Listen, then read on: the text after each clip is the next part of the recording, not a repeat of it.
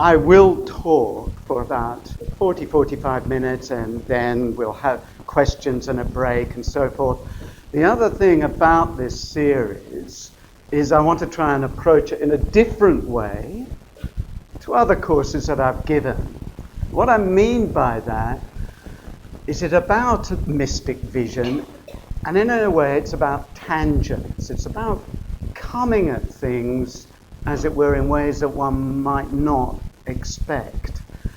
Hopefully that's going to become clear as we proceed. But the point I'm saying that for is that, so if you feel a little bit, what's going on here? Well, in a way, you're meant to. One of my favorite authors is William Faulkner, and William Faulkner very much works like that. You feel like you're in a bit of a feverish cloud of fog, and then soon and slowly and suddenly it lifts. Well, I hope that's going to happen. If it doesn't by the end, then I'll just run out before you can grab me. Now, I'm going to read from 1 Kings 19. Look, the background of 1 Kings 19 is the prophet Elijah. There's been an incredible persecution by Jezebel of the prophets of Yahweh. They've all been murdered, and now Elijah's on the hit list. He runs, he flees, goes into the desert, and after 40 days and nights makes his way till he comes to Mount Horeb. And there he hides himself in a cave. Now he's obviously exhausted, tired, in fear of his life, and he's there in his cave. And then something really very, very strange happens. And we'll take it up from verse 9 of chapter 19 of 1 Kings. Behold, the word of the Lord came to him and said, What doest thou here, Elijah? And he said, I have been jealous for the Lord God of hosts, and they have slain all the prophets, and now they seek my life. And the word said, Go forth and stand upon the mount before the Lord. And behold, the Lord passed by, and a great and strong wind rent the mountains and brake in pieces the rocks before the Lord. But the Lord was not in the wind, and after the wind an earthquake. But the Lord was not in the earthquake, and after the earthquake a fire. But the Lord was not in the fire, and after the fire a still small voice. And it was so, when Elijah heard it, that he wrapped his face in his mantle and went back to his cave. It's a very strange section in the scriptures, because when he goes back, it seems like the same thing happens that preceded that. It's almost as if what happens there didn't happen. It's an incredibly strange section. See the spectacular there. If you see the spectacular, and the way in the Hebrew it's written, it piles and piles the spectacles on. The wind, the earthquake, the fire. But the strange construction is that in all of that, even though God goes before it, God does not speak. He's not in it. But then we read, still small voice. Something speaks, but what? The strange thing about that passage is that we hear everything else. We hear the word of God speaking. We hear Elijah's response. But at the very crux of it, the very, very denouement, that still small voice, we don't hear. Something spoke. We see the effect. We hear the voice. But the meaning, whatever the meaning is deflected, is at a tangent. We're at a distance, not being able to overhear. Elijah is one of the major prophets, of course, in Hebrew tradition. One of the major ones, and according to certain messianic ideas, that Elijah will come first, as we see reflected in the Gospels. Elijah ended up by being taken up, of course, in a fiery chariot. And the fiery chariot would be a theme that would recur in the book of Ezekiel as one of the major aspects of Jewish mysticism and later Jewish Christian mysticism. the divine chariot, the Merkavah, as it's called in Hebrew, a vision of the throne of God, of the presence of God. And this chariot, this Merkavah, as I say, would become the foundation of Jewish mysticism. We see references to it in the Dead Sea Scrolls. I would argue we see allusions to it in especially the Yohanan writings, especially in the book of Revelations. It then develops later in the medieval period of course, to Kabbalah, both Jewish and Christian Kabbalah. Kabbalah chariots would, from the 17th century on, become an essential part of Western occultism in a very big way, of which the writings of Swedenborg, of Blake, through to the French symbolists like Baudelaire, Rimbaud, Verlaine, all took off and were influenced by, and indeed the great figures of modern writings, Joyce, Eliot, and Pound. You will find the elements of the chariot in all their writings. And of course, in Patrick White's Riders in a Chariot. Patrick White's book opens with a quote from William Blake, in which he refers to a discussion between Isaiah and Ezekiel about prophecy. How does God speak? How does God speak? Well, it's a question that Patrick White, through all his novels, but especially Riders in a Chariot, takes up. But in a way, it's like Elijah's experience when we read it, like the Word of God in not a sort of sacrilegious sense. Patrick White's Riders in a Chariot, like a lot, is not so easily heard and captured. Often we have to hear a whole story, a narrative, as it were, to hear the Word of God. And even then we only really intimate it at a distance. In a manner, this is how we're going to be proceeding. So if you feel like you are fumbling in the dark, striving to hear, a little bit baffled, well, this is the way. This is the way. And just to sort of open the first piece of poetry, only 2 lines. It's from the Australian poet Francis Webb. And I will be coming back to this poem 5 days at the end. The tiny, not the immense, will teach our groping eyes. The tiny, not the immense, will teach our groping eyes. In Riders in a Chariot, and those of you who haven't read it, there will be an overview, I think maybe in this week's, of the book. If you are planning to read it, well, look out for the spoiler alerts, okay? Because I will be at times talking about what happens at the end. One of the major protagonists, Miss Hare, one of the major protagonists in Riders in a Chariot is an eccentric, rather bumbling woman who lives alone in an immense folly. An immense mansion called Xanadu that was built by her father. And it's starting to crumble.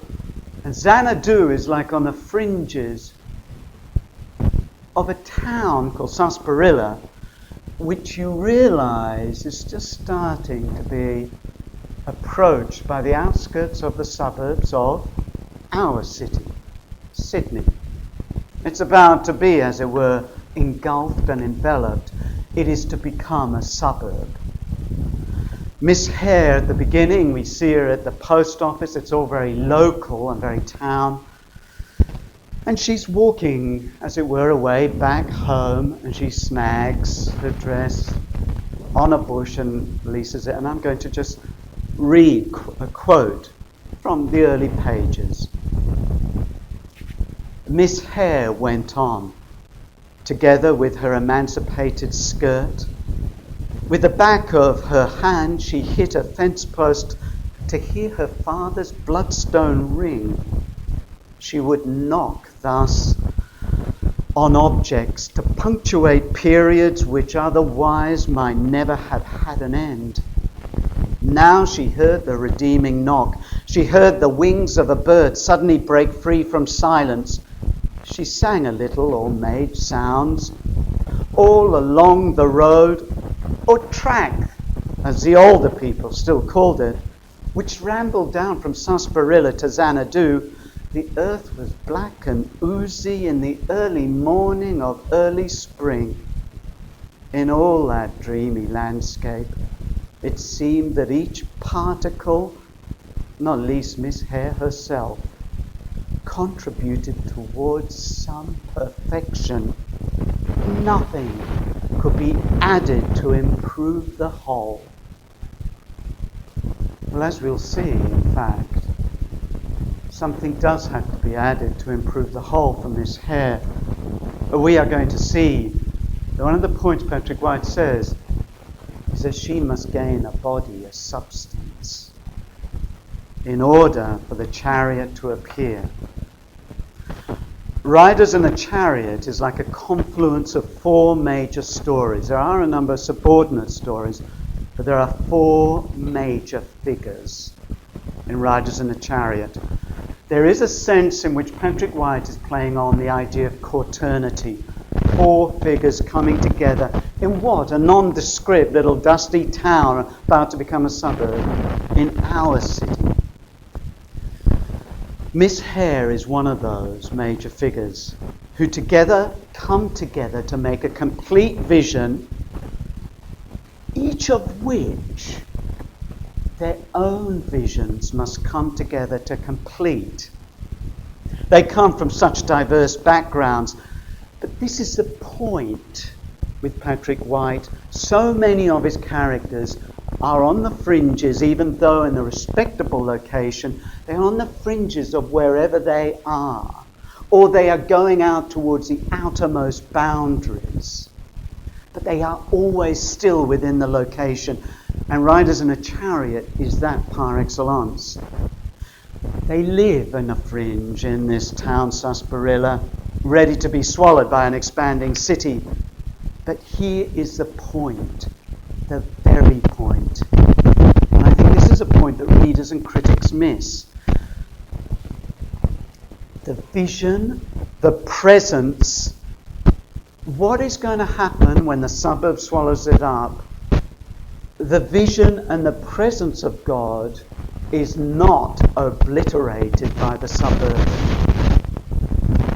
As we'll see, it is actually the fundament of the suburban.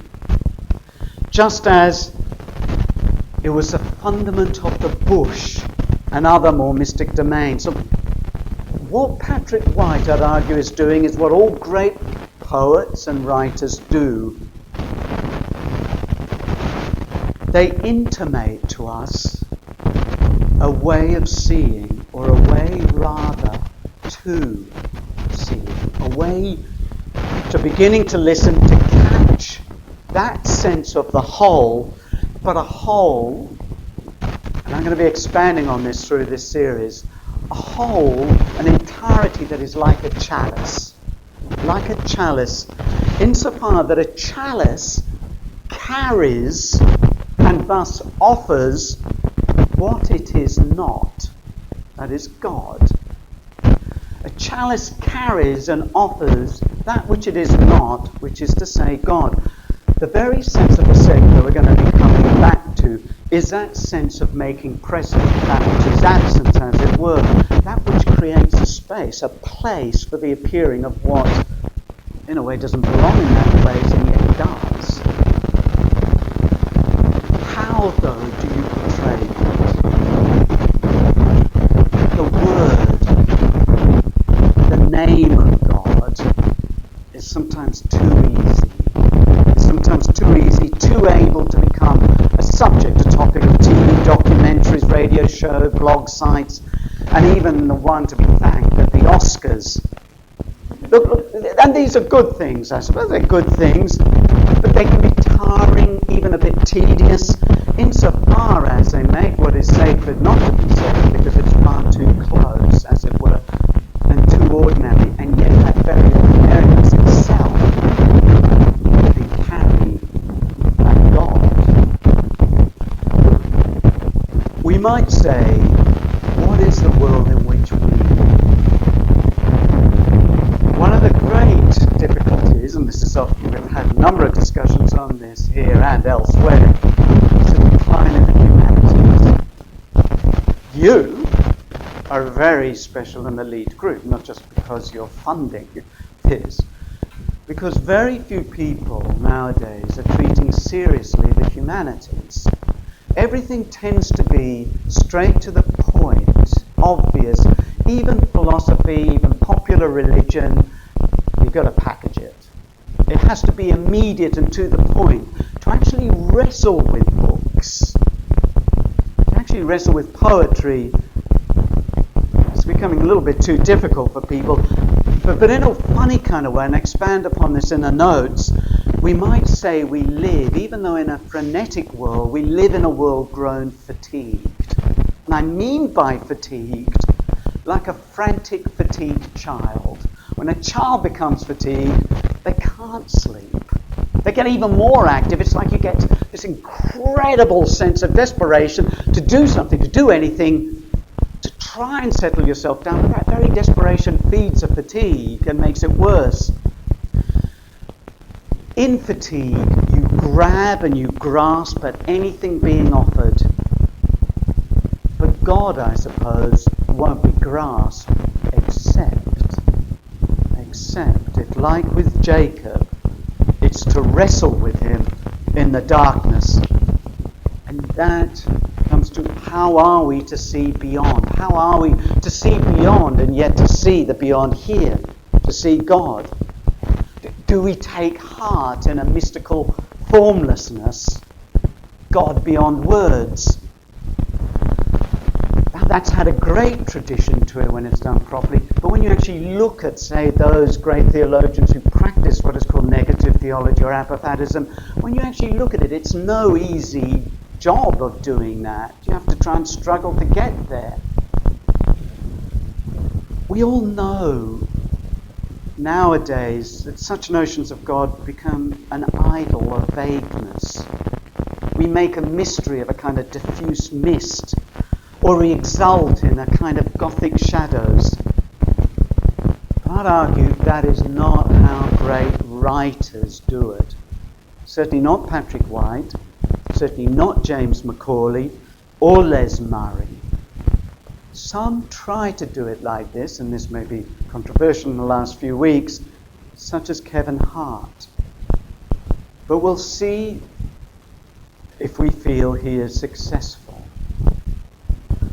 Sometimes a poet, a writer, despite themselves, does it by preparing a place, a space, a clearing for the appearing of that which is something other. Somehow a great writer can make, and this is the point of Francis Webb, the quote, somehow a great writer can make something small and thus contained, and make through that very smallness of their creation, an intimation of an expanse. In the last week, I want to see how a contemporary Tasmanian poet, Stephen Edgar, I think it's one of my favourite contemporary poets, he's an atheist, or he does it in an atheist vein. But I think despite his work, the presence of God comes through in a kind of holy atheism. Look, I think you know a bad writer and perhaps even a bad theologian when they jump right in to exhibit profound universals and talk of heavens, visions, angels, grand infinite vistas. It's as if all they need to do is to say the word eternal and bingo, will be swept away. I think in his early period, James Macaulay suffered a bit from that. And I hope to show this is something he learnt, something which made him from going from being a good poet to a great poet. Look, we know how easy it is to often seem to be profound. But as one fashion passes to another, we know often that it can be so much ephemeral, flummery. The truly mystic in religion, I'd argue, has to do with the liturgical, has to do with religion proper. It has dogma, it has place. The universal, the other, is seen in the particular. There are borders, but because there are definite borders, the borders become porous. And that's something, as I say, will be a major theme as we work through this. In the journey to God is often through mediation, through the tangential. And I think in modern ideas from the 17th century, or you could say from the Reformation on, the accent has often been on the idea of the immediate presence of God, just me, the lone individual, to God. And the whole idea of a kind of panoply of mediation, of a kind of cathedral of religion. And you only have a great example to, as it were, contrast other approaches. Eamon Duffy's famous work, The Stripping of the Altars, of looking at pre-Reformation popular religion with what, as it were, came after over time. This incredible panoply, as I say, of strange liturgies and rituals and parades and carnivals and such, many of which, of course, were outlawed or suppressed by the more puritanical elements in certain Protestant movements. But in modernity, that's passed on to a lot of us. Look, there's a tangential, a mediation. It is through side glances, as it were, embodied intimations, sacred places, squints, struggles being crushed, as Patrick White said, beneath the chariot's wheels. It is like we as Moses, we can only see God receding. Not now, not face to face now. And I think that whenever such face to face is claimed this side of the end, as it were, I think all we're really dealing with mostly is religious kitsch, be it fundamentalism or New Age or any other variety. We see God receding away. And yet, when we do, there is that strange sense of a mystical vision, something like Miss Hare felt, of the whole. Suddenly, seeing God at a tangent suddenly makes us see almost the expanse or the whole of being itself. When we look back, we feel an intimation of everything God has made, and yet somehow it escapes us. And that very escaping of us, well, is part of the vision. We feel all creation is the chalice. In those states that we rarely, or too rarely have, we feel as if creation is a chalice, the borders, as it were, the sides of which for a moment become porous. But we need the definiteness. And in a way, when we try to escape the definiteness of our place, our location, our suburb, our everyday place, when we try to escape that by going into exotic climes, be it ye old Celtic worlds or other places like that, we miss it. We forget that those in ye old Celtic worlds or otherwise also felt the banal and the mundane. We need a definition. Miss Hare, as the book Chariot Riders and the Chariot proceeds, Miss Hare gains a housekeeper, a kind of ironically named Miss Jolly, Mrs. Jolly, who's far from such. Patrick White says, so when Mrs. Jolly comes in, Miss Hare starts to see virtue, and because she sees virtue, she knows good and evil. The knowledge of good and evil enter into Xanadu, the big crumbling folly of a mansion. Miss Jolly proves, a housekeeper, proves to be a censorious, moral bully, one who looks askance at Miss Hare's eccentric mystic manners.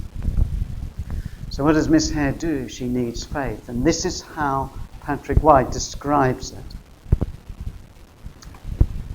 Nothing but faith could have resisted such very material opposition, and Miss Hare did have hers, to revive which she would run off into the bush, and after picking up the crystal thread, follow it over the pebbles.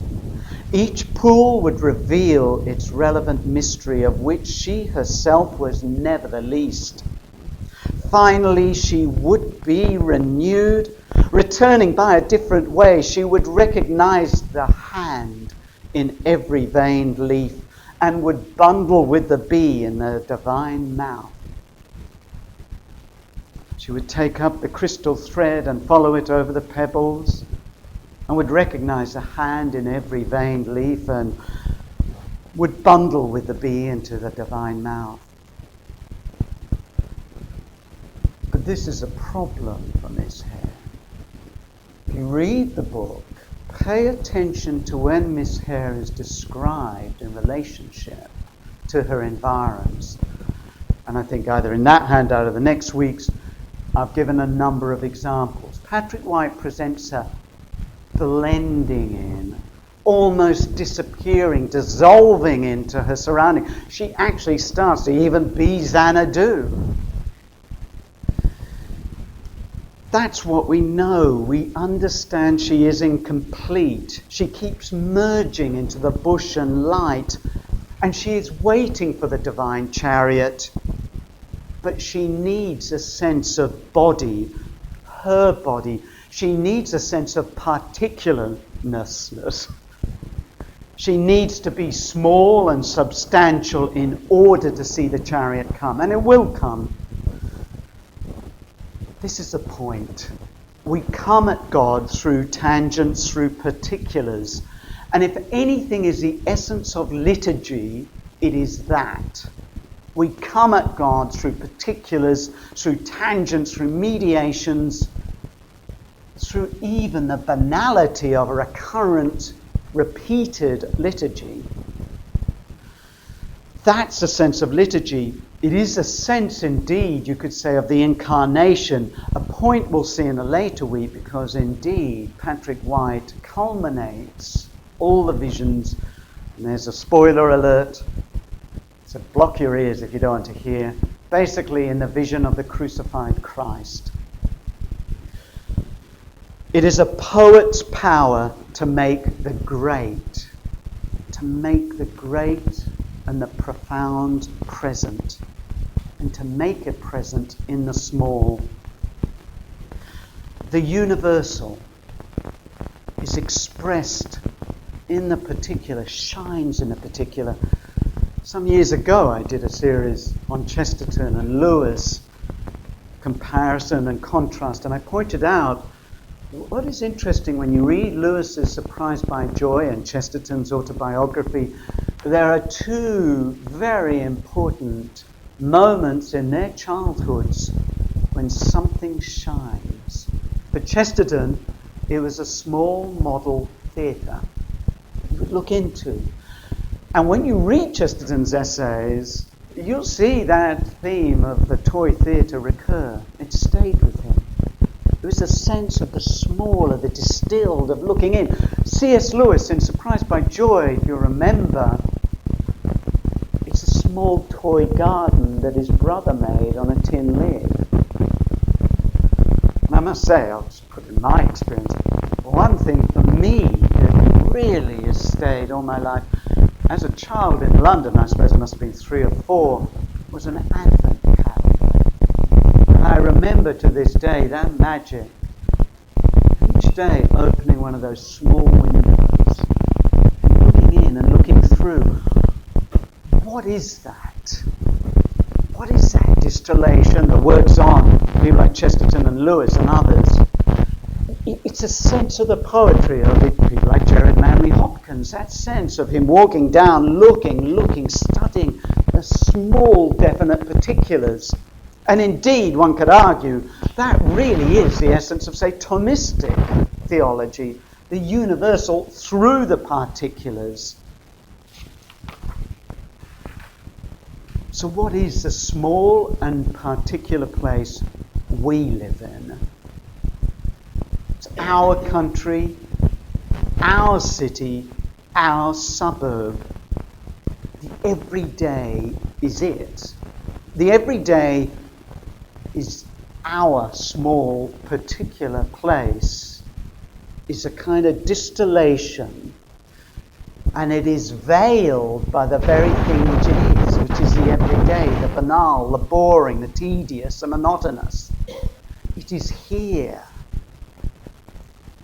But we have grown fatigued by pictures of exotic climes and times and many holidays overseas and travel supplements and amazing discovery channels, all of which are good in their place, of course. But it's interesting, one of the major disciplines, wasn't it, of orders was your cell, was your world, as it were.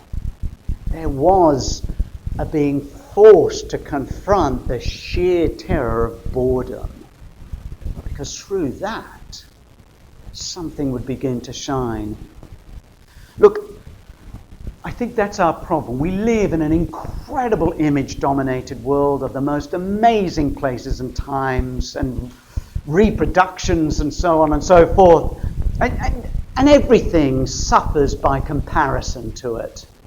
Everything suffers by comparison.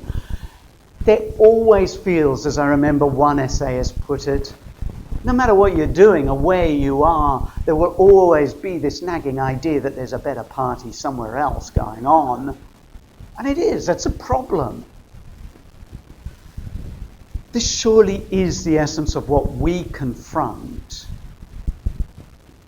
And it is the essence of disenchantment, which obviously has been a big problem in modernity, and that Macaulay will find in the epic poem Patrick Kiros is actually confronting. Disenchantment of rampant consumerism, the sheer volume of exotica on sale, the promised glories and wondrous places to visit, the relentless comparisons forced on us makes everything pall. Somewhere else, sometime other, then it was really deep and profound, That's where sacred places are, not here, not among the McMansions and fibro or beaches or resorts or excessive consumerism, not here, surely.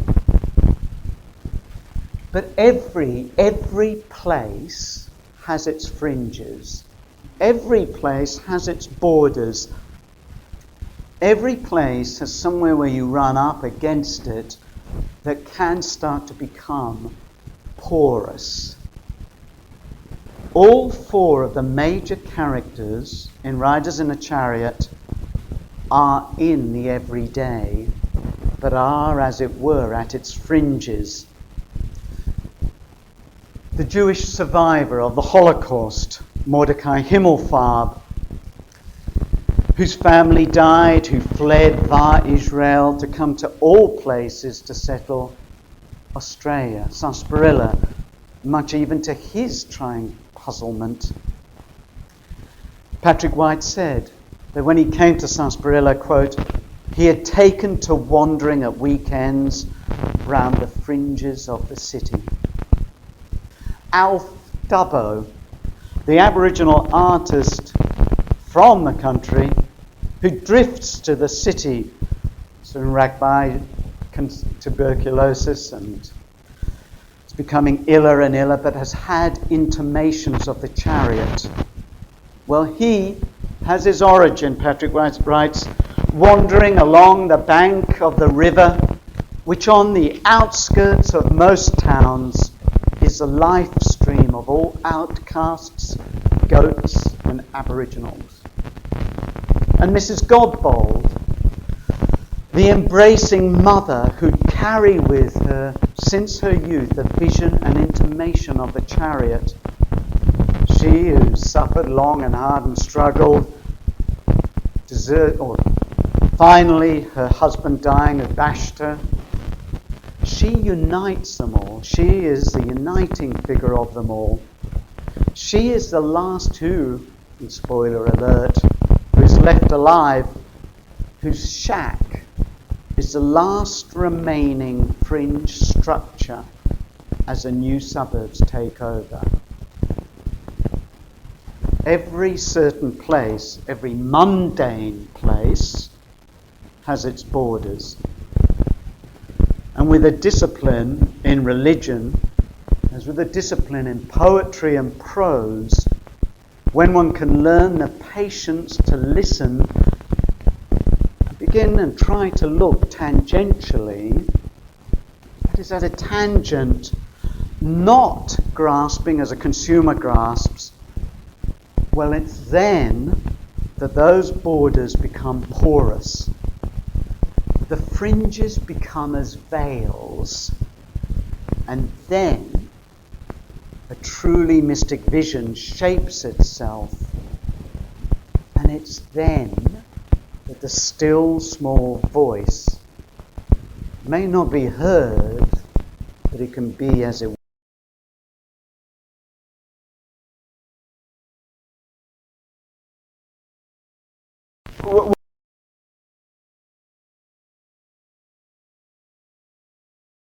What I'm going to be looking at this hour is, Captain Kiros, James Macaulay. And here I just want to acknowledge that some of what I'll be talking about, I had the benefit of actually speaking to Richard Connolly, who co-wrote a lot of the hymns with James Macaulay. And not that I'm saying that the views I'm expressing are in any way confirmed by Richard Connolly, but it was very helpful and gave me some insights into James Macaulay. Look, Captain Kiros, if you haven't seen it, was written in 1964. It's, as it were, an epic poem. It goes for quite some time. It's a strange one insofar as it seems just totally out of time. It just seems anomalous and anachronistic, and indeed some have argued, as it were, nostalgic and a kind of throwback. Well, I'm going to disagree with that, and the reason why I'm going to be using Captain Kiros, as well as a couple of other of Macaulay's later works, I hope will become clear. Captain Kiros tells, it's based on a true story, early 17th century. Captain Kiros, Kiros originally was a pilot navigator on certain journeys into the Pacific. He saw a lot of things that he didn't like in the treatment of natives and what was going on board. And he was a very religious man.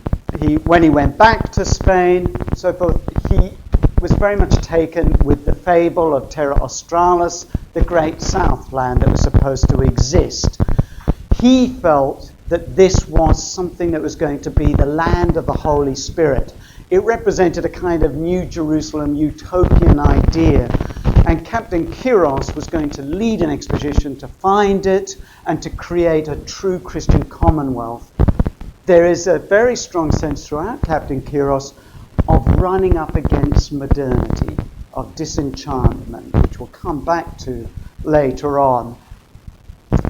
He then gets his ships together, goes out to the South Pacific, goes to the Pacific, journeys towards, thinks that he's discovered the Great Southland, when in fact historians feel pretty certainly that he only landed, I think, in the New Hebrides. There's again an overview of this in your handout. He, as it were, a lot of things happen. He returns basically a broken man, and the poem, as it were, ends in his dying days disenchanted, rather peeved, and with a kind of apocalyptic vision. The poem, the epic poem itself, is ostensibly written by Belmonte, a man who was with Captain Kiros and who's decided to write the story of this epic voyage for posterity. So it's written by James Macaulay, but under the kind of literary fiction that is written by Belmonte. Okay, Macaulay's Captain Kiros has been probably one of the most neglected poems in, as it were, Australian art and literature for a number of reasons. It has been largely dismissed as a kind of archaic exercise in epic poetry, in a kind of ye-old style, a bit like a tourist village, as it were, you might think. And it's something really the poem itself encourages. Remember, this was written in 64, so at the time of the Second Vatican Council. You know, it's all a lot of modernity going on generally in the church and elsewhere. This really seems very out of fashion. He has the ostensible poet Belmonte write, I quote, "Therefore I have less care who shall approve, for poems in this kind are out of fashion. Therefore I have less care who shall approve, for poems in this kind are out of fashion." One could be forgiven for thinking this is an exercise in nostalgia. After all, aren't we led to believe that James Macaulay was an arch anti-modernist, a kind of Latin mass pre-Vatican II type who loathed all poetry from T.S. Eliot on, and of course Macaulay was one half of the great Ern Malley hoax that left egg on the face of people like Frank Harris and such. Look, is he the arch anti-modernist? Well, for a start, as Richard Connolly pointed out, in the 50s when they worked together on hymns, they did have quite a reforming sense. They wanted a lot more hymns within the church to be definitely and specifically Catholic and understandable by the laity. So they did want a kind of liturgical reform. And they were not opposed, he was not opposed to the Second Vatican Council, so we should get that out of the way. Well, in a way it doesn't concern us, but Macaulay has veiled his work, Captain Kiros, was deliberate archaism, not only to capture the voice of a 17th century poet. In fact, the poem is about modernism and disenchantment. It is about a Don Quixote type character who is trying to flee that disenchantment, but in fact ends by spreading it further abroad. As the epic ends and Kiros is dying, having seen his dreams fail, and we'll be coming back to this major theme of disenchantment and a sense of failure in latter weeks. As he sees his dreams fail, having journeyed over this wide world to find a legendary land of the Holy Spirit, what he found on that journey, as if you read the epic you will see, is merely more death, wickedness, rape, murder, and the destruction of the native climes. And thus Kiros opines at the end of his life, and I'm reading now, "The architecture of the world we knew, the cosmic temple framed with cross and dome, and circles square and column proportion true, lies empty like a ruined honeycomb, for colder, vaster systems rise instead beyond this earth.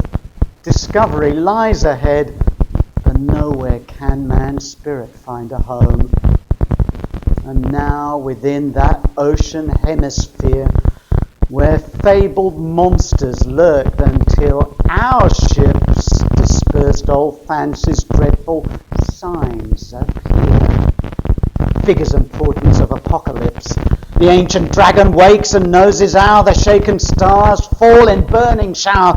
Blue horses rearing throw their charioteer." What he's doing, and this will be more in your second week's handout, The architecture of the world we knew, the cosmic temple framed with cross and dome, all proportioned true. Well, what is it now? That it is a ruined, empty honeycomb. It has been disenchanted. It lies empty, ruined. And thus now Kyros sees colder, vaster systems rise. Not just those that he had experienced in his life, but now worse ones arise, he sees. And nowhere can man's spirit find a home, even though now, in the 17th century, we enter what historians call a great period of discovery. And empire, for that matter, too. And he says, now within that ocean hemisphere, where fabled monsters lurked, where there had been a sense of enchantment until our ships dispersed these fancies. Now that wide world is empty even of the mythological beasties and hippogriffs and so forth that once seemed to people it. Now it's just empty. But what rushes in to fill that? And this, we will see, especially in later weeks, but it's in your next week's handout, is very pertinent to our day. What rushes in? Figures and portents of apocalypse. Within the vacuum of disenchantment, and this, of course, is a problem that we confront today, rushes in every kind, I suppose, of apocalyptic fundamentalism that peoples it with every strange, bizarre conspiracy theory and idea and imagery and so on and so forth. Kyros and his ships, they carry disenchantment, and they have cleared the seas of all fables and myths. He has dispelled mystery. He has been the one who has helped dispel the sense of the profound. By his very, as it were, fleeing that Europe of what he sees as modernity, by trying to find and extend and re-establish the enchantment of faith, what does he do? He spreads the disenchantment, and that is the final pain that he feels at death. And now he succumbs to the apocalyptic vision. Out of this disenchantment comes a rushing of chaotic imagery. People, when they read Captain Kyros, if they read it, because it's at a period when he did quite a bit of poetry that was pointedly anti-modernity. And thus many people will see references to the Cold War systems, communism. And of course James Macaulay was a great Cold War warrior, as one of the founding editor of Quadrant, had a lot to do with the big split in the 50s, of course, with the DLP, and so on and so forth. But this is the point. On the other extreme, as it were, is Patrick White. Patrick White was a leftist in his apocalypticism. There is a book called Patrick White Speaks, and if you really feel a little bit like tedium, and maybe that's just you should read it. It's just one yah-boo, all things American after another. Now, whether you agree with it or not, I think it still rather gets tedious. Look, both of them, Macaulay and Patrick White, you could say, are on separate sides of the political spectrum. And in a way, we do not have to bother ourselves with their politics, thankfully. But we should remember that many great writers, for all their polemics, all their strident opinions, there is stuff in their books that reaches beyond that, despite themselves, you might say. Look, I can't stomach Patrick White Speaks, to be honest. I'll be blunt. I find it really tedious and boring. But I love Patrick White's novels. I find a lot of what Les Murray says really a little bit annoying and vexing. But I love his poetry. And the same thing, too, to a certain degree, with Macaulay. There's something about art that reaches out beyond the artists themselves, of course. But let's also be clear here, there is something honest and vigorous about both Macaulay and Patrick White's polemical dogmatics. There is something that you can see in them, that they see that there is something wrong, and they are not prepared to sit in smug kind of complacency of faux tolerance. They're out there and they're going to bash away. And I think this is the same with the religious, with the mystic. When we see people, look, in Captain Kyros, it's referred to as method Ignatian, of which I'll come back to it later, referring to St. Ignatius de Loyola. Well, you look at Ignatius, I guess, and there's a great polemicist. St. Bernard de Clairvaux, a great polemicist. Again and again, the idea that something mystical must be of a smiling temperament, a kind of jolly Buddha, is a consumer creation. And that also applies to the Buddha himself, of course. He too could be very strident. There is something that speaks of their soul, that there is a necessity of struggle, even despair. A fall even into self-loathing. One that both with Patrick White and James Macaulay people have made a meal of. They've tried to explicate what was Macaulay, what was Patrick White. Was Patrick White a self-hating gay man? Was James Macaulay a self-hating gay man? And so on and so forth. I think it's way off. For I think that is one of the great problems for all of us. Sense of self-hatred and self-loathing in any respect, and it is that which they, I think, do engage with, in whatever perception or wherever they come from. And I think that shows their greatness. In the break I was just saying, as an example of this, I love the essays of Tom Wolfe. But when he wrote his novel Bonfire of the Vanities, I'd read everything of Tom Wolfe's. I could not read Bonfire of Vanities beyond page 100, I think. And it always puzzled me why. As I said in the break, I remember reading Chesterton on Dickens, and it struck me why. Chesterton pointed out that in all the panoply of Dickens' characters, even if they're bad or good, Dickens loves his characters. He can be angry at them, fulminate, satire, but he loves his character. Tom Wolfe, when you read Bonfire of the Vanities, does not love any of his characters. Patrick White and I think Macaulay love their characters, even if they don't particularly like them.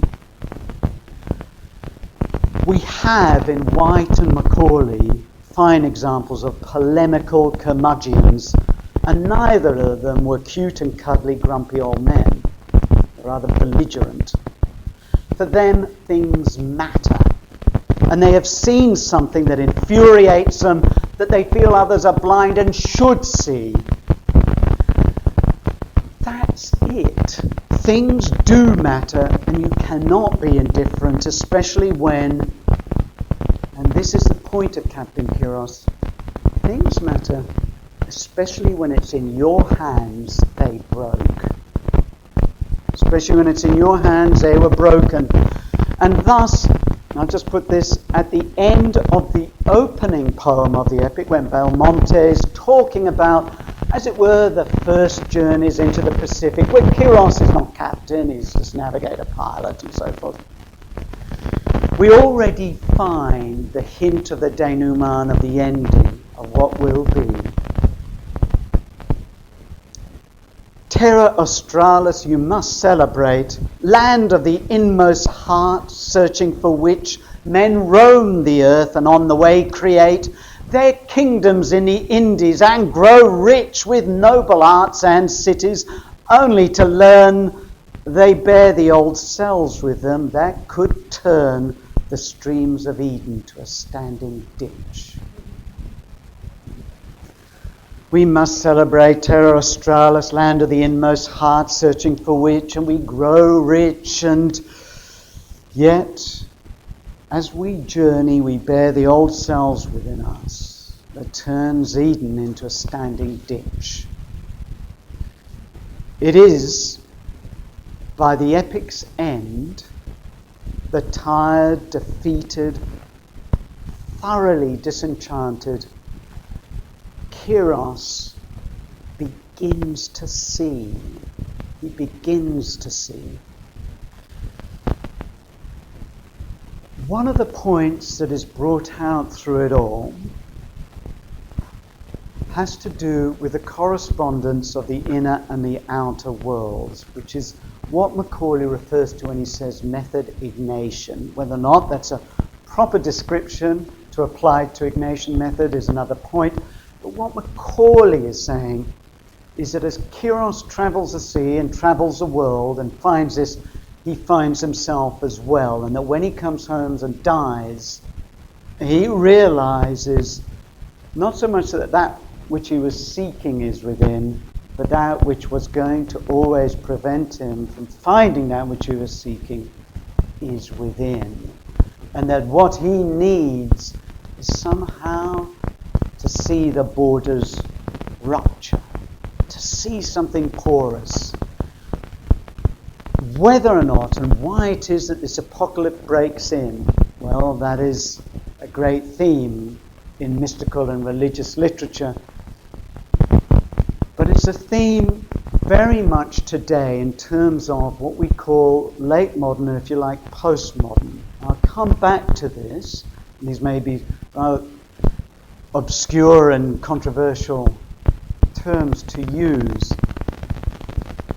But what is referred to by saying late modern or postmodern is the notion that modernity ended in emptiness, disenchantment and nihilism. The great modern hope of the Enlightenment and after, of the idea that reason and rationality would create some kind of grand utopias. Well, obviously the literature and history of the Western world is littered with the lie that has been put to that, and probably no more than the 20th century, of course. It has been the late modern, postmodern argument that, well, at least since the 1960s onwards, something else has begun to form. What that may be and what it is yet to be seen. And the term postmodern doesn't really mean so much indefinite content. In a way, you could say it's a transitional phase for what comes after we don't know. But one of the arguments of many of the major theorists is a sense of rushing in of what is called simulacra, simulations, strange, not quite real signs and images everywhere.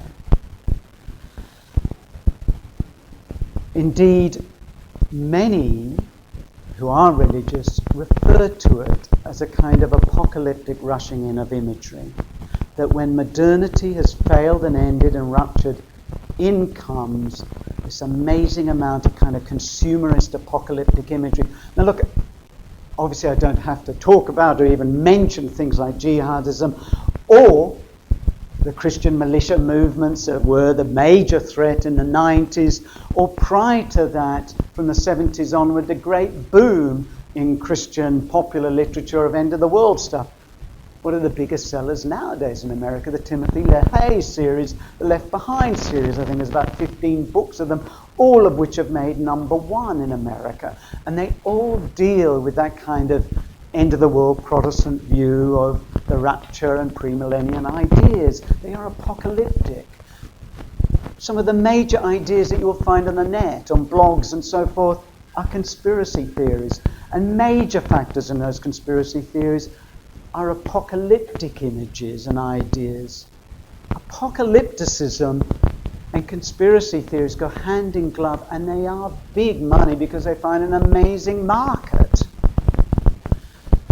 When you ally and you tie that to this sense in our modern culture of this amazing influx of what one French philosopher, Baudrillard, calls the dominance of the simulacra, that is, everything is simulated. This incredible web of simulations of so-called reality television, which we all know is not real, and yet it is real today.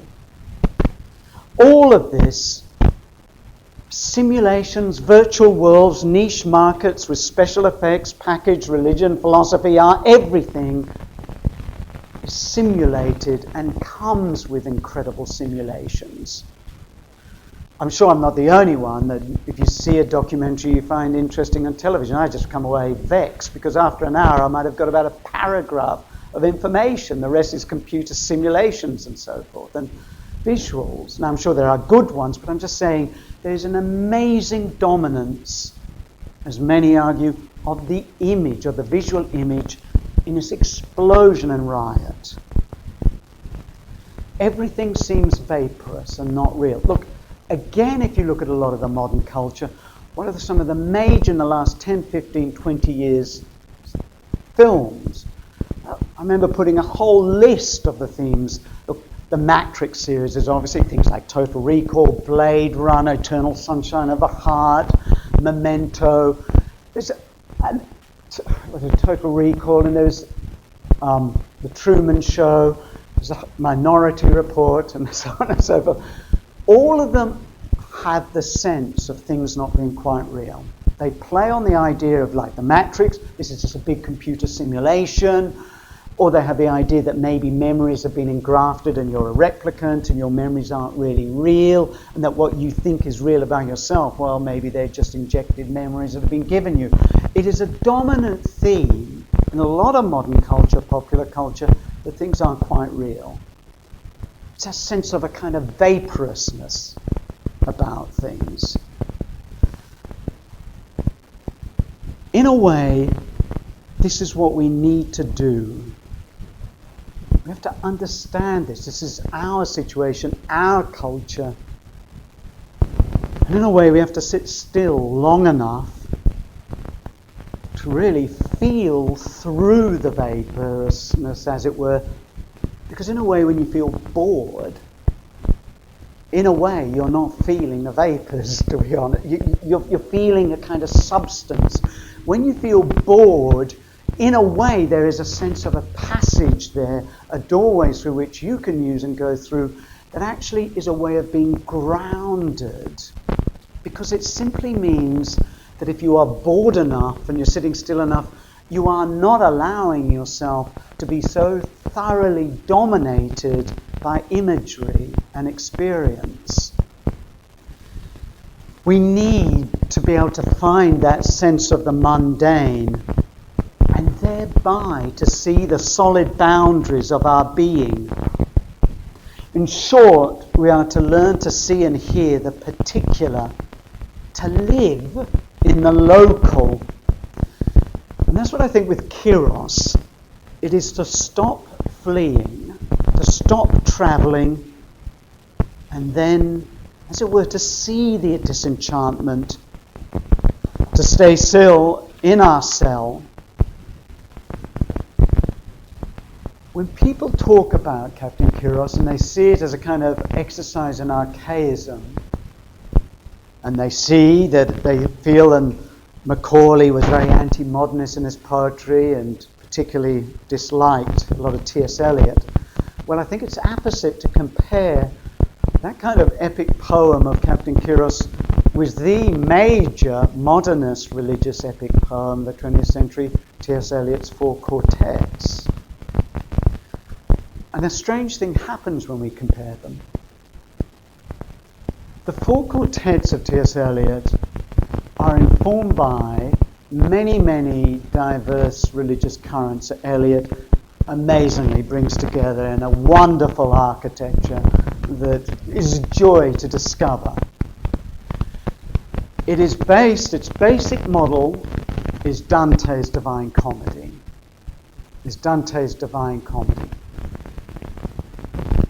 Now, when you read Dante's Divine Comedy, of course, and Dante's Divine Comedy was what inspired as well James Joyce and Ezra Pound.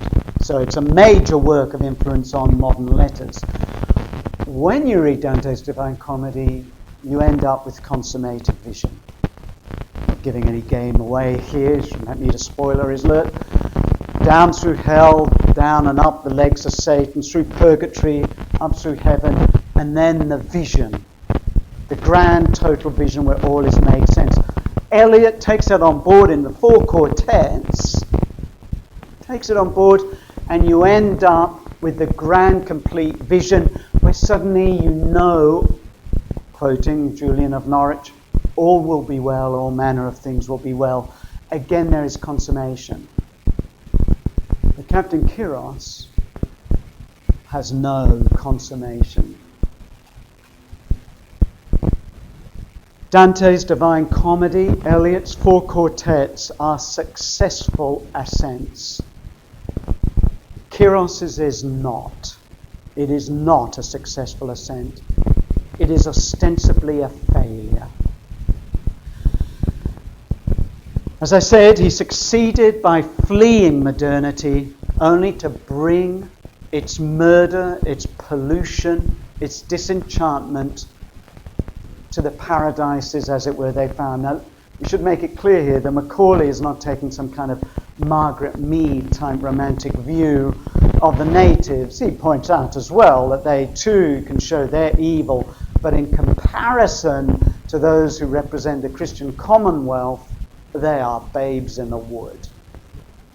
So Macaulay's is no exercise either in a kind of primitive romanticism or a kind of anti-modernity. There's something far more to it than that. It is not an exercise in nostalgia. Indeed, quite the reverse. I actually tend to think that Captain Kyros is a poem that should find its time now, because what it really captures, is a sense of absolute modernist disenchantment, the sense of a breaking in of often awful images, and the question, what then? What now? In other words, it is a faithful, it is a true, it is a real looking at the late modern or postmodern or modern condition. It is a breaking open in failure. It is a revealing. And what comes after that, I will come back to probably in the third week in Macaulay's later poetry.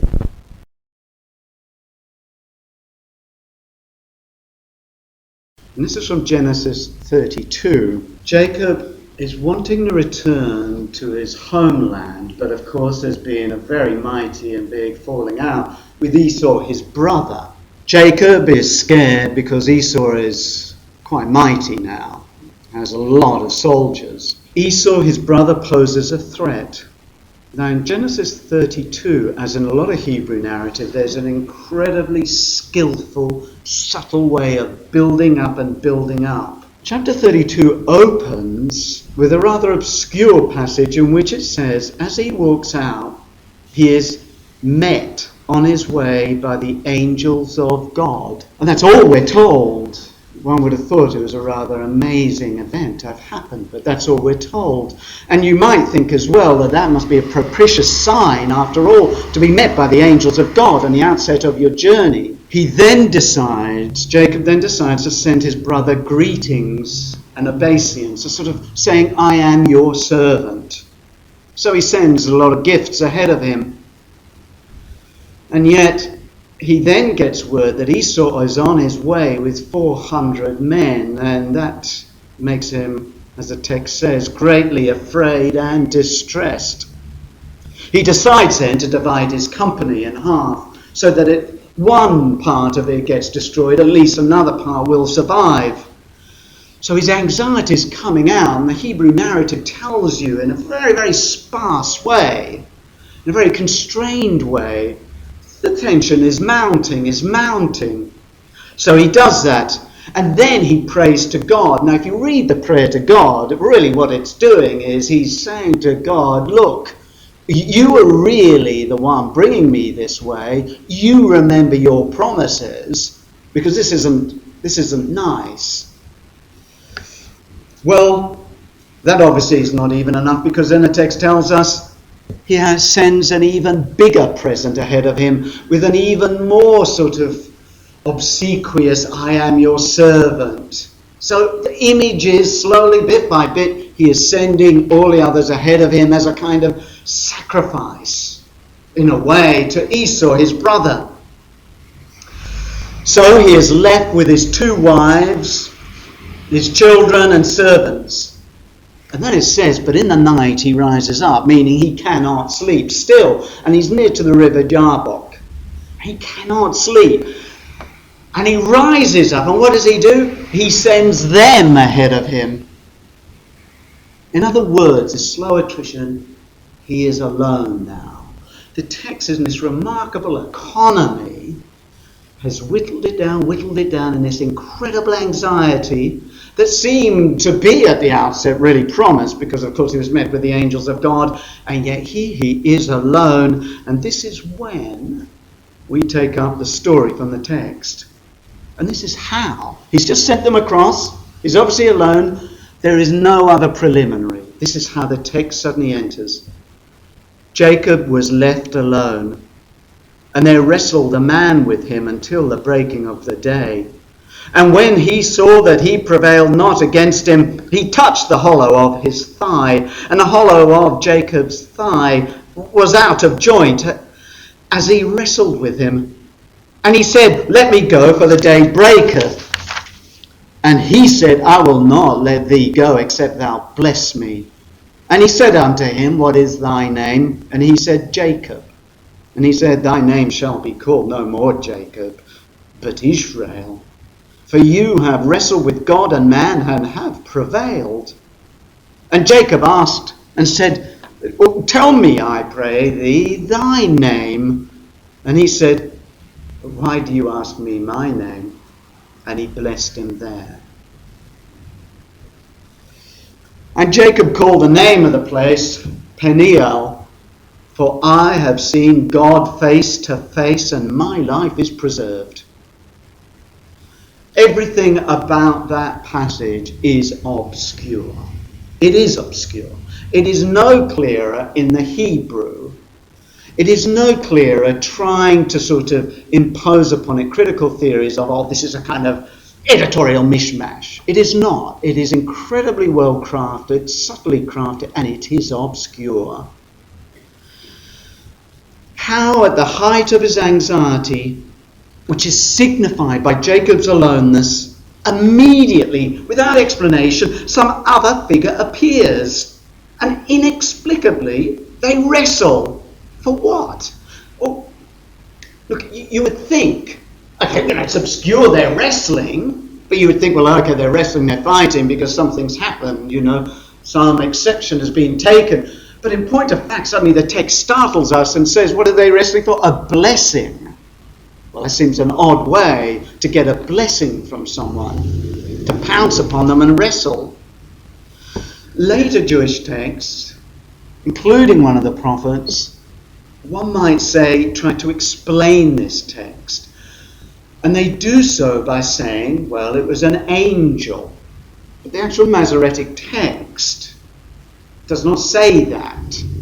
And indeed, Jacob seems to be of another opinion, possibly, by saying, I have seen God face to face. Intertestamental texts, that is, around the period between the Old and New Testament, they too will try to struggle with that text and say it's an angel and so on and so forth. Whether or not that explains it is another matter. But in a way that takes away the shock of it.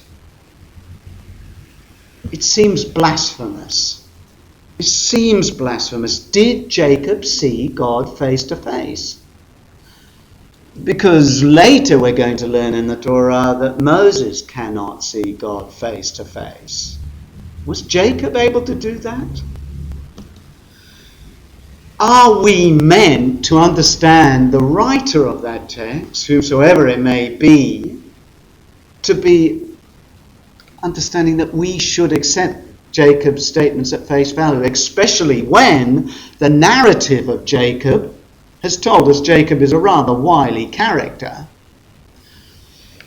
Like Elijah, the more we look at what is an apparently straightforward text. Isn't Genesis like a Sunday school text?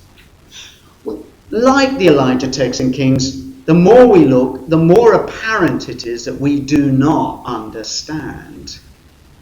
The closer we study, the closer we get, the more mysterious the text becomes. And the converse rule of that is this: the further, the greater, the wider, the loftier the view, the more we think we know.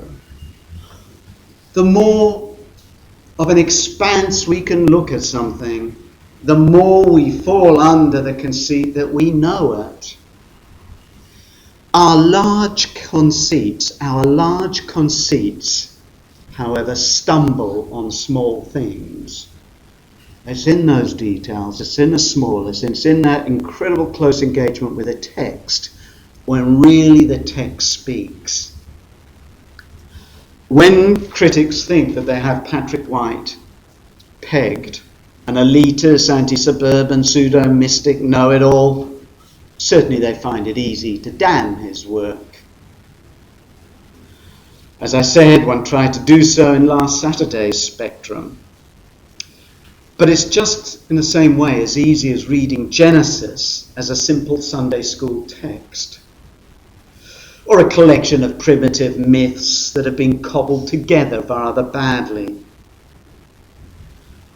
It's when you look at those texts closely, the face that it turns to us is anything but a simple, placid face with distinguishable features.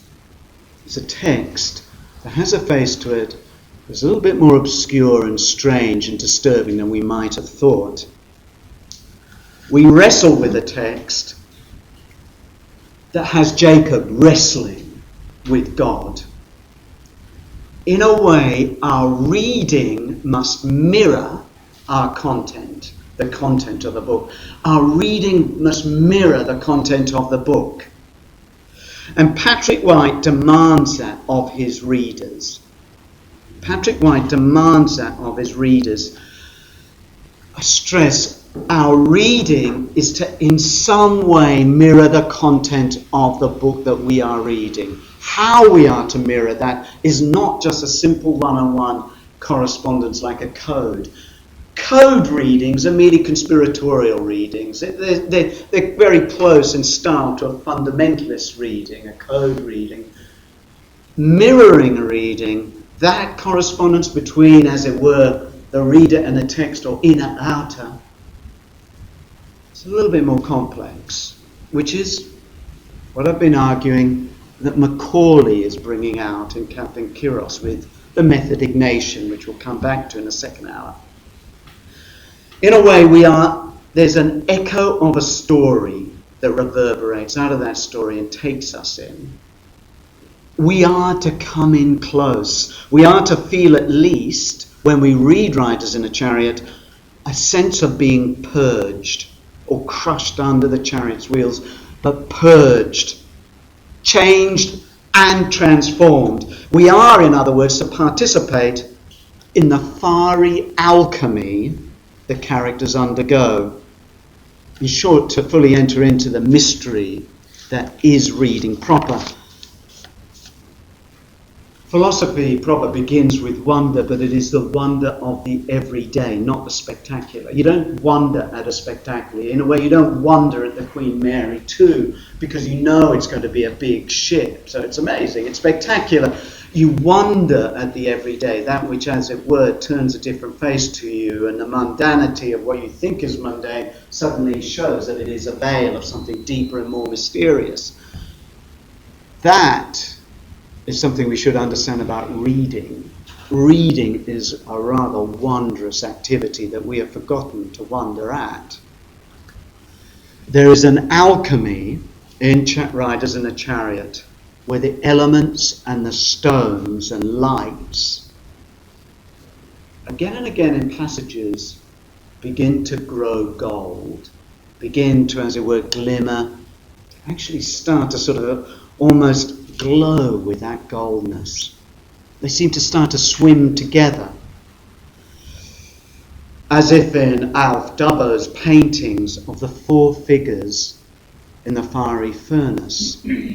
Which four figures, as Alf Dubbo learns, who's the Aboriginal painter, includes himself. No one, I think, writes of fire and melding light as Patrick White does. No one. And I'm going to read a series of episodes from Riders in the Chariot, I think to bring it out, but I'm doing this to try and bring out the theme that, as it were, interweaves itself, that blends itself in Riders. I am not reading out all the sections that refer to fire, or that would be a little bit too long and difficult, but I want to sort of read out certain sections that I think capture, and that in a way there are three sections that I want to try and show a kind of movement. The first one is where Miss Hare, the owner of Xanadu, the crumbling folly, Miss Hare, the wicker-bearing, rather eccentric old lady around sarsaparilla. Miss Hare has met Mordecai Himmelfarb, the Jewish, as it were, Zadokim, the Kabbalist, who is really trying to think through the chariot and notions of alchemy, who has moved to sarsaparilla from Germany, where he lived through the Holocaust, survived, and came to this fringe town, soon to be a suburb of Sydney. She's talking with Mordecai Himmelfarb, and she hears him speak of what she felt was distinctly hers, but now understands that there is something wider about this vision of the chariot. And he explains aspects of the chariot, of the notion of the holy men, well actually women too, the Zadokim of every period, and he's explaining this.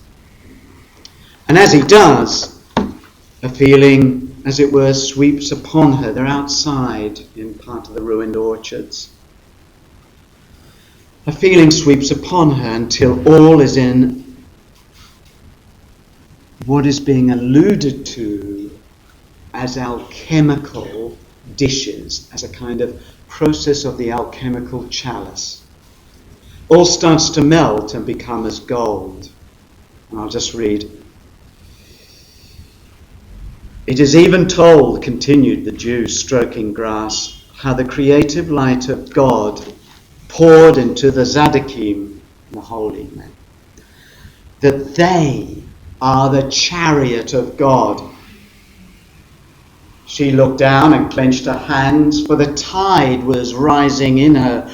She looked at her white knuckles and hoped she would not have one of her attacks, even though she had been lifted highest at such moments. She could not bear to think her physical distress might be witnessed by someone whose respect she wished so very much to keep. I shall remember this morning, Himmelfarb said, not only because it was the morning of our meeting. Indeed, looking out from under the tree, it seemed as though light was at work on matter as never before. The molten blue had been poured thickly round the chaffing dish of the world. The languid stalks of grass were engaged in their dance of transparent joyfulness.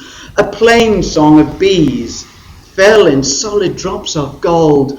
All souls might have stood forth to praise it, if at the very moment such a clattering had not broken out and shoved them back.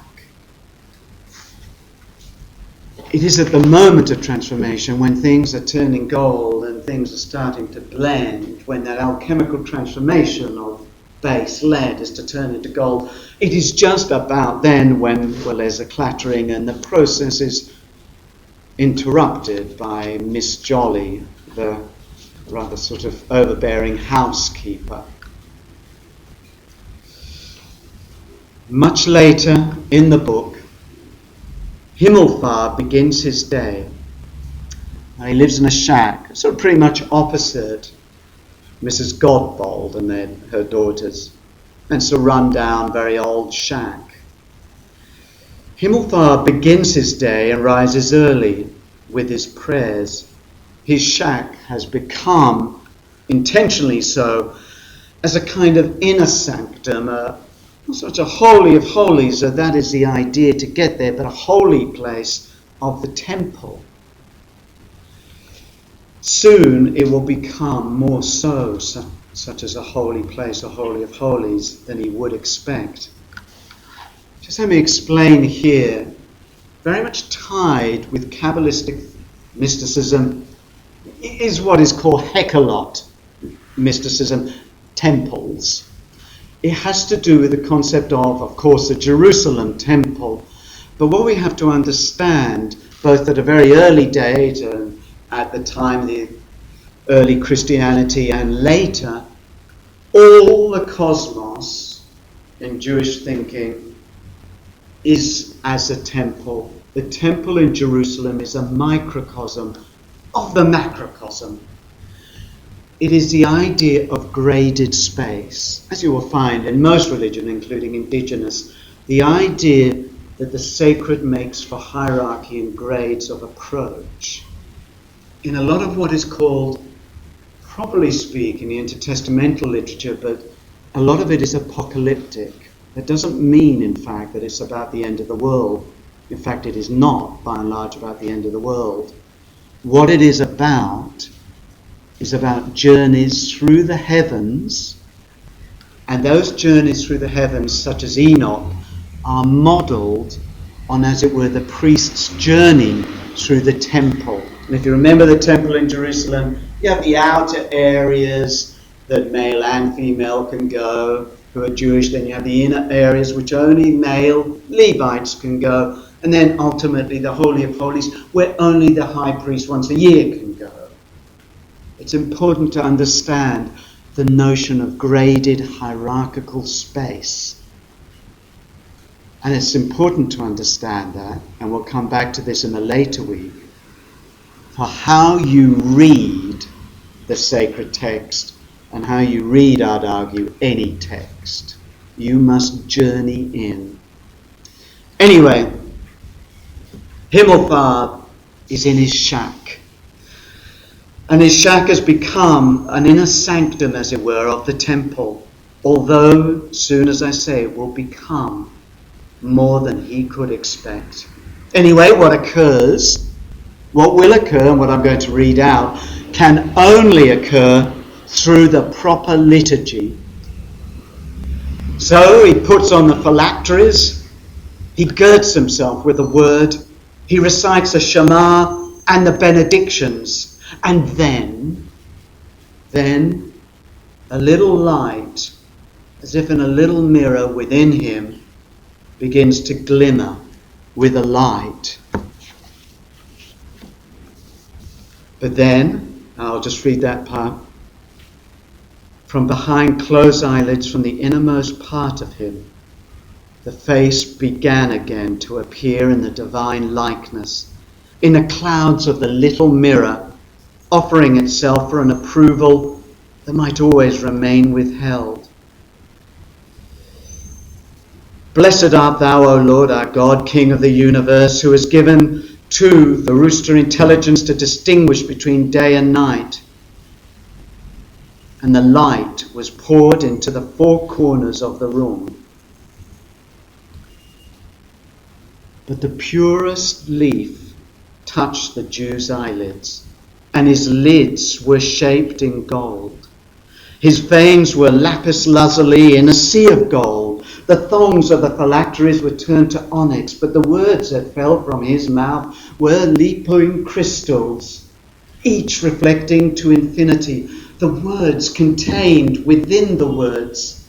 The Jew prayed, and a statue which had been broken off the pediment of time and set down on the edge of the morning became a man. The rather chapped lips were forming words of their own flesh. Let us obtain this day and every day grace, favour and mercy in thine eyes, and in the eyes of all who behold us, and bestow loving kindness upon us. Blessed art thou, O Lord. And the light, which until now had been a mineral order, a matter of crumbling gold, together with the cold slips of elusive feldspar, forming upon the deposits of porphyry, and agate with which the solid firmament was streaked, dissolved at last into a sea of moving crimson. The crimson sea lapped at the skin of the man as he stood at prayer. The tips of his ears and the hollows of his temples grew transparent. His cheeks were flushed with crimson of the intensity of his petition. And then it slowly fades and draws away. Again, in a sense, in Riders in the Chariots, as the sequence proceeds, it is like one wave that draws back, and then another wave draws in and draws back, and it builds up until those waves, those things that sweep over the characters in terms of fire and a kind of lucid gold and melding and I guess a sort of swimming together, until those waves just build up until they, as it were, engulf in a mighty roar of waving fire. And this occurs around the end of the book, where Mordecai Himmelfarb has suffered greatly at the hands of certain brutes of where he works. But at night, as Xanadu, Miss Hare sees a burning, a fire. So she makes her way back into town, and her fears are confirmed. There is Mordecai Himmelfarb's shack on fire, engulfed by fire. And she is beside herself. Others are watching it, the fire engines aren't there. Others are watching, and she is sure, she is definite, her friend Mordecai Himmelfarb is in there. Of which, and this is a spoiler alert, so if you don't want to hear, you put your fingers in your ear right now. He is not in the shack. So the figure, the old ancient figure that she sees somehow through the veils of fire at the very center of this burning holy of holies, is not Mordecai Himmelfarb. Well, I'm going to start reading where she's outside the house seeing it burning, the shack burning. She was walking at the fiery house with her hands outstretched to trap its rather dangerous spiders. She had never experienced fear of insects and only momentarily of fire, because, after all, the elemental must come to terms with the elements. So that those who were watching saw the most inhuman behaviour develop in one that they had taken to be human until now. "Miss Hare," they called, "are you mad?" Almost as though they had always thought her to be sane. And now were overwhelmed by ugliness and terror as a woman in her great wicker hack walked into the burning house. By this time, the framework had become quite a little temple of fire, with a lovely Dionysiac frieze writhing on its pediment. Similarly, all its golden columns danced. But Miss Hare, who was involved in the inner tragedy, did not notice any of that. The fire came at her, first to push her out, but returned as quickly to suck her in, and she was drawn, stumbling inside. The agony might have been more intense if she herself had not been molten. The molten stream of her passion ran down the skin of her cheeks and her outstretched hands. The tears ran out of her eyes to burn fire. So she stood in the everlasting moment. A revelation should have been made to one possessed of her especial powers, and indeed a more rational curtain of flame was almost twitched back for her to see. She did almost, from under her by now transparent eyelids, the sparks were halted. She almost saw the body of her friend, a rather frail old man, or at most inflammable prophet. Her ribs burning like the joists of a house. His ribs burning like the joists of a house. But it was not possible, she moaned, to go to him as she would have chosen. or not yet. She was, after all, crinkling up under threat of burning. The sticks of her arms were becoming distorted. Her singed trunk was presented to the shimmering, rushing, revolving teeth of fire.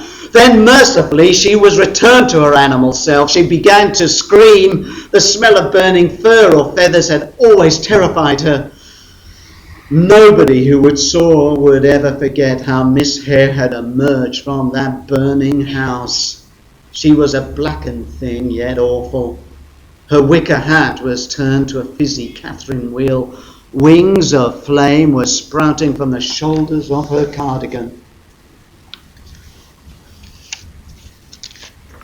And there's another spoiler alert. She does live, she's not burnt badly. When this Holy of Holies becomes a full burning alchemical presence, it is Miss Hare who sees it and plunges in to save a friend. It's a theme of the sacrifice for the other that is repeated through writers, and indeed is a very essential aspect in the purging and the crushing of the wheels. She glimpses, as a veil is almost twitched back, a figure of the Ancient of Days, a figure in the fiery furnace, but she can go no further. Look, in certain of Jewish and early Christian literature, this is from the period, say, from 200 BC to anywhere up to 100, 200 AD, we have what is called roughly intertestamental literature. It's just a way we refer to it. In other words, the works of Josephus or Philo or the Dead Sea Scrolls are not the only literature we have from that period. We have a lot of other literature. In it, there is a lot of what is called Enochian literature. It's about the figure Enoch, whom we know, of course, from Genesis, who was taken up and wasn't taken up to be with God. Why I mention this is because that Enoch figure is very important, not just in Riders of the Chariot, but actually a lot of modern literature, and actually not all that little of Australian literature. There's one text called For Enoch, the fourth Enoch, that's what scholars call it. In it, as Enoch travels up through the ascent through the heavens to the cosmic Holy of Holies, the cosmic Holy of Holies is described as a burning room, as a room, in fact, of fire. But here is where we can miss a point about closeness and distance. One that is expressed, and it only comes via the necessity of the everyday, of the liturgy, of the liturgical. What is a liturgical? To all of those, I suppose, I'm no different, where you can find it boring and tedious, but that is a very point in a way of liturgy. It is the marking out of the space of ordinary time, as it were, just like if you remember Miss Hare's moonstone ring, as she would bang it and punctuate the time along the fences as she was walking home to Xanadu. You have to go through the ordinary and the mundane. That is what Mordecai Himmelfarb had to do as well. That is what all these characters have to do, as it were, on the fringes, but still with the mundane and the ordinary. One has to look close at being itself to see the wonder of being. One has to really, really, really read close. Yes, Patrick White has a grand panoply of the cosmic, even esoteric display. So it is easy for learned critics to try and poo-poo that. But you are to look at the context in which Patrick White puts that. The holy place is that shack. The transformation is in the fringe town, the almost outer suburb. The wondrous arises out of the regularity of the banal. As I say in the beat of Miss Hare's moonstone ring, it's like this. it is narrative. What is it we privilege when we read a text? What is it when we privilege when we read the sacred text? Let's say you read the Torah, the first 5 books of the Bible. What is tended to be privileged there? The prescriptive elements. What I mean by that is a sort of indicative elements, the laws, the rules, the 613 rules and laws, or the 10 words, the 10 commandments. The Torah is read first and foremost by giving privilege to the prescriptive, to the law, as it were. But of course the Torah is made up largely of narrative. The laws themselves occur within the context of narrative. Reading narrative demands a lot more than reading prescriptive writing. Obviously, that's why textbooks and mechanical manuals and your computer manuals are written prescriptively. I imagine many of us would be frustrated if you have a problem with your computer or something and you go to your manual and then suddenly it starts to tell you a long, lengthy story in which the way you're going to fix your computer comes through some of the characters' voices. But you see, if that were the case, one of the great problems would be, wouldn't it? What if you had a computer manual, a text, you went to it, and it did that, it presented in a narrative, but the major character, let us call him Jacob, in the narrative, is presented in the story as being a bit of a wily trickster fellow, someone that sometimes you can't really trust all that much. Well, if you were a close reader, mightn't you think, well, when he starts to tell me how to fix a computer, is this on the level? Look, this is a major issue, one that in the last 30, 40 years, in more recent biblical scholarship, has been retrieved and taken up. A lot of more modernist biblical criticism, because it was informed by modernist rationalism, just simply missed it. Now we're understanding the incredible narrative complexity. Look, I'll just say here, this is part of my PhD, so I'm not going to go into it. When you read St. Paul's reading of sacred texts in the letter to the Romans, one of the ways that he, as it were, argues for his reading of the law, of the laws, is by appealing to the narrative context of Genesis. He argues, well, Abraham was given the promise according to the narrative before the law was given, so the idea of promise takes precedence over law. It doesn't annul it, but it takes precedence over. In other words, St. Paul argues from the narrative to, as it were, and I don't mean this in the modern sense, relativize. It doesn't mean to throw it out or make it arbitrary. It means to, as it were, put it in a place. The sacred text is a narrative, and narrative has context. And that's the same quite clearly with riders in a chariot. Those transformative moments are within a narrative. They are within the tensions and the torsions that make up a kind of grand cathedral that is the book.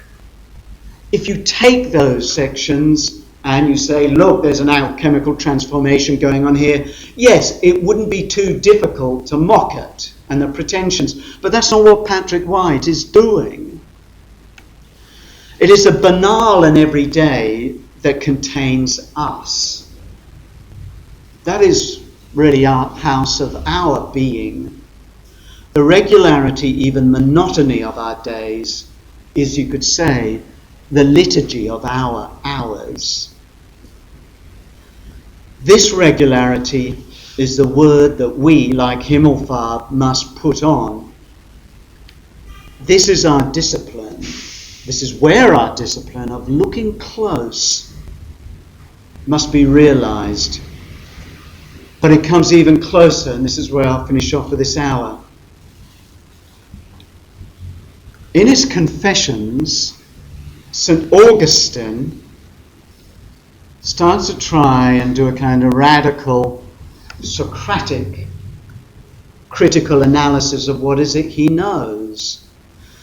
And for one of the first times, as it were, in, I guess, Western thinking, which is why the Confessions has often come to be seen, rightly or wrongly, as one of the first major works of existentialist philosophy, he takes this idea of, I know that I do not know, further than Socrates ever took it, and he realizes that that which is closest to us, most everyday to us, our very selves,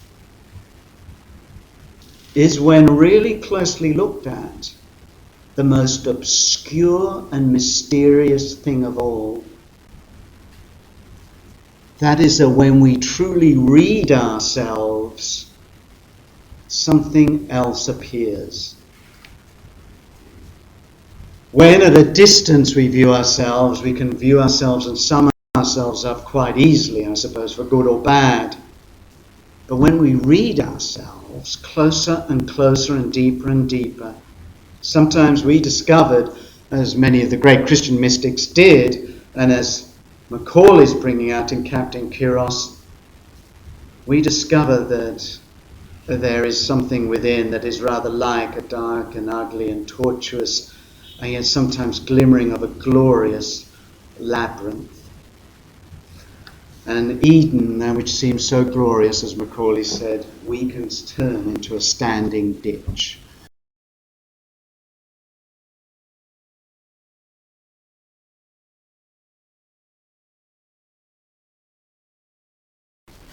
Remembering that Captain Kiros, the epic poem, begins with Kiros as really pilot, navigator, a journey to the South Seas that, as it were, shows the depths of the wickedness of those who are exploring and travelling. Kiros decides and wishes that he wants to find Terra Australis, a fabled south land, because he feels it's going to be the land of the Holy Spirit, that it's a kind of new Jerusalem come utopia.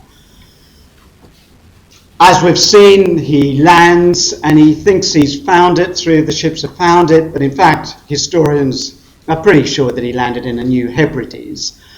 He returns back to Spain and tries again, but it all ends really in a kind of disenchantment, a collapse of ideas, as it were. And the end is that he starts to have, one could say, apocalyptic visions. So if you just bear all of that in mind. Look, in Captain Kiros, one theme that recurs, and I'm going to be reading out some of these verses, not all of them. One theme that recurs is that of the maze, the labyrinth. A maze that at first beguiles one, seduces one, leads one on and in. Now, if you remember the tale of the labyrinth with Theseus, it's the idea that on Crete, remember the Queen of Crete, conceives an affection, a lust for a bull, mates with a bull, gives birth to the Minotaur, half bull, half man. The King of Crete, as one might reasonably expect, is a little bit peeved at this, and anyway decides to have a labyrinth built. And Daedalus, a famous designer and builder of machines of the classical world, is, as it were, brought in. And he builds a labyrinth, and in the centre of the labyrinth they put the Minotaur. And the Minotaur, though it has the head of the bull, it obviously has human appetite because it's a flesh eater. Every year a tribute from Athens of 7 youths and seven boys, 7 girls has to be given, until one day the lot falls upon Theseus, who's the son of the king of Athens. Anyway, he goes in, and Ariadne, who's the daughter of the king, falls in love with Theseus and tells him what to do. And if you remember, he's taking the string, and as he goes in to unwind it behind him, and he has a sword and he slays the Minotaur, and there's a lot more to the story than that. But the point is that if you read Ovid, the Metamorphoses, he gives us another feature of the labyrinth. He says that it is so expertly built that it appears as if the very walls move. He says that they're like the currents of the river Meander, which is where we get the term meandering from, of course. In other words, he's saying that Daedalus's art is one of an optical illusion, is that as you go into the labyrinth, you're taken by this amazement of the walls, and they, as it were, lead you on visually, but also, as it were, physically, until you suddenly realise, my God, I'm lost. So it works on beguilement, seduction. So thus in Captain Kyros, a maze that first beguiles one, seduces one, leads one on and in, till one soon realises how hard it all is, how difficult, and yet how necessary it is to plunge in. For this world is a labyrinth, a theme, as I said in the first hour, which becomes a major theme, not just in Renaissance, mystical, alchemy and so forth, but also earlier. The world is a labyrinth, but it is so as a means of purgation, if not by fire, as in Riders in a Chariot, then by being crushed and broken open. And it all begins so beguiling, so promising, so much ideas and hopes. And thus Belmonte, if you remember, is a positive author of Captain Kyros. It's obviously Macaulay, but Belmonte is supposedly this poet who had been with Kyros and had heard true narration and now brings it together in this epic. And Belmonte, at the beginning and end, does a bit of reflection, and at the end of part one, as it were, he writes, blue ocean hemisphere from pole to pole, vast crystal globe where ignorance could scry, projecting fears and longings of the soul on the unknown, monsters that swim and fly, whirlpools and primal darkness on the deep, Leviathan unchained, dolphins that leap over the mainyard, so in old maps we see Imago Mundi done in red and gold, with fable lands through which green rivers run to a blue scalloped sea, and we are told, here for the torrid burning of the sun no man can pass, while somewhere eastward lies emblazoned the terrestrial paradise, where jewel trees rise quick richly from the mould.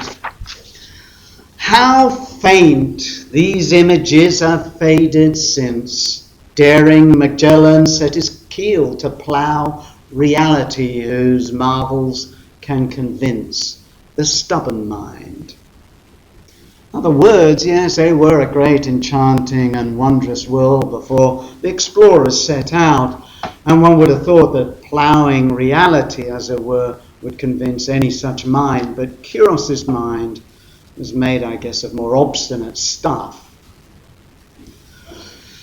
We have already had occasion to touch upon Kyros's final apocalyptic disenchantment, but there are other, as it were, final aspects which we'll come to in later weeks. A few verses after what I read, Macaulay has his poet narrative, the narrator Belmonte, write of Kyros's voyages. In some things I, Belmonte, bore a part, and others I have learned from true narration, and all things I have long kept in my heart, collecting them in ceaseless meditation, till like a hoarded treasure after cleaning, they glowed for me in their true light and meaning, according to the method Ignatian. As I said last week, that's a reference to Ignatius de Loyola's spiritual exercises, whether rightly or wrongly is by the point. What Macaulay is bringing out there is that notion of the correspondence between the inner and the outer, or the microcosm and the macrocosm. That is, as the temple was, if you remember in the first hour, the idea that the temple in Jerusalem is in actual fact the axis mundi, the sort of navel of the earth, the join of heaven and earth. And it is so because it is a microcosm of the macrocosm. The whole cosmos is a temple, and it is figured and corresponded in the temple in Jerusalem? Well, here in Method Ignatian, the idea is that inner world is a microcosm that mirrors and corresponds in some way to the wider external macrocosm. And thus, Kyros's voyage across the seas to try and find this grand New Jerusalem, well, that is, as it were, an image to and an image true of what Kyros was setting out to find in himself. The world is a maze, a labyrinth, but so too is that which is mirrored in the world, that which St. Augustine found the greatest mystery of all, one's own self. Later, on the arrival at Santa Cruz in Captain Kyros, we are introduced to the native chief, Malope. Malope. He is the leader, and he is also a shaman figure, shaman and leader, and he represents his people, and is a man of great nobility.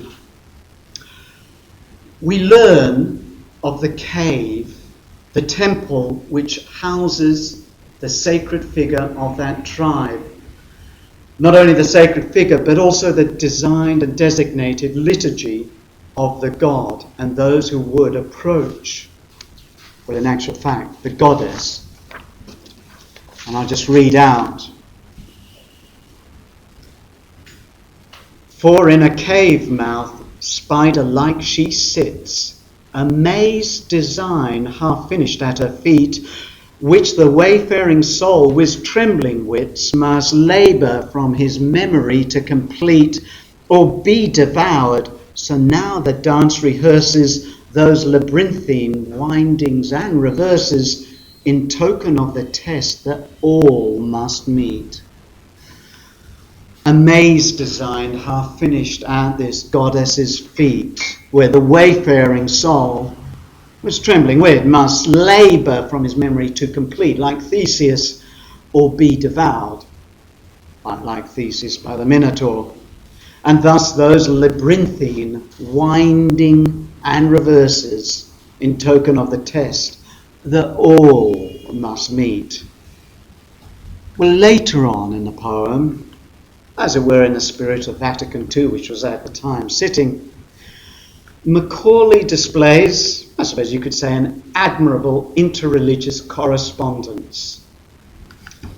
When Malope dies, having been murdered treacherously by some of the sailors, he traverses the labyrinth, but something unexpected occurs. The start of when he's being killed by these sailors. Dying, he fell to earth with a loud moan. To put him from his pain, the ensign cleft his skull. The rest commended what was done. So on this day of blood, Malope left his broken body and set out to trace the path of fire which led him to a place where stood a guardian he had not foreknown.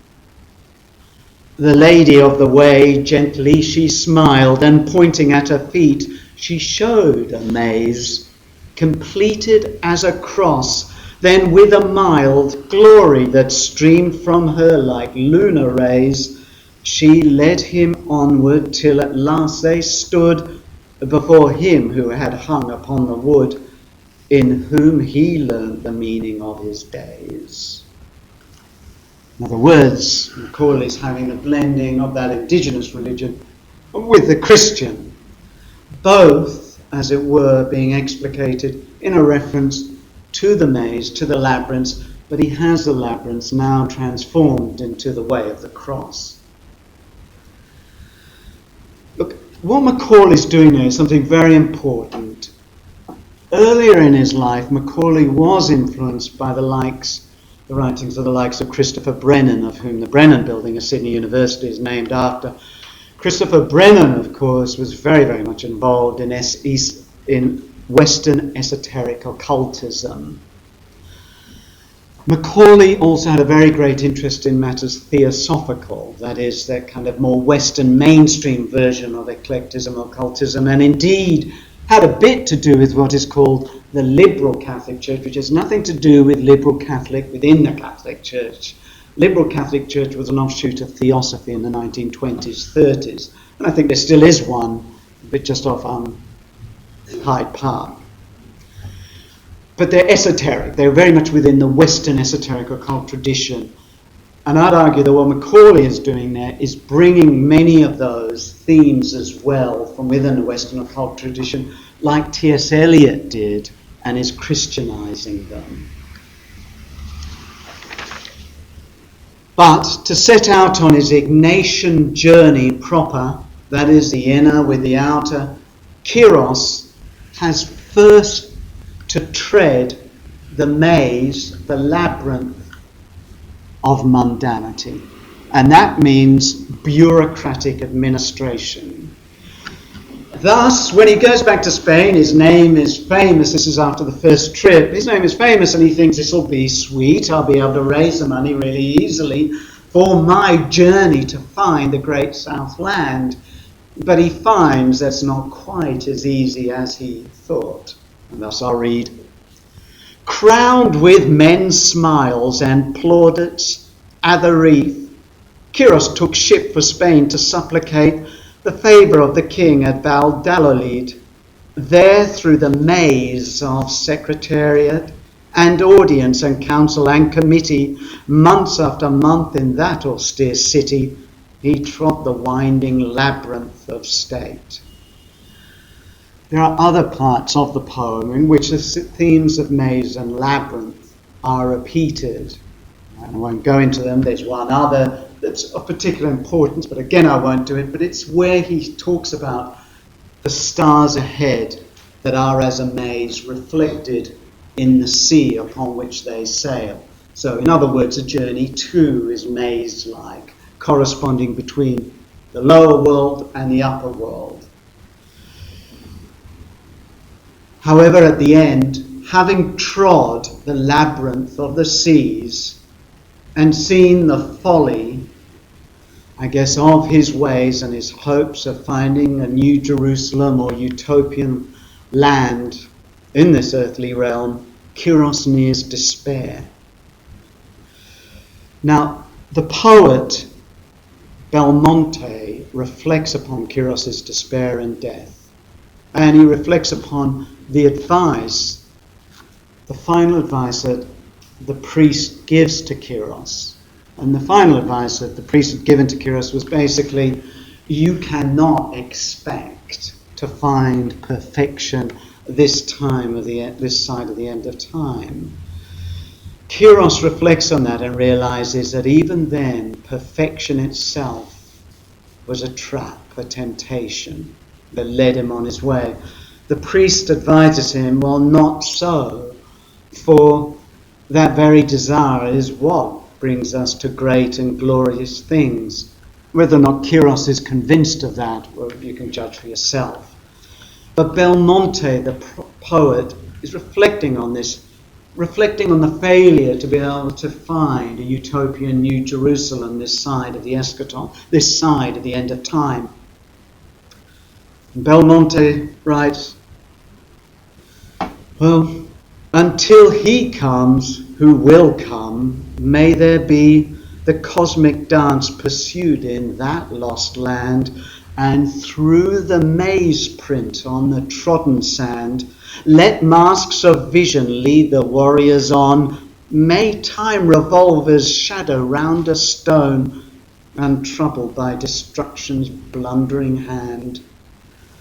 The words, well, until Christ come, who will come, may there be then this cosmic dance that revolves like a shadow round the stone. And yes, inevitably it will come, and the hope will come, untroubled even by destruction's blundering hand.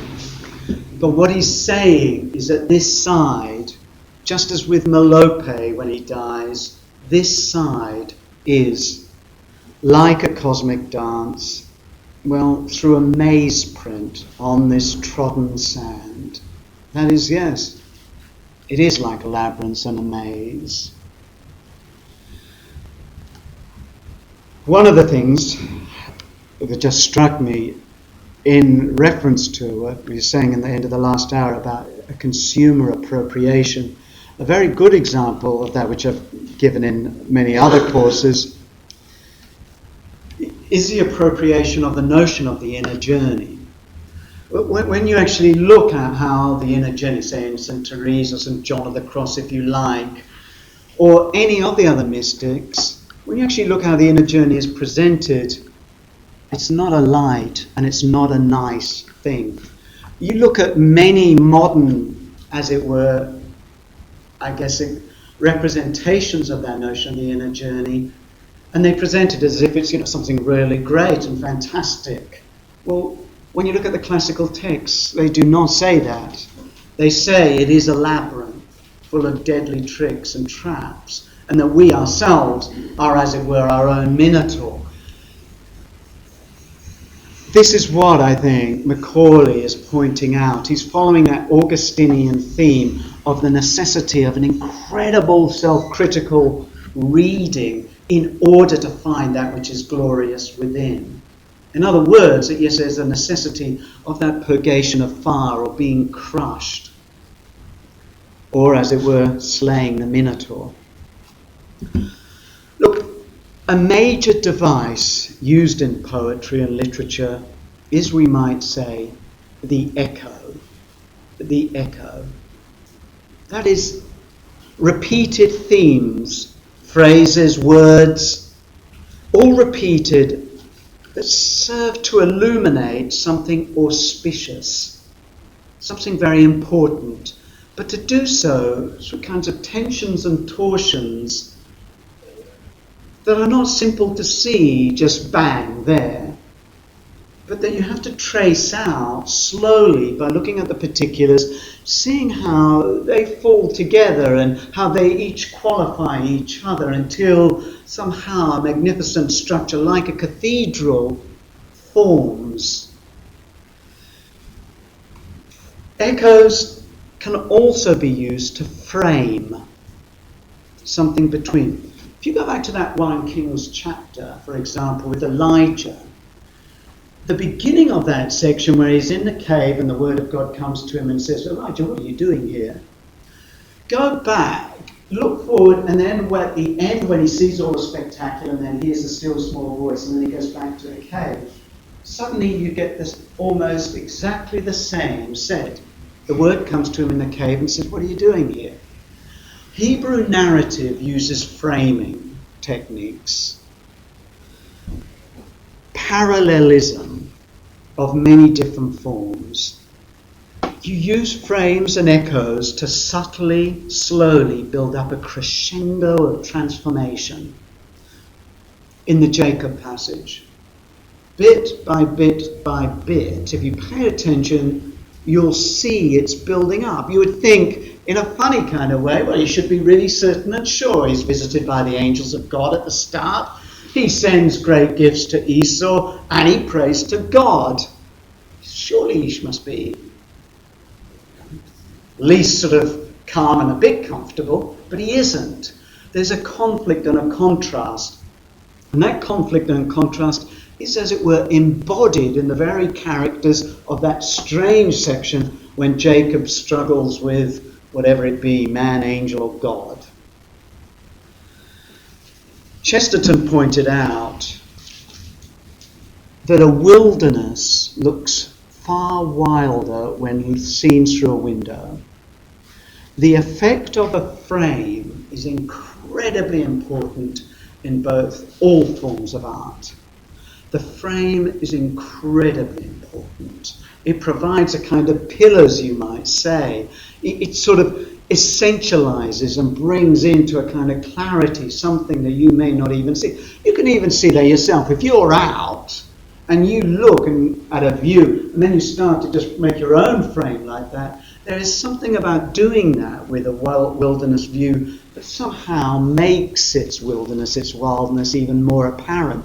Even though you might think, well, isn't that paradoxical? Because in a way, by framing it, you might be domesticating it. But that's the point. Things don't work simply. They are complex, and that is no more so than in narrative. As I say, the Hebrew Bible is full of repetition, parallelism, and they're all used to convey and qualify many forms of meaning. Patrick White's Riders in a Chariot has it. We saw with fire references to gold, the flowing in and out of light and colour, the build-up of the fire until it just almost consumes and burns Miss Hare entirely. Macaulay in Captain Kiros has a labyrinthian theme, the labyrinth, the maze. He's using that to echo, to highlight the correspondences between heaven and earth, inner and outer, between the Christian faith and the other religions. But for Macaulay, as with Patrick White, the correspondences are not necessarily equal. They are hierarchical but continuous, like a temple. They are hierarchical. Quite clearly he feels the Christian revelation is greater than Melope's, but that doesn't undermine that truth which is in Melope's. It perfects that truth which is in Melope's. It is a hierarchical continuity, just as in Patrick White's, yes, there are those visions when this hair is just about to be, as it were, swept up and all things golden. But Miss Jolly's interruption is absolutely important. It is not time. It cannot be time. There is a hierarchy of time and space. This is the theme, I would argue, of narrative, plot, orientation. They are served by hierarchy, by a continuous hierarchy. The echoes sound as if through time, and time itself sounds.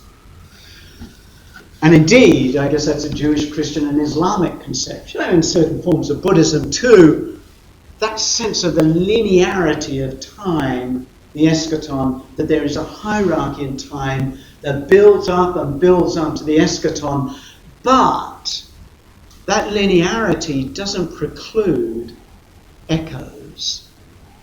The echoes reverberate back and forth from the beginning to the end and we in between. And that's like a great novel. When you go back and look at Riders in a Chariot, you see those reverberations back and forth between, which is why it doesn't ruin the book to give the ending away, really. Because the whole book is that reverberation, that echoes, that's narrative.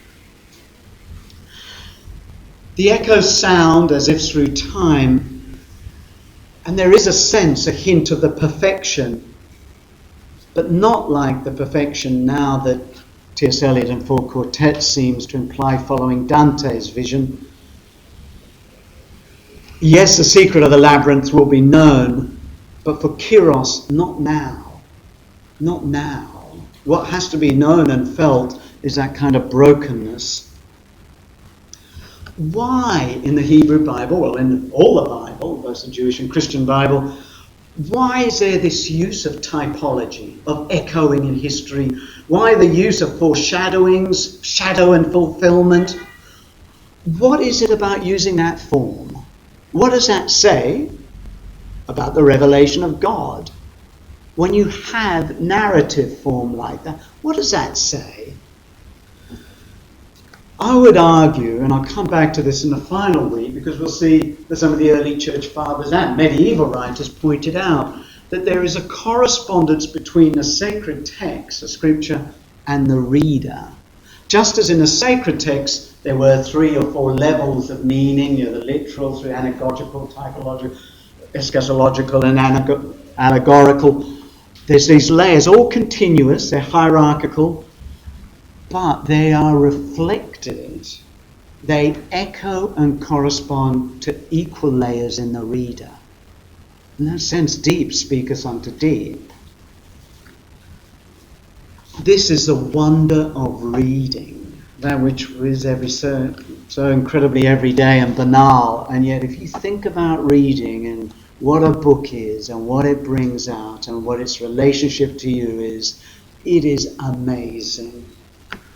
The writing reflects us, and we might say A good piece of literature is an event in which this making of sense, this echoing, is that which prompts us to journey into that text and wrestle with that text, be it the Minotaur or God or man, as Jacob did, in order to sort of, as it were, demand that the author offer up their blessing.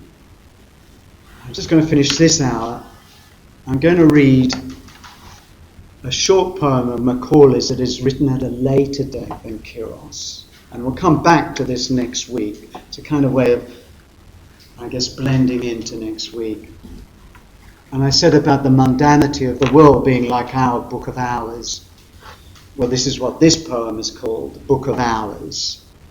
The world spread open through the window frame offers a language only known by sight.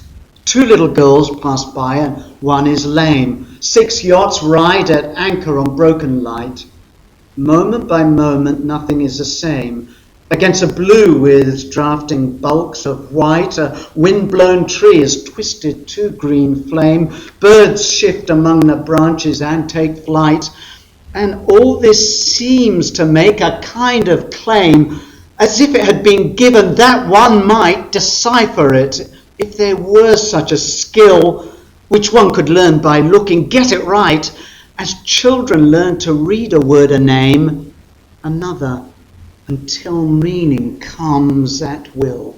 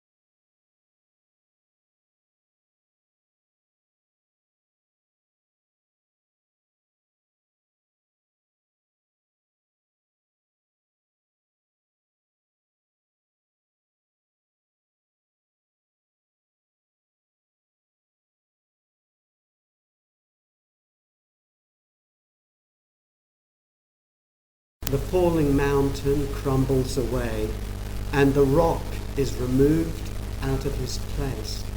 The waters wear away the stones, the torrents wash away the soil of the earth. So thou destroyest the hope of man. Job's story is well known, how a righteous man falls foul of curse after. The book of Job has many themes, not least that it undermines a kind of dominant form of wisdom literature and understanding in the ancient Near East. And that is the idea, very prominent today in prosperity doctrine, the idea of a simple cause and effect. The idea that if you do good, then God will bless you. Thus, if you are prospering, then that is a sign that you've done good, that God has blessed you. But, of course, in the book of Job, the end is that God is not so easily reckoned up. He is not so easily put in the categories of pragmatic, simple cause and effect. But there's another theme in the book of Job that is more often than not missed. And this is really the theme today. And that's the idea that the very passage of things, the very passing away of things, its decay, the crumbling mountain, the wearing away, that those things speak of God. That in the very passing away of things, the declining, a person can intimate that which is other to all creation, namely God. But more than this is the incredible paradox that this very passing away is the revelation of eternal life. It's a bit like to gain your life, you have to lose it. And it's a paradox that maybe only poetry can really capture. In all of this, the question is how do we read? How do we read creation? Do we read it through pragmatic, utilitarian lenses? That is, we understand the meaning, the existence of something by its value that we give it. If that's the case, what value do we give it? Look, in common everyday life, we use the term of saying, what do I care about that? It means nothing to me, it may as well be non-existent. Meaning, often we'll say, well, what do I care about, interest rates going up, I don't have a mortgage or anything, it means nothing to me, so in a way it doesn't exist. The thing is, that kind of reasoning has informed a lot of our life, and it informed the understanding of even morality and religious belief for Job and his compatriots, as it does for many people today. What I'm going to do, and I'm going to be reading a fair bit of the poetry today, especially of Les Murray, but I'm going to go back to where we ended off last week, and that is Macaulay's Book of Hours. The world spread open through the window frame offers a language only known by sight. 2 little girls pass by and one is lame. 6 yachts ride at anchor on broken light. Moment by moment nothing is the same. Against a blue with drafting bulks of white, a wind-blown tree is twisted to green flame. Birds shift among the branches and take flight. And all this seems to make a kind of claim, as if it had been given that one might decipher it if there were such a skill, which one could learn by looking, get it right, as children learn to read a word, a name, another, until meaning comes at will.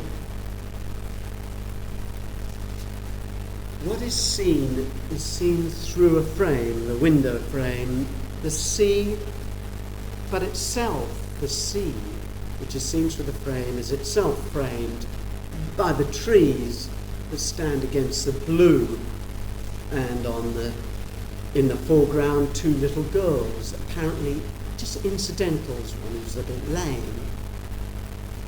And on the sea, 6 yachts. A simple vignette made up of apparent incidentals. Incidental, because the use of incidentals in poetry, almost asides or tangents, the use of incidentals captures a sense of passing, or here, moment by moment, nothing is the same. All seems to change, and yet, though it seems to change, something whispers, something talks. There is a meaning to it. It seems, as the poet says, to make a kind of claim on one. But the frustration is to try and decipher it. That is, if there is such a skill, the poet laments. But the tone is that there must be that skill. There must be a way to decipher it, because there is a meaning. We must be able to get it right. And even to do so, one hopes, at will. We want to overhear that whisper of Elijah that was said to Elijah that we don't hear in the text of 1 Kings. Like Jacob, we want to wrestle the sense from it, hold it firm with skill, grapple from it its blessing, its claim. It's all passing. If it's moment by moment and all is passing, does that mean it's mere ephemera? Does it mean it's just mere fashion? Does it just mean it's mere fashion? One product on the shelf, the next week will be replaced by another. Is that what passing means? Is that what it means when we look at decay or the crumbling mountain or the wearing away? That is when we look at erosion. Is that the equivalent of it? The kind of pragmatic consumerism of, I've got a plasma screen that's 2 years old, but I've got a new one that's wider, that's flatter, that's thinner.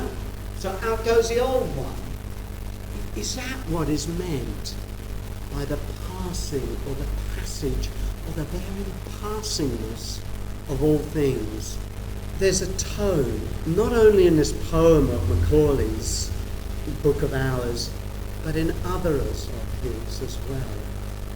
A kind of tone that you will find in other poets beside. It's of small things, as it were, captured in their essence because captured in their passing. Their very passingness has to do with their very being, the very presencing of them to us. Their very passage has to do with what they are. When looked at properly, like that passage from Job I read at the beginning where the falling mountain crumbles away, the rocks are worn away by the rivers, so dost thou destroy man's hope, O Lord. There's a sense in it that passing away, that kind of ennui, that kind of weariness tells you that somewhere something else speaks and calls. Look, Macaulay's poem is called Book of Hours because it is like and is meant to sort of conjure up the sense of those medieval prayer books. A book of hours, a book of seasons, the cycle of the prayers. The words, as it were, are an invocation. Like all words, when they have that sense of the sacred to them, all words fulfill their very, as it were, being words, because words defer to that which they are not. And when words are of praise, then they fully speak of that which they are not. The events framed in that window, framed in the window that Macaulay is talking about, are those words. They speak, they claim. There is something that he hears. They speak of something else, and because of that, something else or someone else claims us. In his Confessions, in the Confessions of St. Augustine, which, as I say, is one of the great works, not only in theology, but philosophy as well, the work is constructed as St. Augustine working his way through the labyrinth of the world, of seeming, of lies, of dissimulations. It's him trying to find that which calls to that void or that gap, that shape within. He's trying to trace out and think, what am I? What is creation? What is being itself? And he presents again and again creation as a book. It's not the only one to do that, of course, but the idea that all is a text, that all is a book of God, is a very common theme, of course, in this period, up until the modern period, in fact. So he's trying to think, it's a book, framed by the covers, framed in some way that tells us of something which is not that book. It tells of its author. But how does he do it? How does creation, how does being talk of that which it isn't? St. Augustine puzzles over this, and he says things like, he talks about creation as a kind of speech, as discourse, as he wanders the world, it sort of talks to him, and he says, these discourses holdest thou with us, O our most wise God, in thy book, that firmament of thine, that we may discern all things in admirable contemplation, though still but in signs and in times and in day and in years. These discourses, these talkings, these whispers, these words, that are creation, that are being itself, they are a speech of God that he hears, but that's a problem. Do you hear? What is it you hear? How do you make sense of it? And that's what his journey in the Confessions is about, how to make sense of it. And he says, these discourses you hold with us, God, in thy book, the firmament of thine, that we may discern all things in an admirable contemplation. And yet still in signs, and in times, and in days, and in years. One might add, with Macaulay, and in hours. It is St. Augustine's journey to learn to read creation, and that includes himself. Or if all creation is a text, as I pointed out, then that means you, the reader of that text, are in that text and of that text. In a lot of more, I think, better done postmodern writings, there has been a lot of return to that early medieval and late medieval understanding of all creation as being a text. What does that mean? And that's why, among many reasons, St. Augustine bulks large yet again. He is journeying to read, to learn to read. And that includes himself. And as he goes along, he asks things concerning their author, God.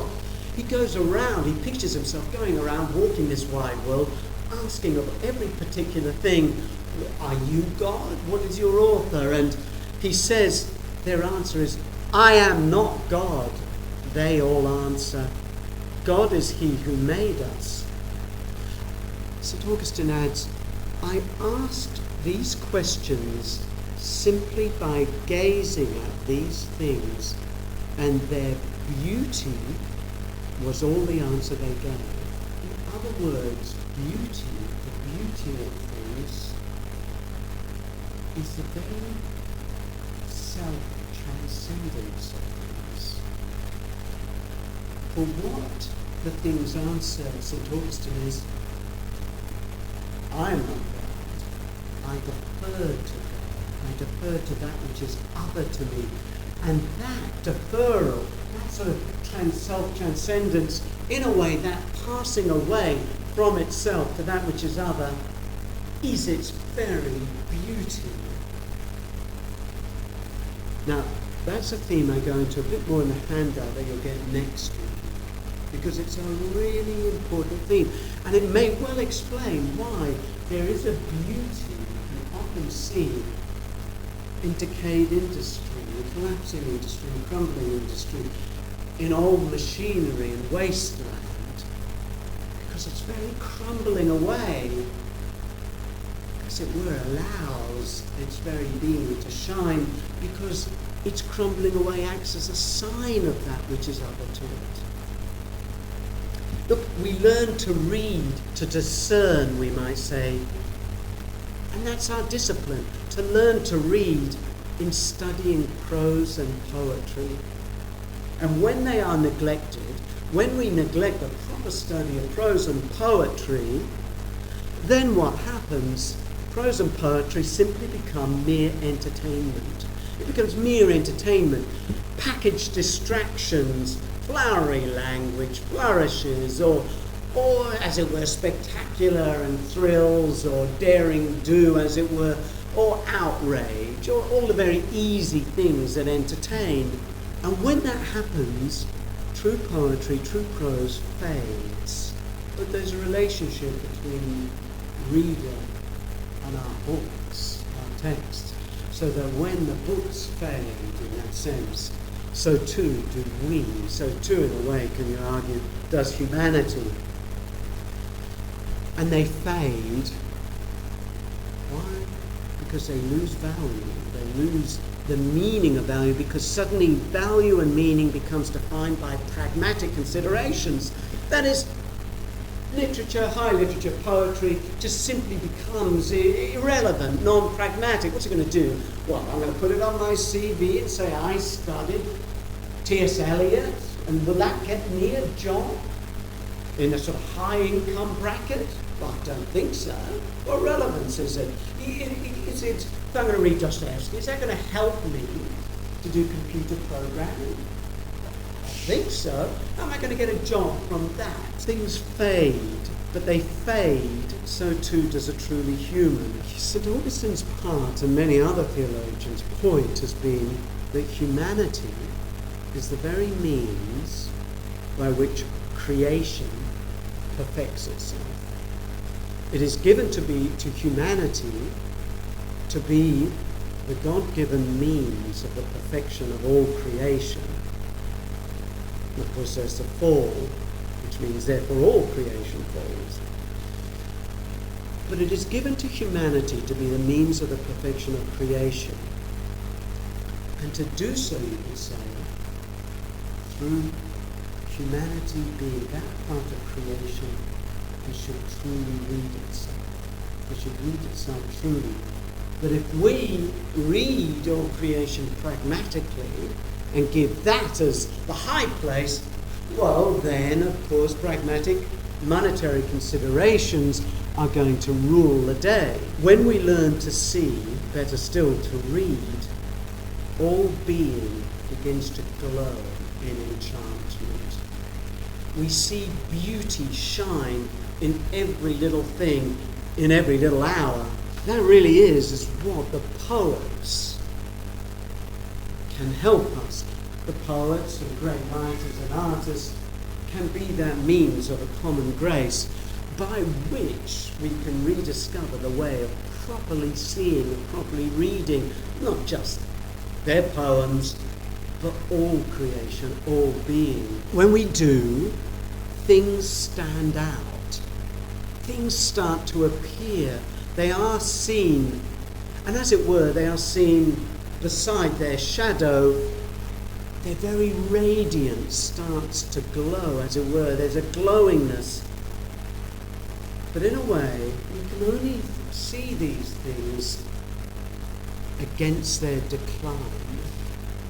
Somehow, in their decline or their passage, their passingness, somehow something of the very beauty of their essence can begin to shine. The very transience of creation can tell us of somewhere, someone else. Indeed, there can be a kind of abruptness, a suddenness about that passage that tells us something. Now here I'm going to begin on reading Les Murray's poetry. And I really, encourage you with this, that if you could, to go back and start to read more and more of Les Murray's, because we can only do a little bit. And you may disagree with the things I'm saying, but I think there's something here. I'm just going to read Aurora Prone. Aurora Prone. The lemon sunlight poured out far between things inhabits a coolness. Mosquitoes have subsided, flies are for later heat. Every tree's an auburn giant with a dazzled face, and the back of its head to an infinite dusk road. Twilights broaden away from our feet too, as rabbits bounce home up defiles in the grass. Everything widens with distance in this perspective. The dog's paws, trotting, rotate his end of infinity, and damp water feels a shiver. Few willow drapes share. Bright leeks strew their wigwam, repurple their skinny beams. Then rapidly the light tops treetops and is shortened into a day. Everywhere stands pat, beside its shadow, for the great bald radiance never seen in dreams. It's very difficult, and I think with Les Murray, you really have to try and get the feel of the words as they go along, as they carry you along. One thing I found with Les Murray's poem is that it's very much a poem of a kind of crescendo, of an end. That you will find in a lot of his poems that there is a building up, and thus everywhere stands pat beside its shadow for the great bold radiance never seen in dreams.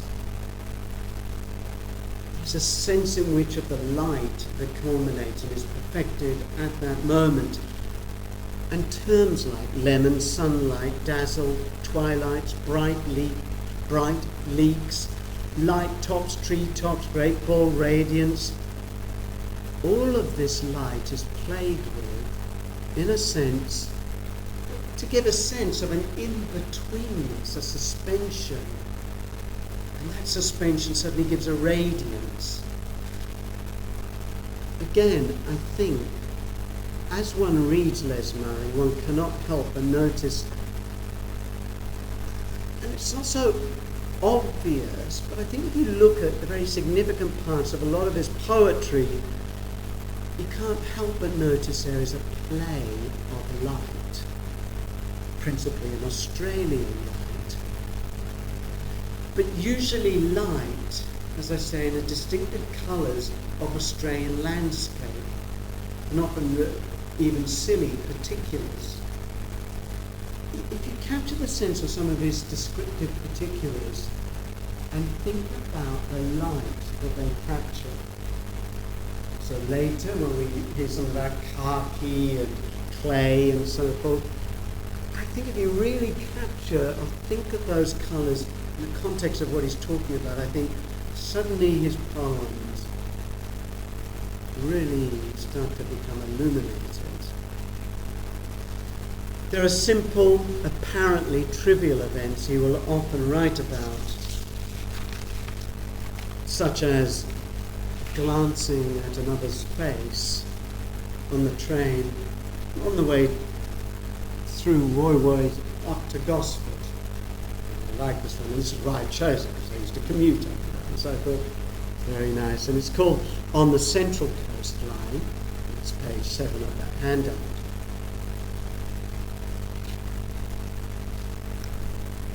When the magazine of rising suburbs slips off my face, our train has come down through shrubland, ahead, into a stone archipelago of forested gigantic oysters underlit to their mouth valves in a river-coloured sea. Ahead, rushed to red cedar. We sail on steel at water level and on up Mirror Fjord, shell barges, roadless weekenders in pastels turning khaki. Don't let glances become cells of a stare. We knock inside a tunnel and are released to white chrome, to jelly sting of wharf towns. If that head turned to show one certain face, this would not be now. Ahead. Those portions are in italics. It's a kind of understated murmur or thought, I suppose, of the person sitting there as they go through the suburbs. And as Murray puts it really well, when you go back home to Gosford, the first part of the suburbs, I suppose, up until Hornsby, you do tend to burrow your head in a magazine or book because it's not very appetizing most of the time. Whereas after, when you let slip of it, well, slips off my face, our train has come down through shrubland, probably to Brooklyn or Hawkesbury River Station, into a stone archipelago, the gigantic oysters and so forth. And that sense of when you are on a train, you might see someone, attractive or otherwise, and you steal glances. There is that sense in which you feel the contact. And I think that that's what it's doing. It's interplaying that which is outside, which is framed by the windows, and that which is inside in that kind of incredible moment.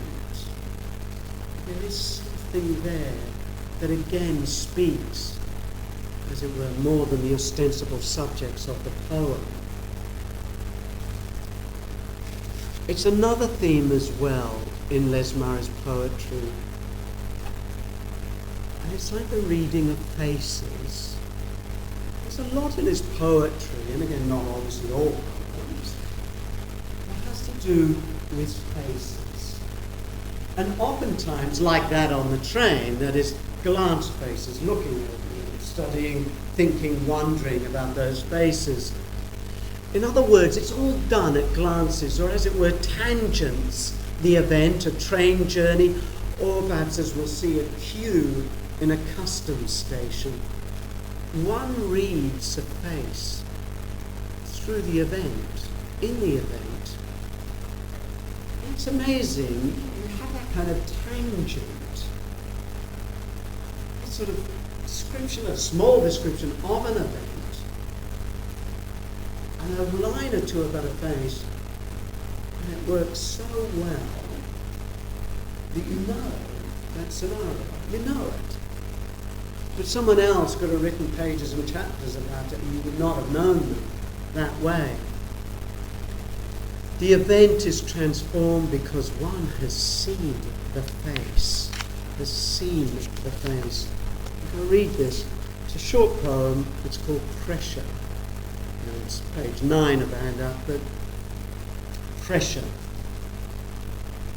A man with a neutral face in the great migration, clutching his shine suitcase, queuing at the customs station. Please, yes, you, open your suitcase. He may not have understood. Make it snappy, open it, come on. Looking down out of focus did no good. Tell him to open his suitcase. The languages behind him were pressure. He hugged his case in stark reluctance. Tell him put suitcase on the counter. Hasps popped, cut cords fell clear, and there was nothing in the suitcase. A kind of sense of, obviously, of the migration queue, of an embarrassment of owning nothing, and being humiliated. And that line, looking down out of focus, did no good. That sense of trying to avoid a humiliating moment, as if you can will yourself or dull yourself away by looking away. I think in that poem, it encapsulates everything about that sense of the migrant being there who has nothing except the risk of incredible humiliation. One sees the trying to hide the shame of a face in that transition from a kind of neutral blank face to one looking down out of focus. The problem with doing poetry like this, or very writing, is that, of course, it seems so easy, as if we could all do it. And that's the thing, it is not, of course. Because if it is done badly, and we're going to come back to this next week, if it's done badly, it just becomes sentiment and kitsch. What is it that preserves the great poet from just slipping in to Hallmark greeting card type kitsch? I think there is something common to Patrick White, James Macaulay, and Les Murray. They are all polemicists. They are all prickly customers, easy to be riled. All three have obviously been rather curmudgeon, but not in, as I say, a nice, marketable, grumpy old man way. They really believed, they really struck the table, they really sounded out. They were belligerent. Like White and Macaulay, Murray is easily riled, which I'm sure many people have fallen foul of his temper, or his scolding, or his sulks, or what have you. But that's the thing. I don't think you get a tone from any of them of whiny whinginess. Irritation, yes, but I don't think whinging. I want to stress this because I think too many think that the social, the political, the polemical, and the dogmatic have little or no place in high art. But no, quite the reverse. They have every place in high art. And they have every place in great writing. One just might note that the major theologian, the major philosopher that influenced James Joyce was St. Thomas Aquinas.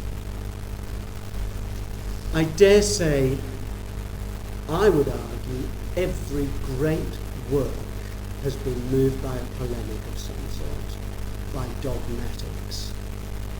It goes without saying, of course, that a badly done polemic is a mere rant, and yet even a rant, I think, is preferable to one long empty litany of purple prose or wordless mysticism. Piety is very easy to do by reference to wordless mysticism. It's very easy to sit there and look benign. It's a little bit more difficult to actually muck in, because that's what Patrick White, James Macaulay and Les Murray, each in their own way, they have very different politics. Left, right, and somewhere in between, some irascible way for Les Murray. All of them have that kind of dogmatic polemicist. And it means, I would argue, that it stops their work slipping off into just mere waffle. It anchors it. There is a sense, I guess, of a desire for truth and a hatred of lies.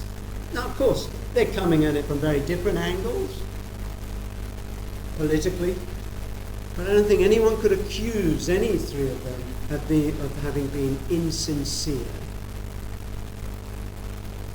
Les Murray may well speak of light and faces, but it works, and it does so because everything means something to him. Everything has something true about it, and he wants to capture it at will. He is ready, like Jacob, to get in there and really argue and wrestle with it. Or like Job, as we read. Job, what is the book of Job? It's one long wrestling argument with God. It's one long wrestling argument with God. Things that may seem sacrilegious or blasphemous. And yet the one who is blessed at the end of it is Job. And the ones who are sent away with a very big warning are his friends who held to that pragmatic notion of moral cause and effect being seen in a pragmatic success of the world. Les Murray believes in truth, and that is why he's frustrated by what he sees. He believes in truth, and that's why he's irritable and frustrated. That's why he's irascible. That's why he's easily put offside. Because he believes that the lie is of the shallows, that lies shallow the soul.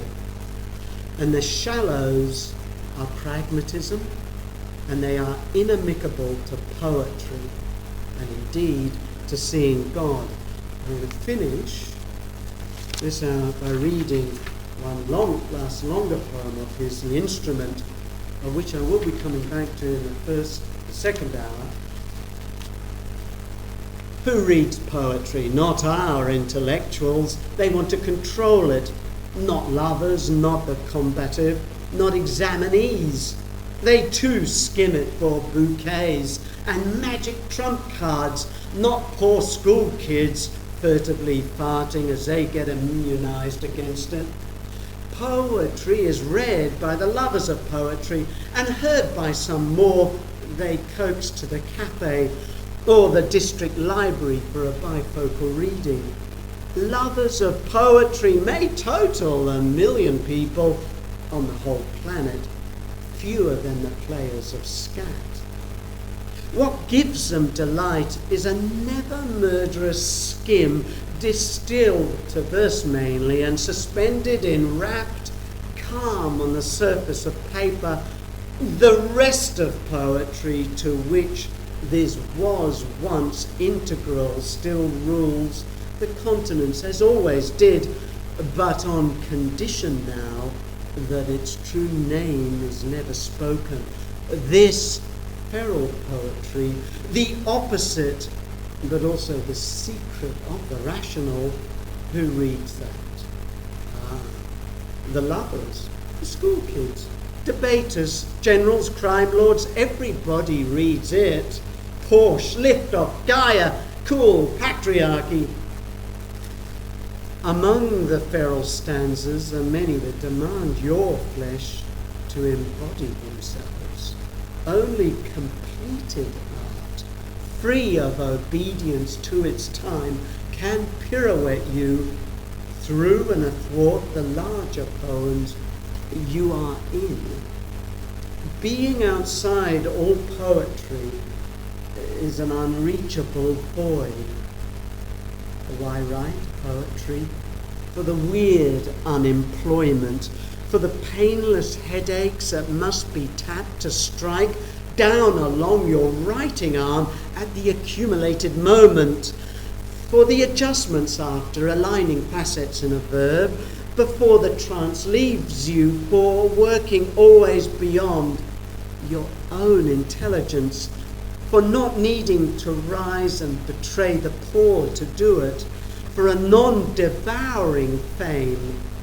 Little in politics resembles it.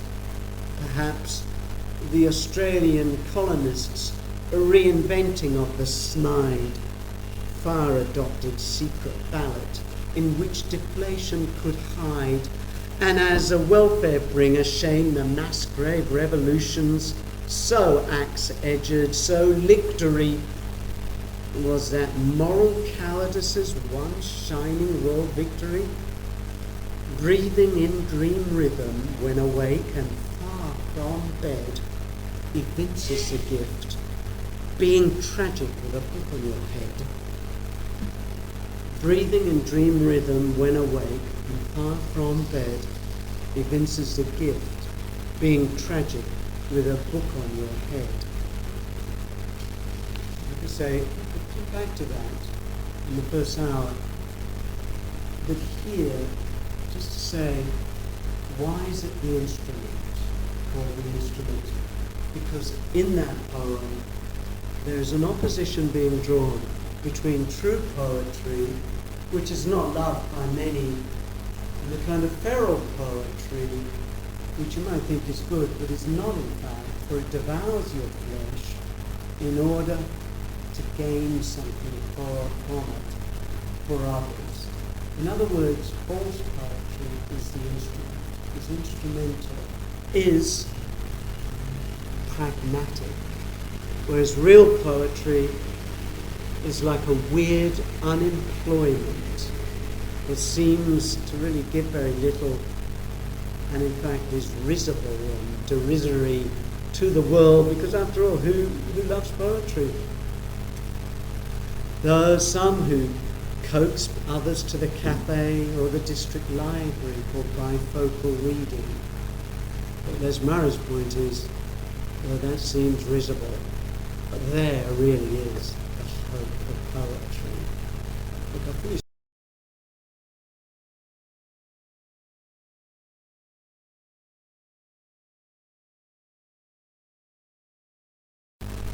Is poetry to be an instrument for intellectuals to control, or even crime lords, generals, politicians who want to use it for their greater gain? Or even, an instrument for use by lovers to get the apt quote in order to woo their prospective partner? Or is it feral poetry, supposedly wild, but really, as Les Murray says there, the secret of the rational? What is the rational? The pragmatic. Everyone reads poetry because it is useful, because it's an instrument that is to be used. But what is poetry proper? What is poetry proper? Well, it seems to be risible. It seems the stuff of silly district libraries or cafes where you get sort of people pushed into having to come with their friends to listen to work that they're not particularly interested in. Poets, well, they're useless, weird unemployment, engaged in the anxious tension of just getting it down, wrestling the poem out onto paper. Look, I can't speak for Les Murray here, but I would argue that this is something that is intimated, sometimes implicitly or even explicitly, in his prose as well. The essence of modernity, the essence of much of the philosophical critique of modernity is for that actual reason that philosophy became merely a means of looking at the world in terms of pragmatism. But just as a very brief overview, many historians of ideas, many historians of philosophy will argue with the likes of Francis Bacon in the late 16th, early 17th century, you have a change. Prior to that, prior to the modern period, when we spoke of philosophy, the ideal of philosophy was metaphysics, proper. What does that mean? About being, about truth, about that which is not what appears, but that which is, as it were, the ground of all that appears. That is, philosophy proper is not about physics, about science. It informs that, but it's higher. It is about questions of being and truth. Well, Bacon very famously would have none of that. His argument was, no, and he made a famous quote that many people think is a very postmodern quote, or subsequent, someone like Foucault. It was Bacon who said, knowledge is power. Why? Because knowledge was a knowledge of science that you could absolutely put, in very famous ways that he put it, you could put nature on the rock and make her, torture her, to give up her secrets. In other words, philosophy was now about empirical rationalism, about what works. Also, the ideas of Bacon, especially in 17th century England and later in other parts, especially France, so forth, became very tied to political power. Very tied to political power. The idea that by wresting the secrets from nature, you could make a fortune, you could make a success. Now, historians of ideas will say this is the birth of modernity, or at least a start. It is when things become more and more pragmatic. It's not so clear at the beginning. But like a lot of ideas, they're like seeds. An idea is like a seed. It looks very much nothing. But you plant it, and over time it can grow to dominate, to take over. And that is what we see in chart from the 17th century on, is the rise to dominance of pragmatism and later utilitarianism, the idea of a kind of statistics of what is a greater happiness. Well, it's prosperity, it's success, it's this. And thus today, we have a lot of the ideas in economic theories around the idea that, well, a government's major purpose is to make sure that the economy is going well. That is its primary purpose. In other words, the economy, in terms of, however you conceive of it, takes prior position. Anything else comes under that. Thus, pragmatism is now largely economic pragmatism, or as it was coined, economic rationalism. What is it that works? Well, that's a point. As soon as you start to look at things pragmatically, you will be looking at things as to how their value is to be understood, their very meaning. What's the meaning of that? What's its value? A good example of that is the intelligent design debate. What I'm saying about it is on both sides, what is it when they talk about intelligent design do they use as an example or a way of understanding intelligent design? They use the example of a tool, of a machine. They say, well, look at this. Look. This is all beautifully constructed like a machine that works to a purpose to produce something, so it must have been designed by an author. Okay, look, I'm not saying there's not a validity to that argument. That's not my point. But therefore, critics of it will say, oh, well, look, there's a jellyfish that has 14 eyes, the majority of them which don't work. Now, what point is that? What kind of design is that? And how about all the death around, etc., etc.? In other words, they're looking at design pragmatically, but what if you look at design in terms of a painting? What if I start to do a painting, and I start to do lots of black here, and then suddenly put a bright yellow like that? And I say, okay, calling that intelligent design? Look, this is predominant black, and you put a bright yellow there, what the hell is that all about? In other words, a design of a painting can be a very different matter to a design of a machine. Why does the idea of a design of a machine dominate both in religious and non-religious today? Because it's pragmatic thinking. Is poetry, therefore, to be pragmatic? This is really lovely saying, so I can put this on a greeting card and make a lot of money out of this. Is prose to be pragmatic? Wait a minute, what are you writing here? Is this going to have a large audience? Is this going to make money? As one editor of a publishing company said to me, as he pointed out, there is no way James Joyce's Ulysses would be published today. Forget that. It would not be published.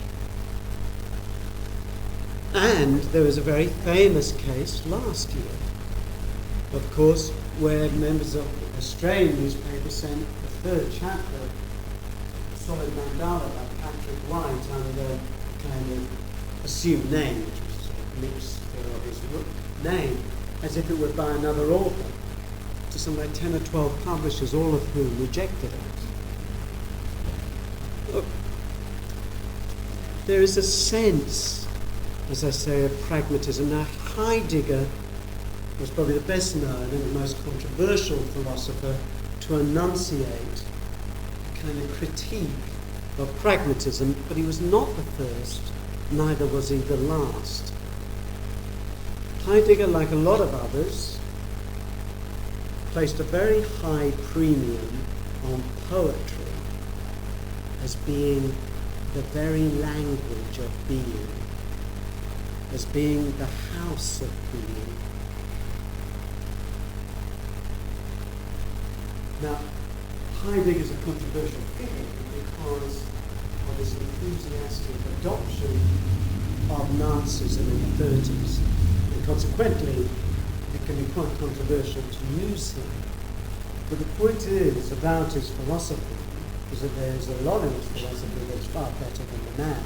And I do think he's rather vile, cowardly, lying. But apart from that, when you look at what he's writing, a lot of what he's writing about has also been written by those on the left and those very much in between.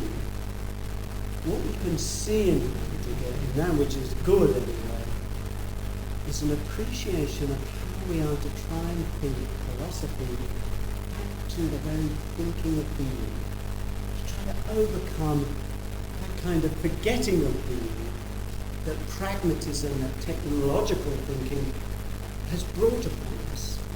Because when we start to think of things as if it's a machine or technological or pragmatic, all things will soon lose their meaning. All things will be disenchanted because their meaning is just merely the use that they can serve within a very narrow frame. And once their use has been served, then they're often discarded as being rather irrelevant. Again, I stress, this is the process that slowly works itself out. That slowly works itself out. The relationship, and in a way this is about these very series of talks, the relationship between a philosopher and a poem is a very strange one. The relationship between a philosopher and a poem is a very strange one. I don't know that I'm saying anything controversial when I say that most artists, and that includes fine artists, prose writers and poets, loathe critics, do not like critics, and do not even really like philosophers, because they see them just as another branch of critics. I beg to differ. I think when you have very good criticism, it is an engagement with the art object that creates, as it were, a new art object out of it when it's done properly. And I think Heidegger is a case in point. The problem exists. Someone like Lesmer, there's an obscurity about his writing. Of course there is, as with a lot of poets, that can make us very easily frustrated. Gibberish, why waste my time? But that obscurity, or let us say tangents, those glimpses, those glances, as if just sort of looking at the side of your eyes at another place on the train, that's the sort of stuff of poetry. But in a way, a philosopher or philosophy tries to make something plain, tries to bring it into clarity. Now, bang, there you have the problem between philosopher and poet. The philosopher seems to want to be able to go to the poem and say, like, hey, what does this mean? Okay, here you go, I'll take out the meaning, here it is, distilled, essential, here. Well, of course, a poet's going to feel, what are you doing to my work? Because the very meaning of the poem is informed by that kind of tangents and distractions and glimpses and glances, intimations, intuitions. But you as a philosopher, or you as a critic, you're bringing it out and treating it as if it's like a code. Many people read works in that way. And there's, in a way, that's not wrong, but it's one level. And there are far deeper, more profound levels to capture. And that, as I say, is a task and a challenge to a critic or a philosopher when looking at such poetry. Is to say, well, what am I going to do with this? How am I going to do justice to this poem? If I get this poem and, as it were, put it in an alchemical vessel and put the heat on and it bubbles away, and slowly all of the bubbles go down, and what I'm left with is this powdery essence. Well, is that what you're supposed to do to a poem? Cleanse it, purge it, reduce it to that? Oh, look, I've got this little essence of the poem here. We all know and feel that that is wrong. And in a way, that's about narrative as well. If we read Genesis narrative or much of the Bible narrative, and we treat it as proof texts, as merely a kind of systematic presentation of being, like that, of a kind of list of this, that,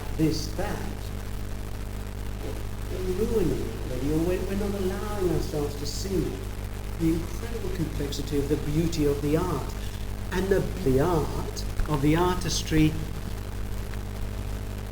is not something secondary or superfluous or dispensable to the meaning. The meaning has to do not just with the plain statements, but the narrative and the beauty of the art and the tensions and structures. And again, therefore, we're brought to the question of what is it that a philosopher or a critic does with a poem? A philosopher endeavours to bring to clarity, but to bring to clarity there are many different ways. We don't have to be pragmatic There is a sense of bringing to clarity that does justice. It's like the sacred. If you remove a chalice from its context, bring it out in the light of day, here you go. People will say, well, it's a sort of cup. So what? You're saying that's sacred? What's sacred about this? I can toss it away, dent it, do whatever I like from it, drink coffee from it. In other words, the context of something is very important. And if you think you can distill the sacred by taking the chalice, say, from off the altar outside the church and then plunk it on the table, this is what the sacred is, you're wrong. You can't do that. That's a pragmatic way of viewing things. You're not talking about the sacred anymore. You've lost it. But that's the thing. If you treat things pragmatically like that, that's what's going to happen. Oh, this is a sacred place, is it? That's a lovely grove, yeah. Always got them. Where are these spirits? Well, I don't see anything. Okay, bring in the bulldozers. But when you remove the chalice from its context, it is polluted. To be polluted means to decontextualize, to be something inappropriate. And it just doesn't pollute the sacred thing, it pollutes a person who does it.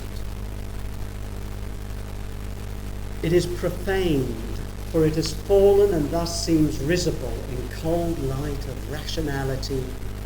This help God? Piffle. It's really a...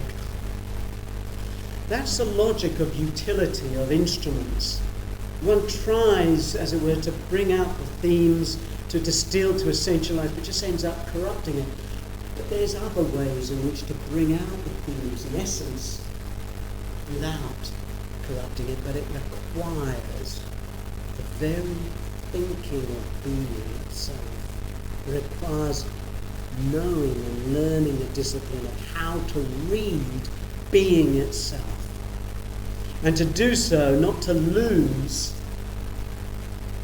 what it is in that we're reading. And this is again why poetry is so important. Look, it's the same with our reading of the world. We bore of things, we become bored of things because it seems to have failed to be of use. It no longer fulfills us, we don't feel satisfied. In other words, it doesn't seem to provide us any longer with the spectacular distractions or empowered career or whatever it is that it should have served us as we feel. It hasn't healed our ailments, as it were. And that's like poetry. We think, well, does it give us crib notes, quotes, good things for our CV? If we try to hear and see through pragmatism, through utility, we try to do that, we'll only see what is pragmatic. We'll only see what really is empty. This is a discipline of art and poetry, to learn to read differently, including creation. And philosophy is the attempt to systematize and justify and argue for as polemics.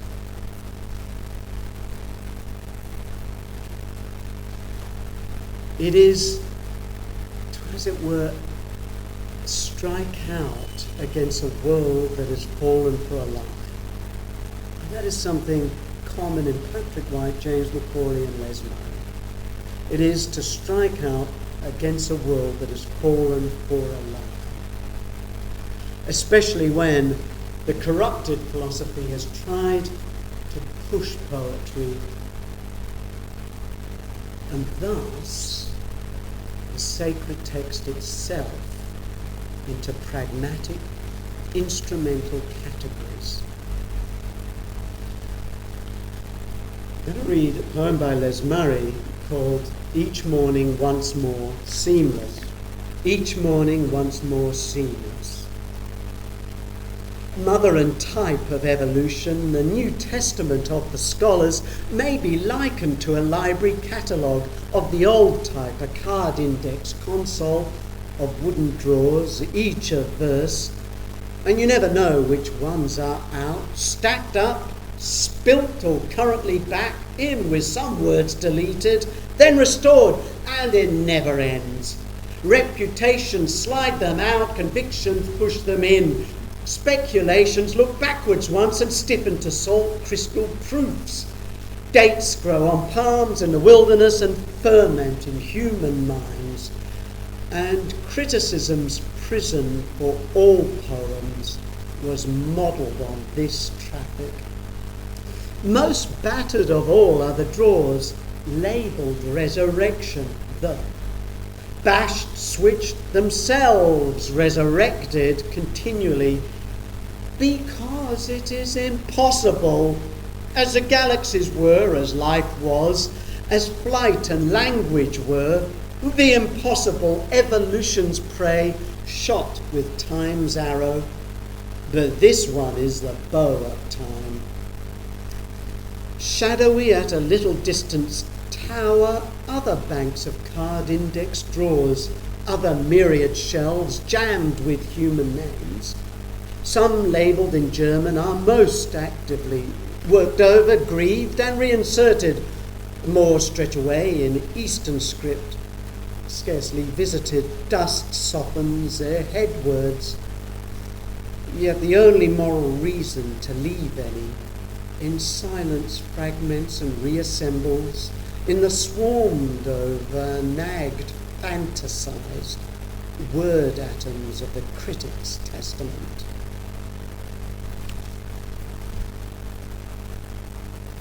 That idea of the atomization, which is what you will find and do find in classical modernist biblical criticism. The text is atomized, reduced to so-called peripheries, and thereby being atomized can be easily tabulated by so-called posited sources. Mesmer is not exaggerating there. And there are still some who do it to this day, though less and less. His argument is that this same kind of approach is what has imprisoned poetry as well, the criticism of poetry. And he noticed that the most battered of all drawers that contain all these neat atomistic segments are the ones labelled the resurrection. Why? Because it's a miraculous. You see, it is impossible as the galaxies were, as life was, as flight and language were. The impossible evolution's prey. In other words, it's a closed universe. Everything is the same and it is closed and it implodes and that's it. Whereas a resurrection is the idea, no, there is an opening, a tear, a transcendence. Mesmer's point is by bringing in the fact that this is also hampers the flight of language, because it destroys poetry as well.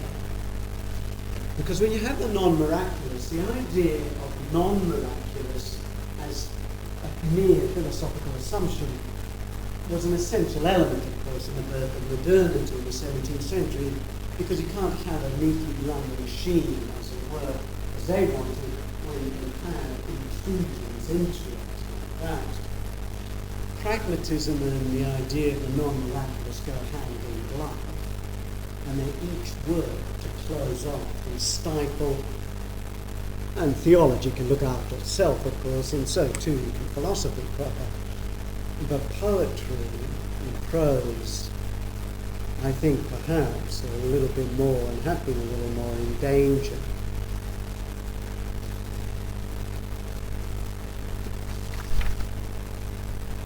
When you close off, all things fragment and atomize. That has actually been the major problem in modernity, is the fragmentation and atomization, not just of society, but even in terms of understanding of thought. And since the 20s onwards, there's been a response and a critique of that, open science, secular and otherwise, called holism, the notion of the whole as taking precedent over the part. What I'm just focusing on here is this idea of fragmenting, of a kind of implosion. Everything is reduced to catalogued atoms, indexed by reference to once famous names. And of course, in a rationalist, utilitarian, pragmatic way of thinking, the miraculous is ruled out, and that's seen especially in terms of the resurrection. It is impossible. Only the catalogue properly defines what is possible. Only that catalogue properly defines what is possible. What then of our assumptions, the ones which comprise our catalogue card system? If we do view all things via that kind of modernist rationalism, well, the cosmos is closed off. It implodes, it declines, it is trapped in that kind of a critic's prison. And being so, it just becomes mere stuff to be used. Heidegger argued that just as we will see all being as mere stuff to be submitted to technology, he argued that, well, human life itself will likewise become subject to technology. It hasn't been long there. True poetry, being non-instrumental, true poetry being a waste of time, is, we might say, a means of common grace by which we can see through all such narrow, closing means. For if in fact, if the cosmos is closed, the miraculous forbidden, if creation defers to nothing, well, all passing is a passing of pragmatism. That is, well, it's of no more use, and it goes its way into oblivion because it is meaningless and has no value, be it in the marketplace or quarrying business or what have you. The pragmatic way of viewing the passings of all things is to see it as passing into the oblivion of having no more value or no more meaning. But the passingness that is in theology, the poetry, not only poetry of all cultures, or the poetry of all cultures and religion, captures the very sense of the revelation of passingness. It's very different to pragmatism. It's what I referred to before as Job really intimates. It is that passage of things, that passingness, that almost decaying away, declining, a crumbling mountain, that crumbles away, as Job says. That is the very revelation of the eternal value of those things, paradoxically. Because that starts to show that which is other, the author that supports those things, that intimates that. So on the one hand, you have the pragmatic view of passings as being, throw it out onto the grassy verge, see if anyone wants it, or you just let it get taken to the temple and forget about it.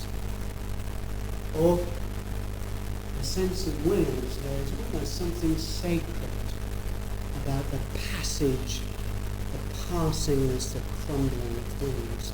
As I say, I think there is something in the vision of decay, the declining towns, on the fringes of where wasteland is, on, as it were, the crumbling factories, that when you look at it, there's something about it in that rusting, that decline, something true, something lasting, even though you know it's on its way. There's something that speaks and glimmers in that. But if there is no beyond, no other, then what appears, including all poetry, says nothing. It is inscriptionless. It has no inscription in a world of no God, there is no inscription, because language needs the other. Language requires what is truly other. And because being has to do with language, because being speaks through us, it requires that which is other to all being. I'm going to finish by reading Les Murray's another one, The Contested Landscape at Porthos, of a declining or crumbling town, I suppose out back somewhere. Note the theme that when it's enclosed in and there is no God and there is therefore no inscription, all succumbs to a kind of rage, an intonation of rage and violence. Succumbs to decay and anthills, but a kind of rage against. It's on page 3.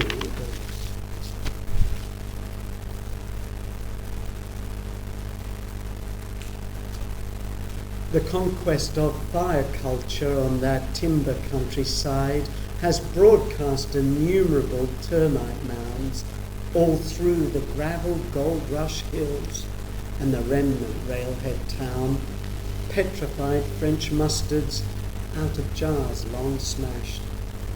Train platform and tin shower are beleaguered in nameless cemetery. Outworks of the dividing range are annulled under dreaming turds. It's as if every place a miner, cursed or thought of sex, had its abraded marker. Mile on mile of freckled shade, the ordinary is riddled by cylinder pins of unheard music. On depopulated country, frail billions are alive in layered earthen lace. Their every flight is a generation, gluing towers which scatter en masse on a blind smell plan.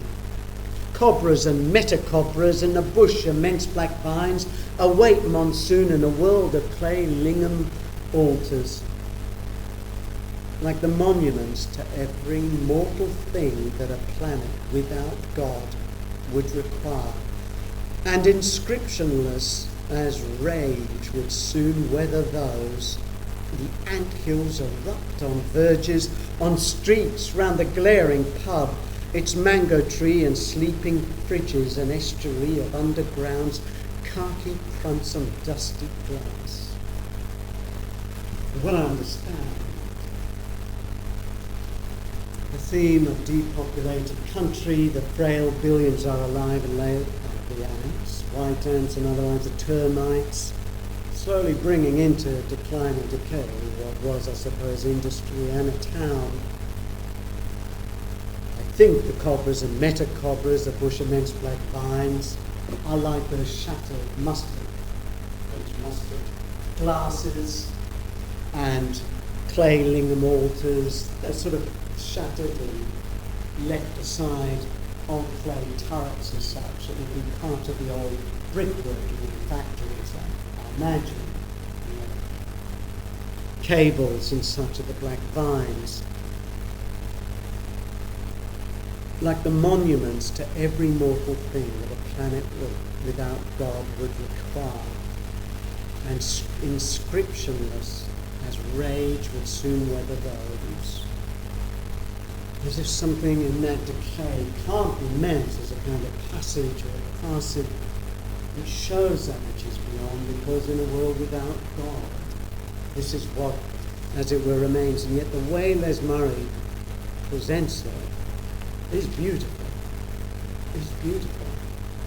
I would argue that's because he is quite polemical and religious.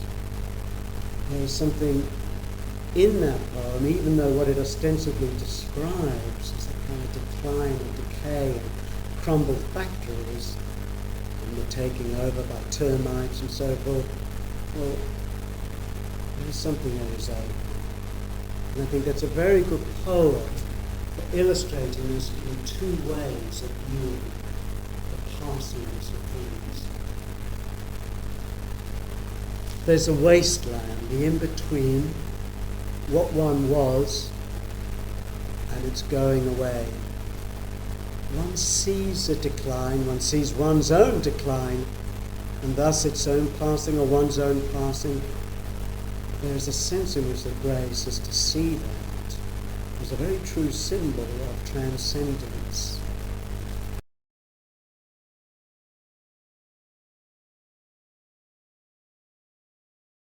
I'm going to begin with the ending, really, of the Bible. I'm not going to really read out anything, but it's at the end of the book of Revelation. At the end of the last few chapters, of course, the culmination of time is being approached, and it builds up and it comes to the crescendo, and the crescendo is, of course, the appearance of the bride in white, the church. Now, then you get her, as it were, adorned, coming down from heaven. She is as the New Jerusalem, and you have this very beautiful description of a city, but obviously it's a bride of Christ. In other words, where we're taken up to at the end of the Christian Bible, Revelation is really we're taken up to the beginning of the marriage celebration. And in a way, that's like a lot of the parables in the Gospels. It's about the marriage supper of the Lamb, or it's about the idea of grooms being taken to the bride's house, the banquet feast prior to the wedding, or after the wedding, or at the wedding. In other words, the symbology or the sense at the end of the book of Revelation is pretty similar to what you find in the parables and the Gospels and in epistles, some of the statements. That is a sense in which you're there seeing the preliminaries to the marriage, or even giving an intimation of the beginning of the marriage rite proper. Now, there's something there that is absent. And often when you're reading texts, one of the most pertinent parts about text is what is absent. What is absent? In all those images, we're really only taken so far. We are only in the preliminaries. We do not see the consummation. We do not see the consummation of the marriage. We are not taken into the bridal chamber. That's in throughout the scriptures. It's like we build up, we see the preliminaries, but we are not able to see into the moment of consummation proper. And at the risk of sounding arrogant, to sound very arrogant, I think this is the problem with the Divine Comedy of Dante's.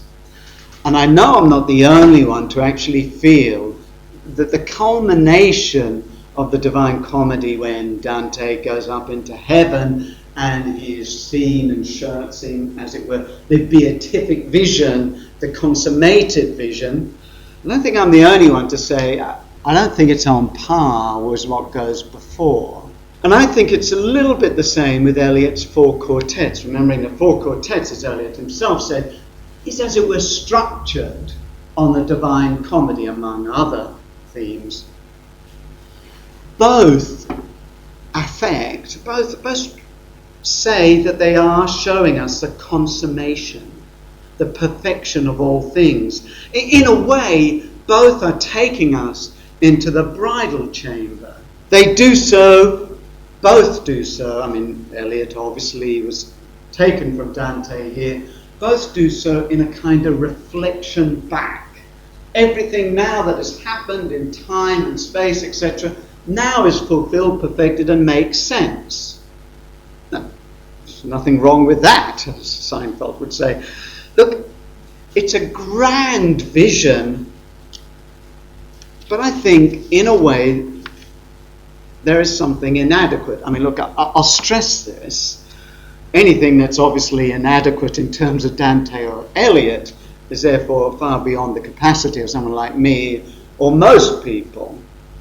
But I'm saying, I think especially in Dante, and I stress, I don't think I'm the only one to say this, I think there's a bit of an anticlimax. I mean by that stylistically. Theologically, one leaves that to one side. but stylistically I think there's a bit of an anticlimax. I think it works better in T.S. Eliot's four quartets, largely because so much is obscure and esoteric in Eliot. So even when, supposedly, you're given this grand, consummated, perfect vision, you're still sort of going, what the hell's that about? So it still is, in a way, veiled. There still is a certain sense of literary chastity or propriety with it. I should also say that it's very interesting in certain later rabbinical Jewish texts that there's a sense in which Torah is depicted as quite a seductive woman. But how she's depicted is one who, as it were, allows herself to be glimpsed fleetingly through a window. I think there's something very important in that sense of the fleeting glimpse, of the tangent. As I say, as they are Dante and as they are Eliot, then they carry it off better than, I suppose, most any others could. They have a grand, all-compassing vision, but I do think they blunder into a scene at which the Bible doesn't go. I think blundering into a scene of consummation, I think, is a very problematic thing. Now let's instead go the way of full tangents, which again is obviously a major theme in this series of talks. The tangents, the labyrinths, the maze, the glimpses, the glances, the side glances, the overheard but dimly heard but not heard whispers, all of that, I think, is of the stuff of a proper treatment of the mystic vision.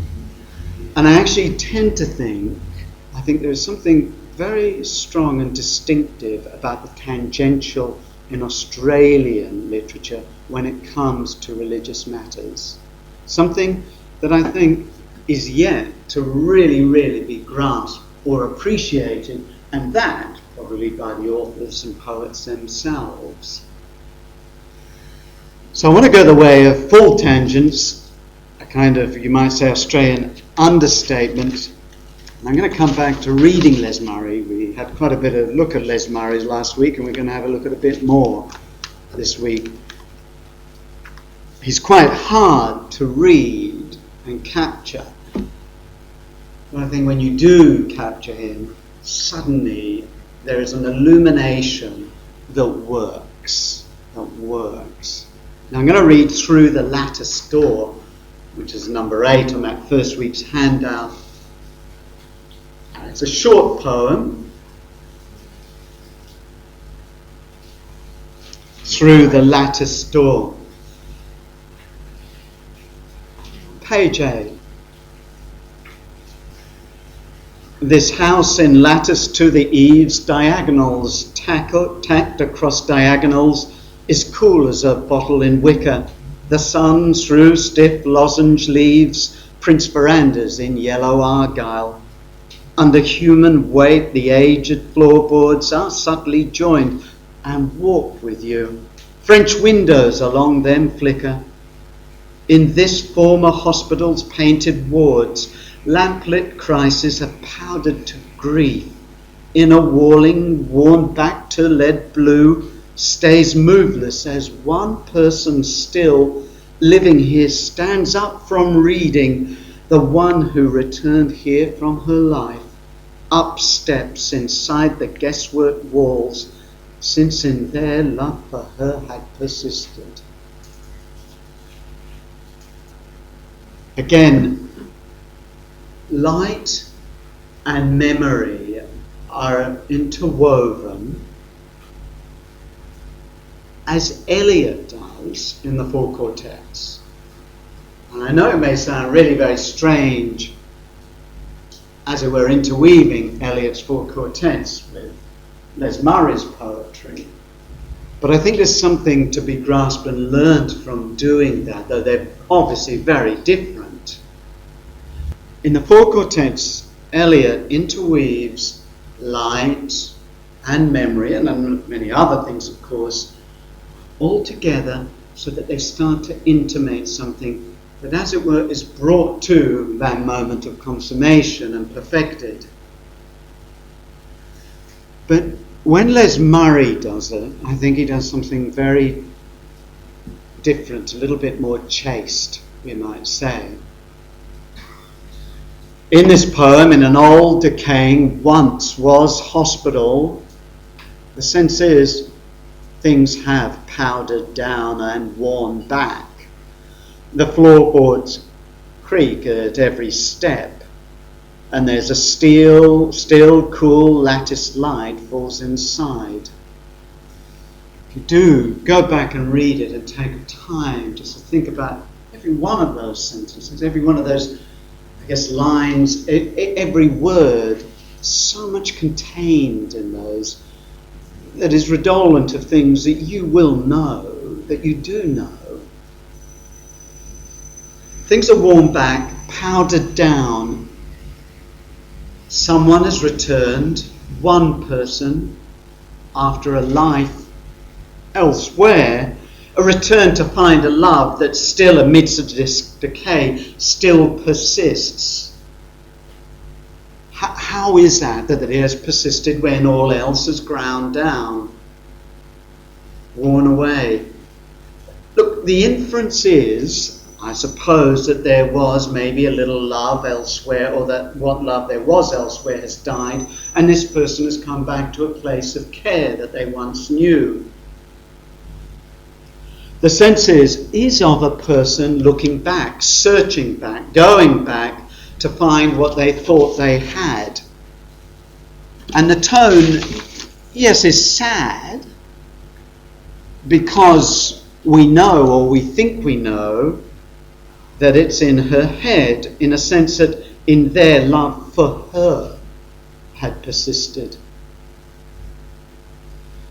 And I guess if you think about it, and if you wrote it out clearly on paper, as it were, what you thought, then it'd be this lone person alone in a once was hospital that had been full of people and care, that is now decaying, ground back. This one person come back from a life lived elsewhere, trying to search for something that she feels persists. And yes, if you read that, you must surely think or feel at first, how sad. What a sad picture.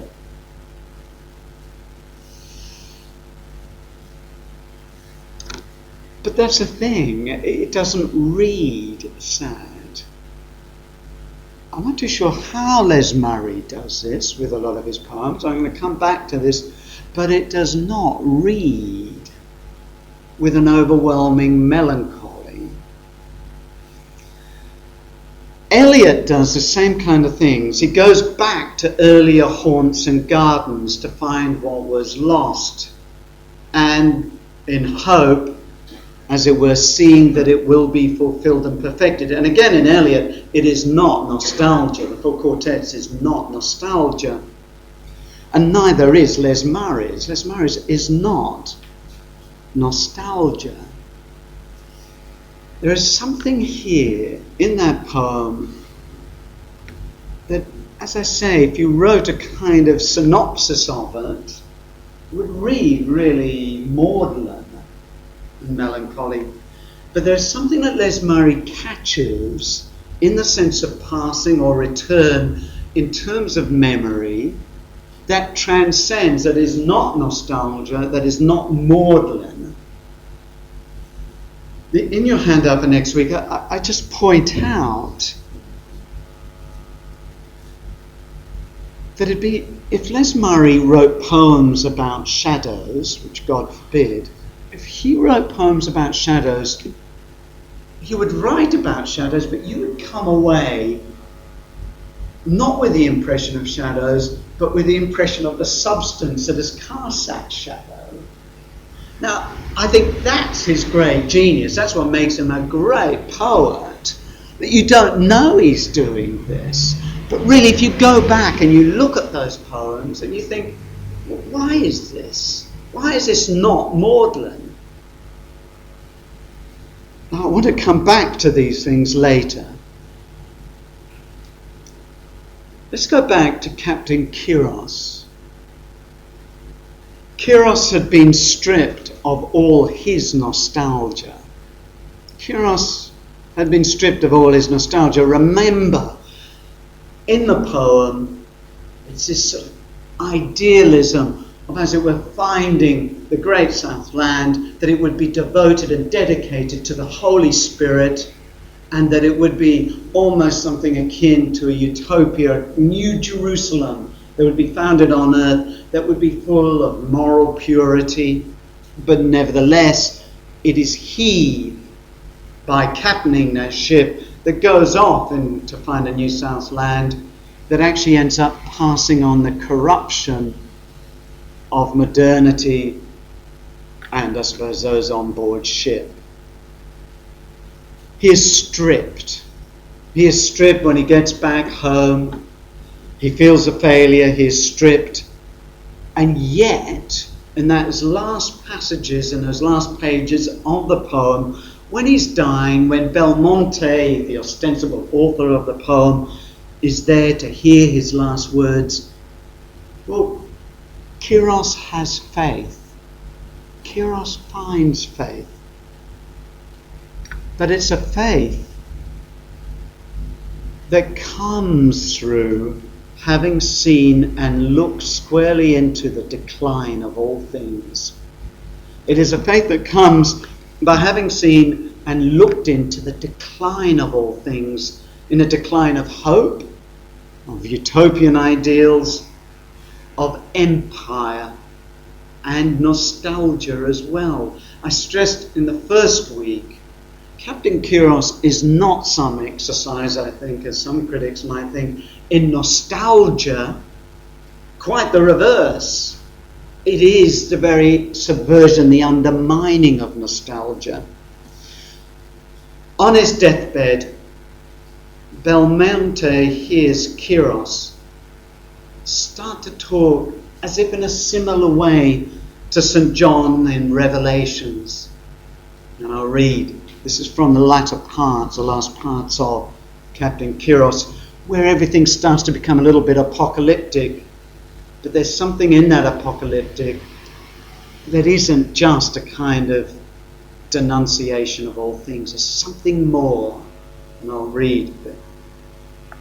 This is Kyros as he lays dying. I saw the primal energies in motion like blind hooves shattering our secular scheme. The long blue rollers of the Southern Ocean had washed away the outlines of my dream.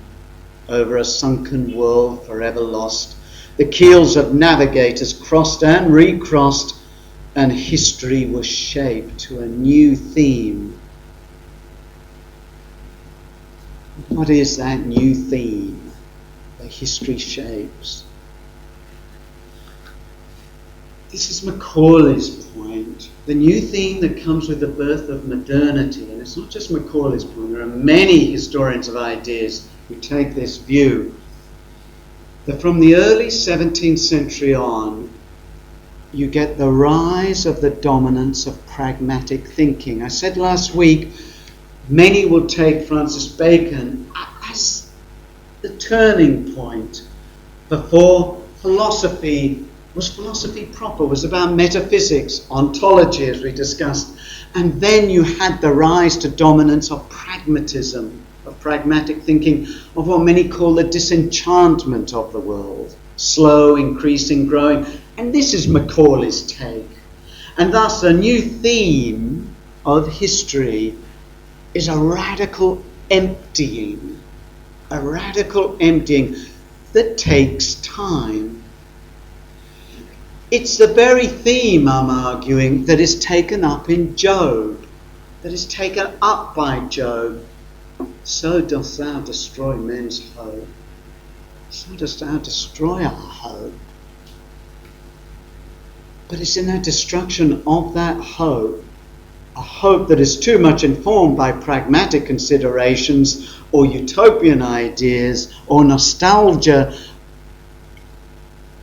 It's in the destruction of that hope that then a true vision begins to appear. It because one sees a decline of those hopes. It is then that the poet, I'd argue, can be as a prophetic visionary. But that prophetic visionary of a poet, like Captain Kiros, is one, as we saw with Les Murray last week, the instrument. If you remember the poem, The Instrument, who reads poetry? Well, fewer people in the world read poetry than play scat, whatever that game is, I've got no idea. Who play scat. Fewer people do. Those who do read poetry, as it were, who think it's poetry, read it as an instrument for various ends, that is pragmatic ends. Or who reads real poetry, or who writes real poetry? And Les Murray's point was, that kind of weird unemployment, a uselessness. Well, you get a job, that kind of view. But it's those that are, as it were, heralds of some other consummation that is to come. But a consummation devoutly to be wished, but they do not see, and because of that, they suffer the most. And in that way, it is their sacrifice of a life that ends, as it were, wretched and alone, that acts, as it were, to participate in the sufferings of Christ. For this is how Macaulay ends Captain Kiros. These are some of the last verses I'm just going to read now. Captain Kiros is obviously still dying. We've left him there, still dying. Now in the time of loneliness and dearth, the just shall live by faith without the aid of custom that bound man to heaven and earth. Estranged within the city man has made, like smoke of sacrifice they shall arise, or vapour drawn up swiftly to the skies, unknown or counted as of little worth. Yet in their lives time's fullness has begun, nature has taken refuge in their hearts, and there it puts its wedding garment on. They give fresh impulse to men's failing arts. They take the world from which they seemed estranged into love's workshop where it will be changed, though they themselves die wretched and alone. Yet in their lives time's fullness has begun, nature has taken refuge in their hearts, and there it puts its wedding garments on. That is the hope for consummation of all things. It is they that give fresh impulse to men's failing arts. They who take the world from which they seem estranged into love's workshop where it will be changed, though they themselves die wretched and alone. Theirs is a smoke of sacrifice that arises, a vapour drawn up swiftly into the skies, and yet they are unknown or counted as of little worth. One sees as a visionary as Captain Kiros. One sees failure and decay, and yet it is given to Kiros as he dies to suspect, to intimate more.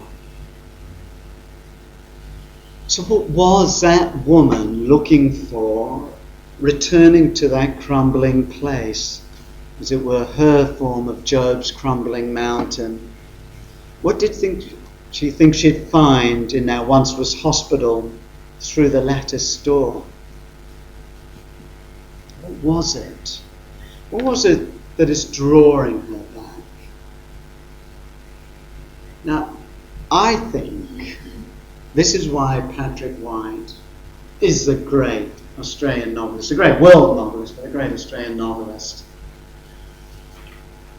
One of the major themes, if not the major theme, of Patrick White's novels, more pronounced in some than others, of course, is that of an inner puzzling secret. An inner puzzling secret that haunts the protagonists. But this is what we've got to get clear. This is not a secret of the kind of secret of I hope no one knows I murdered them, or I was abused as a child, or I was abducted by aliens. It's not a secret like that. Although the characters' lives are often spent thinking that it is a secret like that it is a secret that is somehow buried deep down in their past somewhere that needs to be recovered, or that they feel is in their partner, in their husband or their wife or their friends, that it's there, and the failure is that friend, their partner or whatever, is not opening up. And thus you'll find a lot of Patrick White's novels a kind of belligerence of some of the protagonists towards others, because they feel they have not opened up. They feel that there is a definite answer to that secret that puzzles them, in the same way that there might be a definite answer to a secret of, what were you doing last night? Where were you? Or what was it that happened to me 20 years ago that still makes me wince? The thing is, they confuse that secret that puzzles with the world around, or some secret there. But for me, I actually think that the novel of Patrick White's that captures that is Tree of Man. I think you find that, in a way, it's like you follow the lives of them, and you're following the fact that they're realising, or slowly coming to realise this. Tree of Man is a very slow novel. It's like what many people would say of modern novels, nothing happens, as it were. It's an incredible novel. It's very different to Riders in a Chariot, but in a way it's very similar. But again, I won't go into that too much. I'll just say, as the protagonists grow older, they begin to realise this secret is beyond. Indeed, well, close to the end, I suppose, 70 pages, one of the major protagonists goes to communion, goes to church. And it's very strange. He takes his wife comes along, and their daughter who's visiting them. It's an incredibly strange and evocative and powerful moment that I think acts as something central, in which the major character, Stan, understands, and yet doesn't understand, but understands more clearly than before. Which is sort of probably rather cryptic and puzzling, sort of rather a bit like a T.S. Eliot poem. I think they begin to realise the secret is beyond. It has something to do which calls from beyond. It calls from beyond boundaries, but this is the point. You can't dispense with those boundaries. Those boundaries are, as it were, the walls from which the echoes of the secret reverberate. And if you do not have those boundaries, if you do not have those walls, you do not have the reverberation. I think the great thing about Australian literature, mystical literature like this, is that it does not succumb to that kind of bland, mystical dissolving of everything. It understands the sense of the necessity of boundaries of the body. It's beyond what we can see. This secret is served by the passage of everything. In a way, we might say, our finitude, the very mortality of ours, the very passage of all things, are the boundaries in which the secret reverberates. The very passage, the very mortality, the very aging, the very passing of all things are the borders, are the boundaries, are the walls in which this echo reverberates, in which this secret sounds. And thus in Tree of Man, it is an aging novel. You age with the characters. In a way, I'd argue, it is the presence of our transcendence. It is the secret, the essence, the whisper of transcendence. The very passage, the very mortality, is that which you might say is termed by God as the very experience, the very sign of our transcendence. Only in the world of pragmatism we view it as that which is to be reviled and disdained and checked, if at all, by cosmetic surgery or the right pills or what have you. We confuse, this is what I think happens in bad art, or middling art, let us say. We confuse the experience, or that call of the secret, we confuse it with nostalgia. We confuse it with nostalgia. We might think that there was a golden past, or some great glorious pagan time when all was really lovely. And if you read Swinburne is the poet of pantheistic nostalgia, of great Pan is dead, that kind of thing, and every weary river trickles down to that great faceless ocean. Well, this is not so with this. This is vigor. This has a life to it. And I think that's what gets Les Murray's poems on side to work, is that he does, whether or not he knows it or not, I don't know, but his poetry shows and gives that sense of the secret. And because it has that, it just does not lapse into maudlin nostalgia. We can confuse it with nostalgia, which is, of course, what advertisers, politicians, and easy gurus seize upon. But the secret can't be caught like that. And I would actually argue that I think another way that people think the secret can be caught is through a kind of Bowdlerized negative theology. Now look, if one reads a negative theology of the likes of the early writers like the Cappadocians, like Gregory of Nyssa, and then later Dionysius the Areopagite, that negative theology is actually far more than just negative. In fact, Dionysius the Areopagite, who's one of the great theologians, influenced St. Thomas Aquinas, you've seen cited in the Summa, but influenced both Western and Eastern churches, his is a theology of overpouring positivism, as it were, a positive overpouring, a fecundity of love, a delight in such. I think when we talk about beyond words, I think we can just fall into a sophisticated form of catching and bottling things. I think we have to do with words, and we were talking about Heidegger earlier. To sort of paraphrase Heidegger, well, language is the house of being. Language is the house of being. Language strains and pushes itself to reach that which is inexhaustible. And indeed, that is the thing about language. It does grow, it is fecund, it does burst out. It's not arbitrary, it's continuous with what went before, but language does live, much to the chagrin, I suppose, of pedants. It lives. And yes, pedantry is right and good, but it is a tension that creates that life. There is a positive, or what is called cataphatic, a positive form that is surprising and disturbing. There is a positive form, not in that kind of, I guess, think positive and be rich sense, Norman Vincent Peale, Dale Carnegie, and so forth, but a positive sense in that it has positive, definite contours.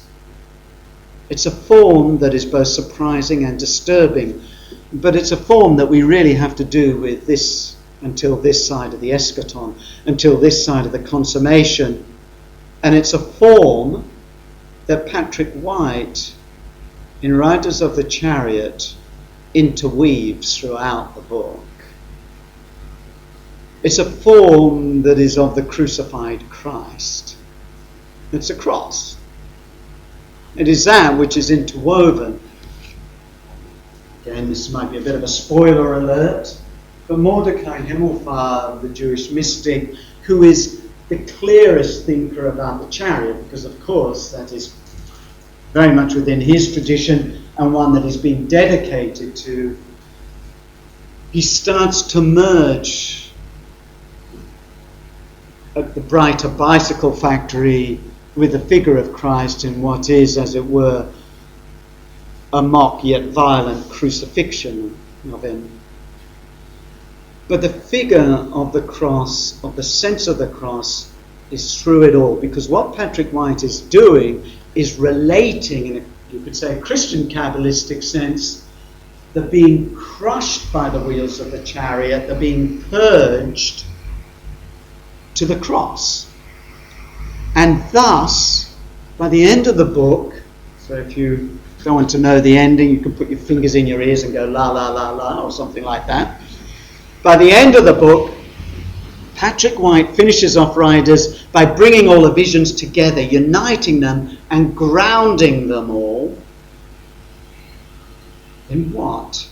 Well, as I say, throughout all the book, the crucified Christ has been uppermost, recapitulated in the person of Himmelfarb, but also there in the other figures, in Miss Hare and Alf Dubbo, and of course Mrs. Godbold. At the end they are dead, except of course for Mrs. Godbold. They have been crushed and they have been transformed and purged. But because of that they have been healed in the cross. And thus Mrs. Godbold understands, and thus she now realizes the artistry to which she has been called when she gets the vision that, as it were, culminates the book. She sees that glimpse of beyond, but she sees it in a definite form. And I'll read, this is a passage from about 1.5 pages from the end. Time had broken into a mosaic, much that had seemed complete, obsessive, actual, painful. Now she would approach her work of living as an artist, after an interval, will approach and judge his work of art. So at last the figure of her Lord and Saviour would stand before her in the chancel, looking down at her from beneath the yellow eyelids, along the strong but gentle beak of a nose. She was content to leave then, since all converged finally upon the risen Christ, and her own eyes had confirmed that the wounds were healed. And that's the very thing, the image.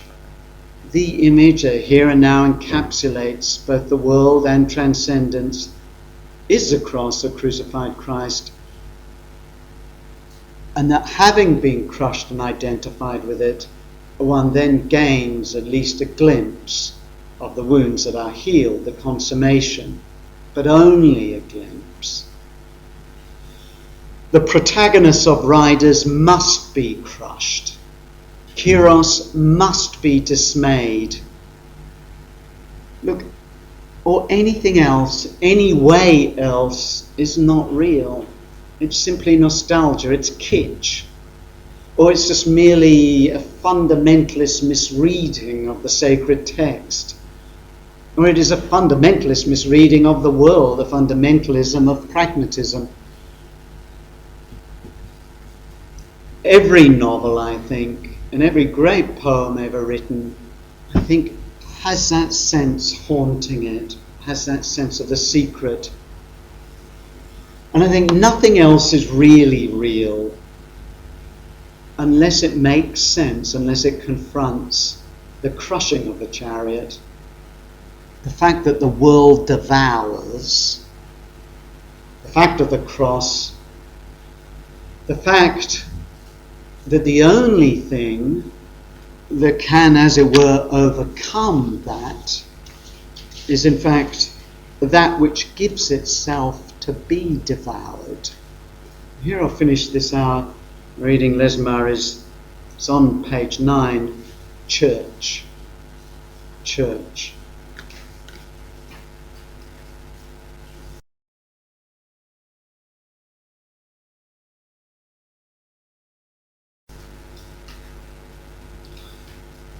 The wish to be right is decamped in large numbers, but some come to God in hopes of being wrong. High on the end wall hangs the gospel from before he was books, all judging ends in his fix, all including his own. He rose out of Jewish, not English evolution, and he said the lamp he held aloft to all nations was Jewish. Freedom still eats freedom. Justice eats justice, love, even love. One retarded man said, church makes me want to be naughty. But naked in a muddy trench with many thousands, someone saying, the true God gives his flesh and blood. Idols demand yours of you. In hopes of being wrong, I think that means there is a hope in feeling that one may be wrong. For if one is wrong, then there still may be an answer. It's when you think you know it all, or that you think you're right and yet things are still miserable, when things really become claustrophobic insofar as, well, you're right and it's all really awful. Whereas at least if you're wrong, there's some kind of hope. But what waits when he goes to that church is what hangs on a wall. The gospel, before it was a book, judging ends in his fix, that is obviously the crucifix. All things devour each other, like a parody of the evolution mentioned. All things devour, eat each other. All things, the church is just reduced to a naughty man's titillation. But in the trench, in war, where this devouring is open and naked in a muddy trench with many thousands, in that trench, where this devouring is open and naked, one learns that God, true God, is in fact not of this devouring. Rather, it is that he gives his flesh and blood to be devoured. It is this crucifixion, the Eucharist, that shows God as no idol and thus not of this world and thus transcendent. I think there's a problem sometimes too that we can take the political out of the equation. And I think there's a problem in that, not least for the Gospels and in the history of the Church. The idea of grasping things entire within unjust political systems, of course, has been something that's haunted, I suppose, humanity since the year dot. And that sense of devouring is very much part of that. And thus the transcendent also exhibits itself quite clearly in a political domain. And that's why I think it is important to see that Macaulay, Patrick White, Les Murray have all been political animals. And as I said last week, I actually think their polemics saved them from not just nostalgia, but from being a little bit too cute, too cuddly, too, as it were, accommodating. There is a transcendence in it. The cross is a very positive, real, solid thing that is the sign of and presence of transcendence. In other words, there is a very cataphatic or positive revelation and embodiment of transcendence, and it is the cross.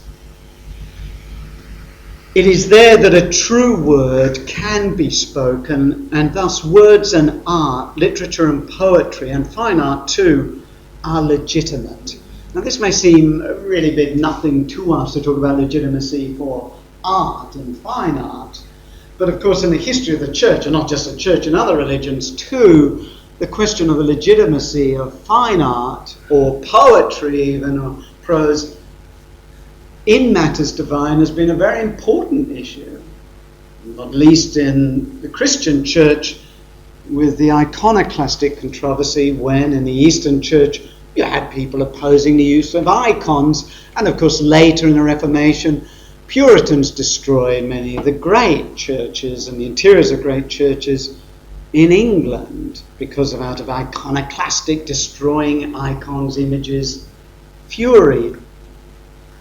And it was a defense in the Eastern church especially that no, images are legitimate because of the incarnation, because God takes on flesh and divinizes all creation, makes it able, like a chalice, to hold the divine.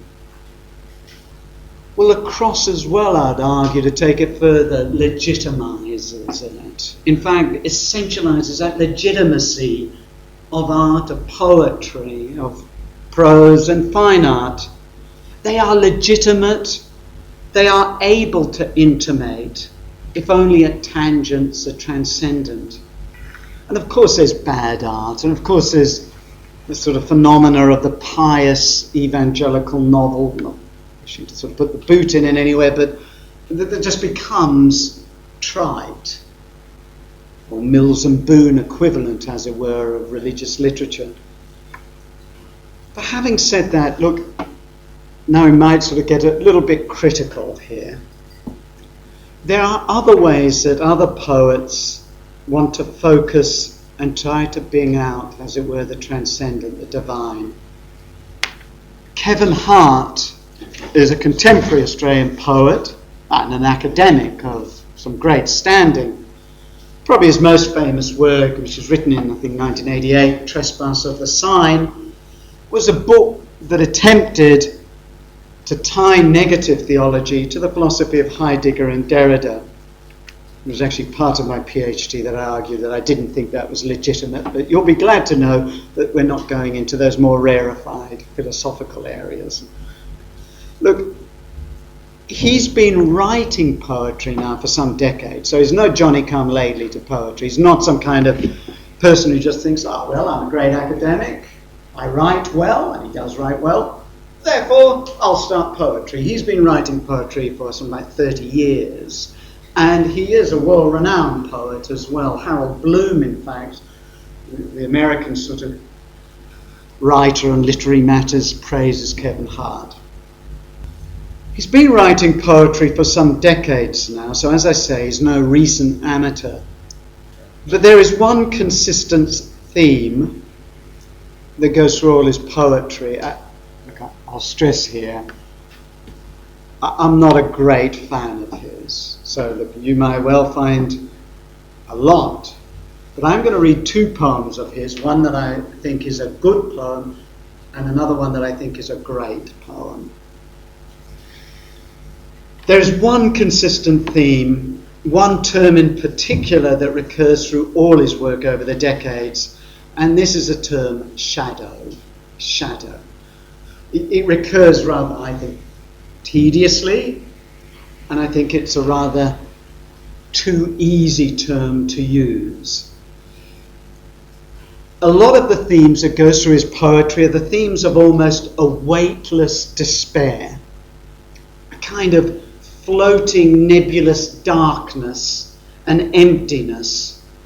There is much in his work, and this is no criticism because every great artist echoes other great artists. They must learn of other artists or they're not going to be a great artist. So this is not a criticism.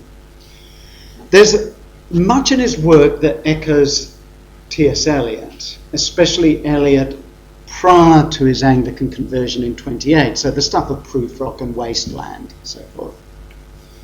It has a very English air about his poetry. And indeed one coupled to a kind of late night, midnight American diner film. You know, if you've seen those pictures, you know, Edward Hopper's Late Night Diner. They're paintings of great urban alienation, very, very evocative and empty. There's a kind of Eliot feel, Edward Hopper feel about them.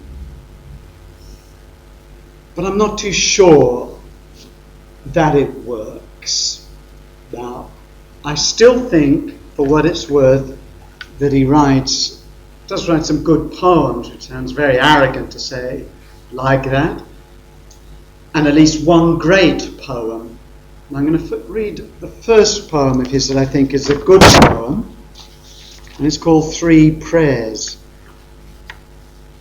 It's on page 13. Three Prayers. Master of energy and silence, embracer of contradictions, who withdraws behind death, like horizons we never touch, who can be one and many like light, refracting through glass, stepping in and out of logic like a child unsure of the sea, in and out of time like an old man dozing, waking, in and out of history like a needle through cloth. Who we chase and bother with theories, who hides in equations and wins, who is constant as the speed of light, who stretches over the empty place, who hangs the earth upon nothing, who strikes like lightning. Master of light, my God, before whom stars tremble and fall into themselves, who glows within each thing beyond reach of language, and deeper than silence, who passes through the dark that draws us towards death and makes it one with you, whose light is everywhere, wherein I stand and see my shadow disappear.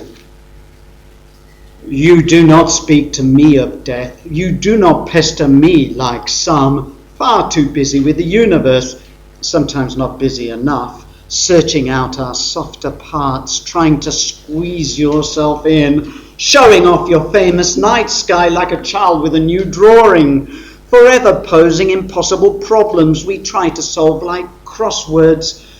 So when I wake and see the ceiling mottled like an old man's skin, I think of you. When I imagine the grinning dead, I think of you. And also when at night I sometimes wake to find a hand slowly stroking my thigh. I guess there's a number of tones in those three prayers. First, perhaps in a hopeful, mystic way, the God who steps in and out, a bit remiss, we might say, and one whom we might bother with our theories. But is there hope? The second is God still beyond, yet who draws us, yet to what? Into death. And is that hope? The third, perhaps a too busy God, or a God that should be busy, because when he's not busy he squeezes in and is not all that welcome, who imposes perhaps to even just show off, who vexes, and yet is still of the dead. And but, though when one sees, as it were, the moulding plaster of the ceiling that is mottled like an old man's skin, that has a very Eliot feel of rats under the floorboards, and yet also, nevertheless, a lover's hand stroking one's thigh as one wakes up in the night, a hint of a lover's caress. Hart's poetry is full of this stuff. I think that's very done well, and I stress, look, you read it for yourself, his work, and you see when you think, so what I'm saying here don't take as gospel. So Hart's poetry is full of this stuff. It is an ennui, but it seems almost indulged in. That possibly is what I feel anyway. It's like an ennui, a weariness that does not strike me, and I stress does not strike me, as being completely honest. For obviously that's what I mean when I say indulge in. For when we say something is indulged in, we mean that one is not being entirely honest to the degree in which one is feeling. I feel that there's a bit too much in a lot of his poetry, like a kind of sighing pre-Raphaelite Ophelia. Look, I think if you're going to do that poetry, you're going to have to be very, very disciplined and restrained. Eliot did it very well. But in a funny kind of way with Eliot, what prevented him from just sipping into sentimental maudlin state is his snobbery. Harper actually can be quite snobbery, but it's not done nowadays, of course. Whereas Eliot was very much of that New England family, of the Harvard background, and then when he came to England, he became more English than the English, and consequently became the butt of many jokes of those who were upper-class English because he was trying so hard. But Eliot had a snobbery that, in a way, I know it sounds strange, it's like Chesterton's defense of vanity. Vanity being, he argued, different to pride. Pride has a sense in which you think, yeah, I'm really good, whereas vanity has a sense of, oh, well, I want to look good, and so you have a sense in which you know there is something a bit askew with you. And I think in a way with Eliot's snobbery, it's really quite, there's something almost graceful about it. And I think that's what sort of prevented Eliot. Look, Sartre does that kind of ennui, an existentialist ennui, very well, and novels like Nausea capture it well, but there is a philosophical discipline in Sartre. Not to mention perhaps some many unsavoury traits as well that possibly stops him from just ending up in a kind of weary fatigue. Now the thing is too that when Eliot got religion, he may not have thoroughly ditched that air, but he certainly left the predominant air of that weary ennui behind. Four Quartets does not have it. In fact, it's the overcoming of it. And when one reads later things like The Rock, for example, it's almost stridently, you could say, for want of a better term, fundamentalist, as I say, I don't like using that term, has a vigour to it. Now look, Kevin Hart is somewhat like an evangelical intellectual. He's an intellectual, he's a very good writer, he's obviously a noted scholar. He's also has quite evangelical sympathies, and again to quote Seinfeld, nothing wrong with that. But it just strikes me a bit that I'm not too sure that I see so much of that which is so strong in him, in his faith, and obviously has a strong faith in his poetry. Now, that may well be justified. If you're interested in his faith, he actually, in the latest Meanjin, the journal, he's written about 5 pages on his faith. I think it's in the latest Meanjin. But look, it's a funny thing, and I wonder sometimes if it's a Melbourne thing. It's sort of the Sydney-Melbourne rivalry. She's actually originally a Sydney writer, but her book Service of Clouds, Delia Falconer, came out in the late 90s, and she was a Melbourne academic. She went from Sydney Uni, actually. She was actually a very good friend of mine, and went to Melbourne.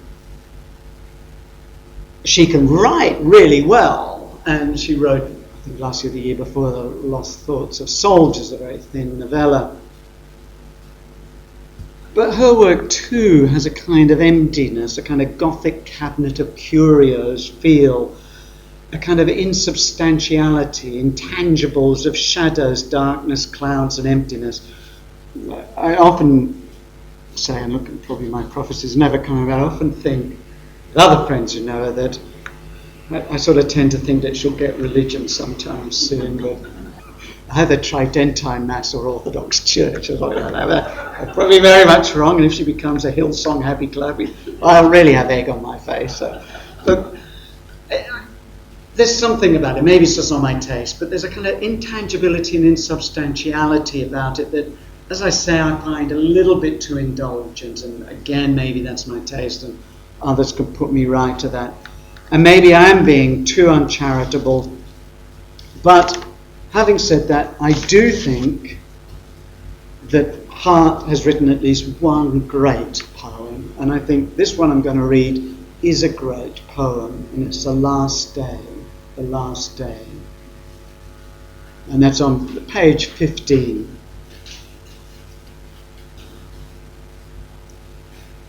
When the last day comes, a ploughman in Europe will look over his shoulder and see the hard furrows of earth. Finally, behind him, he will watch his shadow run back into his spine.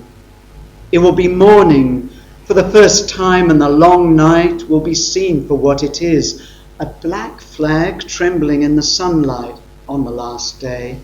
Our stories will be rewritten, each from the end, and each will end the same. You will hear the fields and rivers clap, and under the trees old bones will cover themselves with flesh. Spears, bullets will pluck themselves from wounds already healed. Women will clasp their sons as men, and men will look into their palms and find them empty. There will be time for us to say the right things at last, to look into our enemy's face and see ourselves forgiven now, before the books flower in flames, the mirrors return our faces, and everything is stripped from us, even our names. I think there is something great about it, because there is a triumph about it. There is a sense in which, yes, there's the shadows and all that, but there is a sense in which, with that poem, everything he's written before has been given substance. And indeed, I think, if everything he's written before was a lead up to this for its being perfected in this, then I do think it's worth it. I think that what you should do is actually get the book of his collections, which is where this is taken from, the Flame Tree, read a lot of them, and then read this.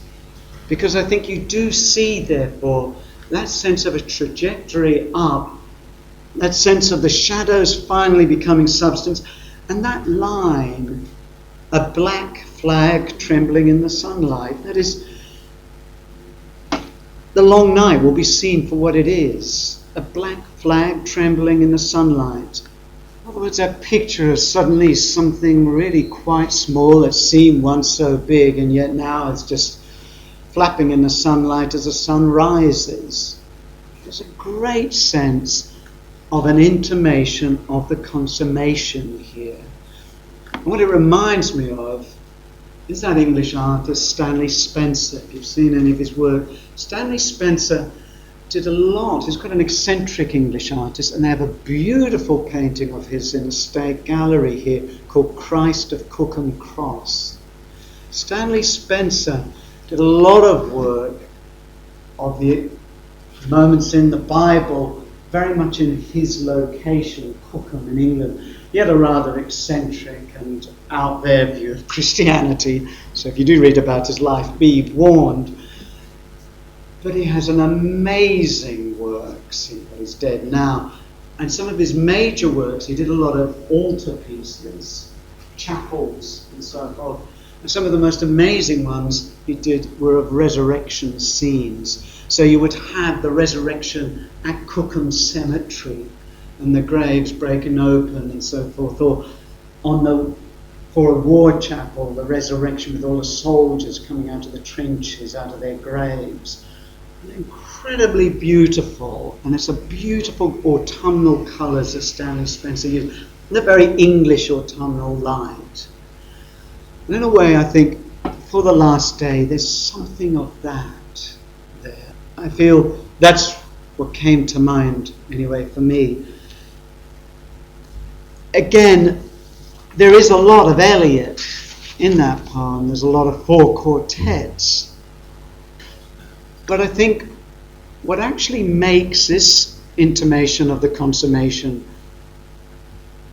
a little bit better than, I think, Eliot's consummation is, one, it's an intimation. It's the moments thereof, as it were, the beginnings. And secondly, he gives it a very specific, solid Christian sense of resurrection, body, of boundaries, of, as it were, the boundary of death, suddenly becoming permeable, as it were, the graves opening and the bodies rising. Thus, the reason I think it's great is because I think it resolves Kevin Hart's obsession with shadows. And thus, he will watch his shadow ram back into his spine. What is that idea? And I think this is something that, in a way, Kevin Hart is actually intimating or understanding about what he's written in all those decades previous. And that is a sense of our disjoin. The sense in which there I am and there is that which I cast, and that is, as it were, the mystery or the secret to me. And yet at that final time is when that mystery and secret is known, because I am joined. And I think, therefore, applying that, things like Patrick White's understanding of the secret within, a secret that is not something definite, as I said, like, oh, I committed a murder or I did something bad many years ago, but the very secret of our beingness, of being, the very secret indeed of our finitude, of our mortality, of our passage. And it's, as it were, I think, here in Hart's The Last Day, where those come together, where the shadow, as it were, comes back into one spine, the two are made one, are whole, and there is a sense in which, yes, it is complete, the secret is known. But again, I stress, it is not spelt out, the consummation is not blundered into. The use of shadow in Hart's work, Kevin Hart's work, I think makes this idea of separation plain. That which mystifies and troubles us has to do with the very essence of who we are. And that then takes us back to St. Augustine in the Confessions, of where it begins, because of course, in a way, St. Augustine is a bit like that person going to church in hope to be shown they are wrong, because St. Augustine's Confessions is about his journey through the ideas and concepts by which he understood the world and God. And thus he thinks we affect to understand God, we affect to understand being itself, but we affect to understand the very categories of being itself. And yet, when it comes to who I am, what my nature is, I am mystified. His argument is, if that which is closest to me is darkness to me, is a mystery to me, how then do I pretend to explain all else? And that is, of course, the beginning of that journey to find out, well, what is it I am? What is creation? What is this? But it begins with that apprehension of the very mystery and secret that he finds within. And it's that apprehension that is what draws him from Gnostic Manichaeism, through Aristotelianism, through what he calls Platonism, but it was probably Neoplatonism, up into Christianity. It's that which draws him. And in a way, I'd say with the Tree of Man in Patrick White, and that's what draws them to that time at communion. I think this is what draws Kevin Hart up to The Last Day, at least. We might ask and think, well, is all that stuff about the shadow, is that a kind of Jungian view of it, the idea that we suppress what we don't like about us and project it out onto others? And perhaps there's part of that. But I think it's a lot more and a lot deeper. Kevin Hart writes as well a lot about some of the early church fathers. He has a very great interest in theology, so I think that what informs his understanding has to do with St. Augustine and some of the other fathers of the church, but also other mystic writers. The problem too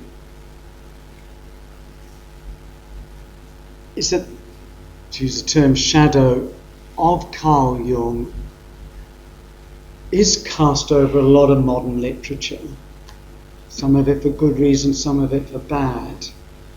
Some would read Captain Kiros in reference to that idea of a Jungian correspondence between inner and outer. My point I made in an earlier week, though, is that Jung took a lot of those themes from currents that were in Western esoteric tradition and religious tradition. So yes, they are all within, as it were, those currents. But there are in writers like Macaulay and Kevin Hart far more than just a kind of New Age use of Jung. I stress this, it may seem a bit irrelevant here, but I stress it because if you do go into a lot of bookshops and you read in the so-called religion spirituality section, there will be a lot of Jungian readings of things like the Holy Grail myths, and you might think, well, is this what Macaulay or Patrick White or Kevin Hart or even Les Murray do? Well, no. Theirs is far more profound. I think that Kevin Hart treats well of the consummation, for we see its beginnings, but all else that follows we can only guess at. As I say, I do prefer Macaulay and Murray and Patrick White, because I think their poetry and prose overall has more depth and is not as flattened out. It is not just predominantly dampness, despair, the kind of old men in shirt sleeves leaning out of windows, J. Alfred Prufrock type stuff. Yes, it has suffering and crumbling, but there is with it, carried in the small and normal and suburban, because I'm not too sure that anyone could call the stuff of Kevin Hart's poetry the stuff of small Australian suburban. It's more, as I say, an English-American feel, or perhaps, and you'll have to pardon me as I say if you're from Melbourne, maybe it is a distinctly Melbourne feel, and I, as a Sydney-sider, just don't get it. I feel with White, Macaulay and Murray, it has suffering, it has crumbling, but there is with it, carried in the small and normal and suburban, there is life, there is tension. There are two terms I just want to introduce here, and I'll come back to in the final week. The chiaroscuro and chiasmus. The chiaroscuro is often used by art critics to talk about the interplay of light and dark. And thus, we will talk about, say, in Gothic cathedrals, when in the 13th century on, you have far more of an interplay of light with darkness. You have the use of the opposition of contrast. Indeed, you could say it's really what makes, many people talk about Gothic cathedrals as coming in the Gothic period as being flooded with light compared to the earlier Romanesque. But that's not quite true. The Gothic cathedral floods with bright light at certain times and blue light, but it does so by way of contrast far more. Chiasmus has that sense of cross. Early Greek sculpture, you will have the chores, a standing figure like that. As it develops, they put a slight twist in the torso.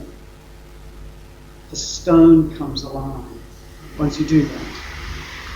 As you go along, and then one of the best examples, of course, is the Parthenon's, the frieze at the top where you will see all the figures, and there are a number of figures in which you will have pictures of horsemen holding back the reins of horses that are rearing that way.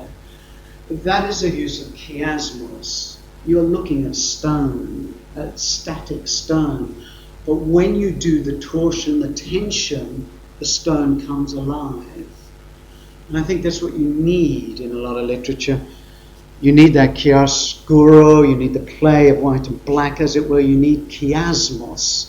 Not overt and not obvious, but you need some kind of deft handling of it. And it strikes me that one of the problems in some of Kevin Hart's poetry is it seems to be all damp days and empty streets and mottled ceilings. But as I stress, if in fact we do read, which is again very arrogant of me to suggest, we do read all his prior poetry up to the last day, and we read that as preparatory, as it were, culminating that poem, then I think it's a pretty great body of work. But there is, as it were, a cathedral theology of narrative runs, balances, hints, dark and light, torsions, tensions, buttresses, of edges, jagged and smooth. It's something substantial and yet has a lightness to it. That was one of the major points too of Gothic architecture that we don't get so much anymore.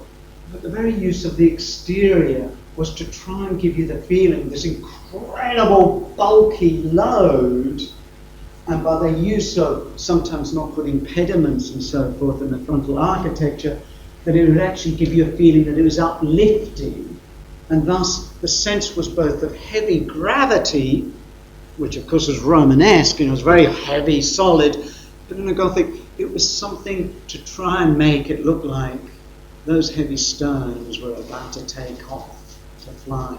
And I think that's what a good theology is a cathedral theology, and I think that's what a good literature and good poetry is. It has more than the touch of the cathedral about it.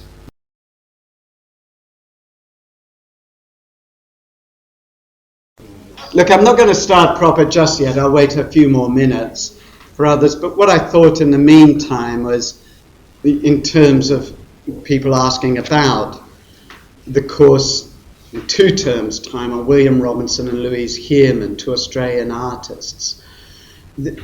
What I'm trying to do then, and what I've written upon in respect of at least William Robinson, they're 2, I think, of the contemporary greatest Australian artists. William Robinson does quite a few pictures, obviously, of bush. Now that sounds awfully twee and nothing very much to it, but he has a very distinct vision, and William Robinson's works now are incredibly prized and very expensive, and indeed have been bought up too by overseas galleries, not least the Museum of Contemporary Modern Art in America. What I'm trying to do in those courses is, in a way, doing what we're doing here, but visually. Now, one of the points that I make in respect of William Robinson is looking at how the image in Western art. Now, look, think about it this way. If you look at late medieval art, especially Northern European art, you'll have a picture, say, of Jesus in the foreground, perhaps at the moment of his betrayal. There's Judas kissing him, the soldiers are around. But in the same geographical picture, in the same background, you might have a picture of Jesus raising Lazarus from the tomb. Further back in the background, all along a kind of windy road, you might have another miracle of Jesus doing something.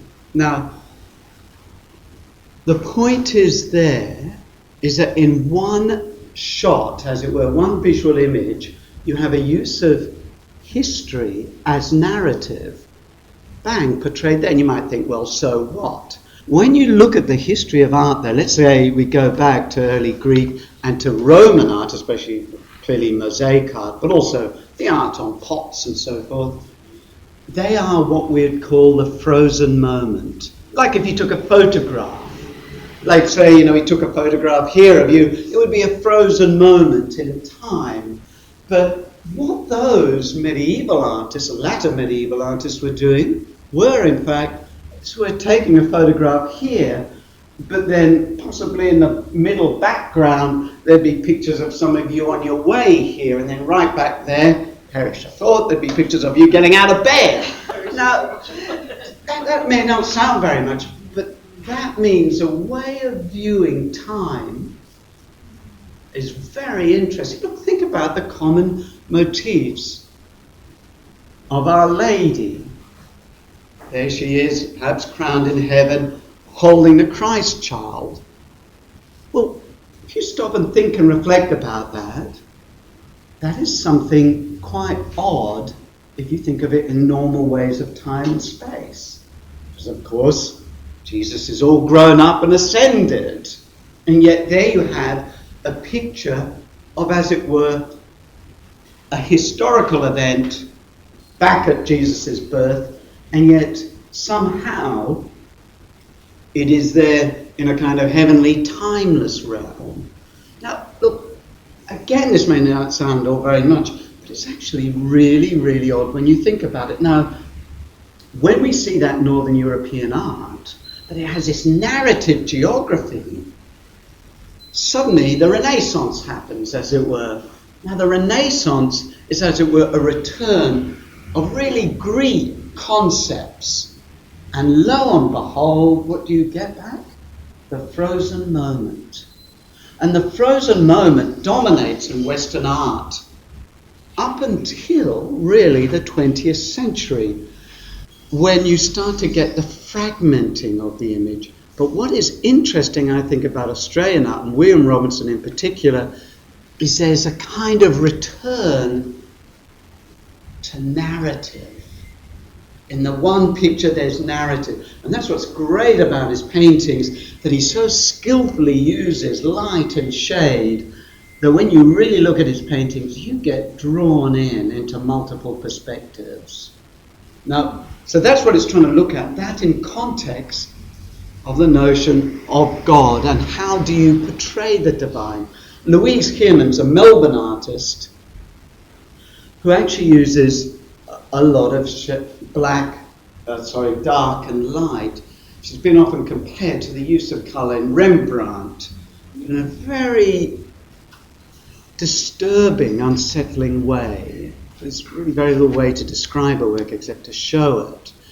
But what I want to try and do is compare those two, to look at different approaches, and again to try to think of it, what is particular about Australia in terms of the vision? Not for things European, not for things American, not for things Asian or exotic, but what does it mean that each locality, and it's got nothing to do with race, but in a way it has a sense of the land that speaks to the people that are there. So that's anyway, right, well, we're going to try and bring things together, but in a way things are brought together a little bit more in your handout. So what I guess I want to do is that hopefully this lecture will supplement the handout and vice versa. What we've been looking at in Riders of the Chariot is that it's in the furnace that the gold appears. It is in affliction that there is a growth into gold. Thus, the alchemical theme of the transposition, the transformation of base lead into gold, very dominates in Riders in the Chariot, but indeed is a theme that you'll find, as it was, scattered abroad in a lot of modern literature, especially, I think, in a lot of Australian literature. Maybe it's because of our heat. There's the alchemical theme also of Mercury. Mercury, for the alchemist, was necessary for the change to occur. Mercury is a heavy metal, and thus when we say mercurial, it means really heavy, melancholia. The theme of melancholia for the alchemists, especially the Renaissance alchemists, is absolutely essential for change. In other words, as they presented it, death, the dying to self that requires mercury, is absolutely essential for the transformation. But as we're going to see more in the second hour, that then raises questions about how do you read the designs of God? In short, what is a mystic vision? In Corinthians, in Corinth, St. Paul had to confront incredibly socially successful, wealthy mystic visionaries. In Corinth, St. Paul has to confront incredibly wealthy, very well educated, very high socially placed mystic visionaries. And they're trying to pull rank through the world's status. Next to him, St. Paul is, and he quotes from the claims that they're making about him, of no account. He's of a rather ugly appearance and with very little of their charisma. They were for big things, amazing things, spectaculars, transport up through the heavens. They knew the designs of God and were confident and strong. Again, this is in Corinth. And if you read it, you will see that they are very well placed, very well educated, and given to great mystic visions, and are therefore belittling St. Paul because he's rather ugly, no charisma, and so forth. They are confident and strong. The funny thing is, we don't know their names, and yet everyone, well, who hasn't heard of St. Paul? In 2 Corinthians chapter 12, St. Paul, to answer them, intimates that yes, he too has had an angelic vision. He too is taken up into the third heaven and heard what he said were unutterable things. Unutterable things. The thing was, as he said, it came with pain, came with suffering. Such a pain, he said, that did not answer to prayer. The implication is, or if you like, the inference is that St. Paul is actually saying, well, if people are claiming to mystic visions and transport through the heavens, and they show no sign of having suffered or suffering or pain, they are lying. That's basically the inference that St. Paul is making. He then goes on to say, he prayed for this thorn in the flesh to be removed, but God didn't answer the prayer in the way he thought. In fact, the answer St. Paul was given, and he says, basically, is an utterable mystery. Whereas the so-called heavenly one was unutterable, this one can be uttered because it's at the core of the mystic vision. And what was said in verse 9 was, my grace is sufficient for you, for my strength is made perfect in weakness. My grace is sufficient for you, for my strength is made perfect in weakness. It seems to me a verse that cuts across all so-called prosperity doctrines and triumphalism. It means that the mystic vision, just as Captain Kyros found, requires suffering, requires being broken open, requires, as the riders in a chariot found, to be crushed. And thus, as Kyros limps home in his ship, having been, as it were, on a failure of a journey, as he limps home, the priest that accompanied him is dying. And Kyros wants to know from him, why is it that God has not attended their journey with success? Surely this was a favour to God to find Terra Australis and to set up the great land of the Holy Spirit. Why then didn't God bless their journey with success? Rather, why then was it one failure after another, not least in the conduct of those on board? Kyros questions the priest as to what he makes of their voyage. Was it a fault that God punished them for that meant they failed? The priest answers quote, God's will, my son, is not a calculus. God's will, my son, is not a calculus. The problem is, the priest goes on to say, is that in our zeal we try to, quote, recreate creation. We try to restore all things to just rule, which is our task. Justice is our task, but, quote, under limits we may not ignore. And when we overstep those limits, then madness takes over.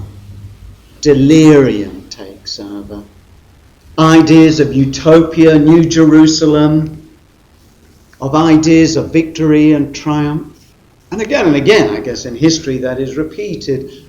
Many of the medieval pogroms, that is, horrible murders of Jews, occurred because there was a sudden kind of eschatological fervour that, yes, the kingdom of God, Christ's return, was very, very close. And consequently, what would really cap it all off is a conversion of the Jews. But unfortunately, the Jews all tended to be rather recalcitrant and refused to do so.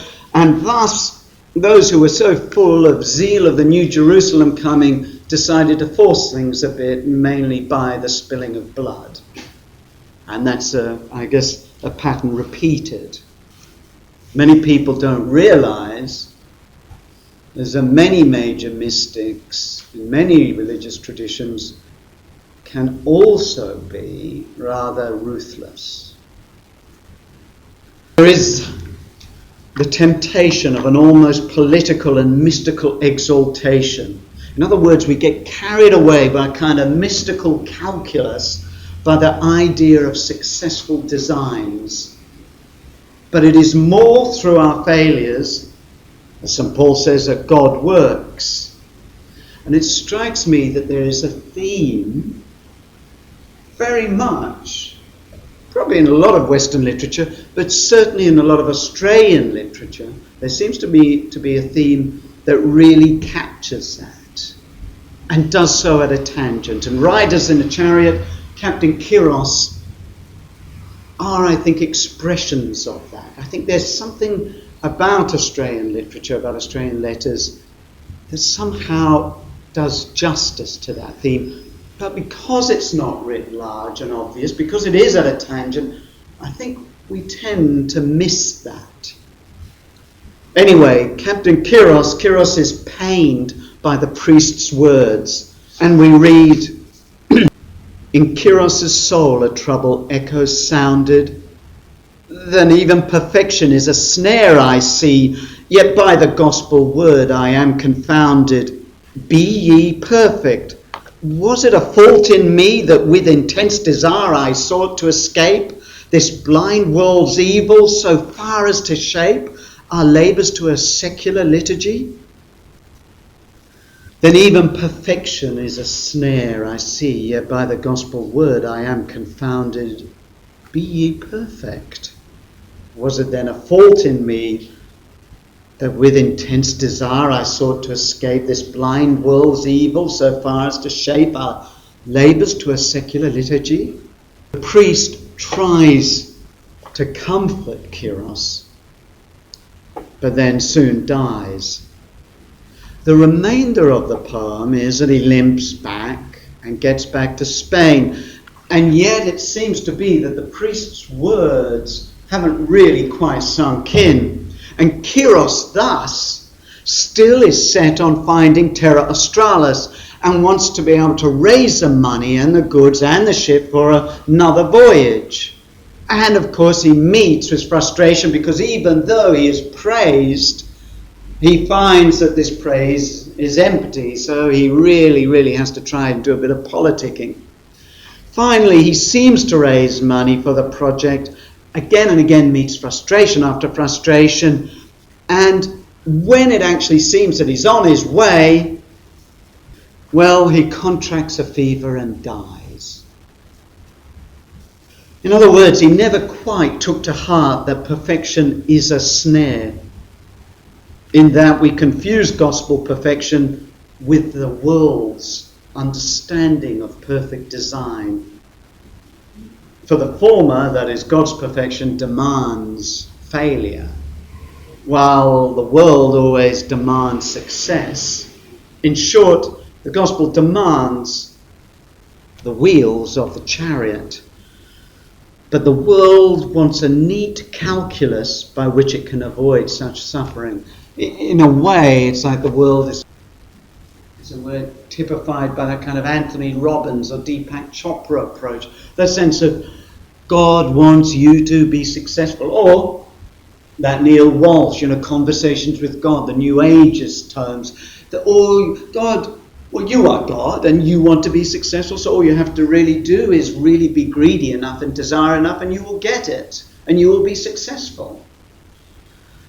It's the idea that we can grab the world by the throat and demand it offer up its meaning, which meaning is clear and precise and successful, that it will offer it up at will. But the design of things is not really so intelligible as that.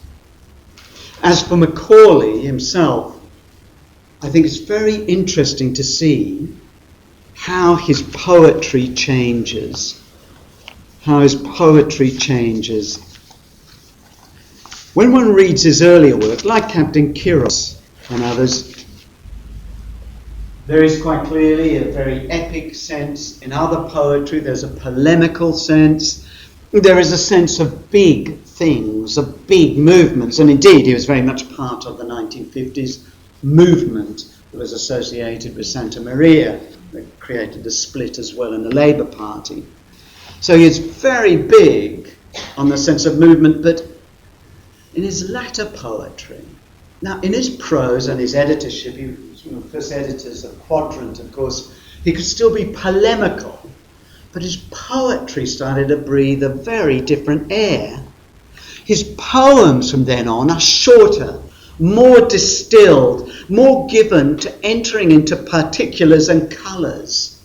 Now I'm going to read one which is on page 10, Autumn Images. And there's a sense in which to try and capture the sense of what is distilled. Now, I'll just stress here that Macaulay in his early years, as I said, was very interested in aspects of Western esotericism, alchemical things, and even indeed for a while in things theosophical, which has to do with Western esoterica, and indeed with aspects around that. It was influenced by Christopher Brennan, whom the Brennan building at Sydney Uni is named after, who was very much involved in those kind of occult matters. Macaulay left those things behind, of course, but that sense of a Christian alchemy still resonates. Autumn Images. Rosehips cluster bright as blood, hawthorns hold a darker red, willow tresses flow with gold, yellow gorse flowers in the fingers yield a smell of coconut oil. White geese feeding on sweet grass, crows fly over yellow pears, brimming smooth the south-esque flows, clouds fill the enormous sky, young poplars tremble in their gold. Gold and yellow repeat themselves. So too the sense of red and blood. Rosehips cluster bright as blood, hawthorns hold a darker red. Willow tresses flow with gold, yellow gorse flowers in the fingers yield a smell of coconut oil. White geese feeding on sweet grass, crows fly over yellow pears. Brimming smooth the south-esque flows, clouds fill the enormous sky, young poplars tremble in their gold. Gold repeats itself, so too yellow, providing a feel of that in which all life, all plants move. It's as if all the senses tingle, are alive, including the sense of scent, that sense of coconut oil, of something, as it were, flowing out, oozing out. Not just rose hips, but all things cluster in the poem. It's a very short poem, very distilled, and because of that, it accentuates a feeling of clustering. of a sense in which all colours, particulars and living things cluster. All things like the clouds fill the expanse. But this is my point. Through this series, it is a small poem. Its frame, its boundaries are close and compact. But the frame, remember, is a frame. And as I pointed out, that Chesterton said, every wilderness looks far more wild when seen through a window, seen through a frame. The frame enables our vision to be focused, to look through, to see the shimmering, the shining, the beingness of being itself. It's from red to gold to yellow. The whole has a sense of that alchemical transformation of a presence. And the presence is something that ends in that trembling note. The young poplars tremble in their gold. That is, a transformation has taken place.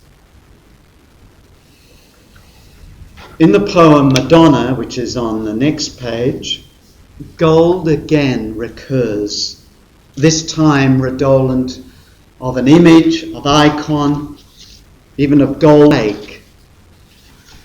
It was on page 10. I'll read this. And again, it's small and distilled.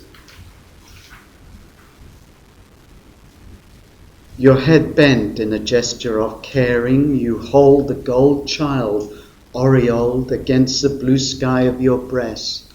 Grace falls in folds, a child leans out to bless the world, the derelict counts grains of prayer into the silence. Give us back the images and shut the foolish mouths. Outside a forewind whirls bits of paper, dust, dead leaves. The sky runs cracks of jagged glare.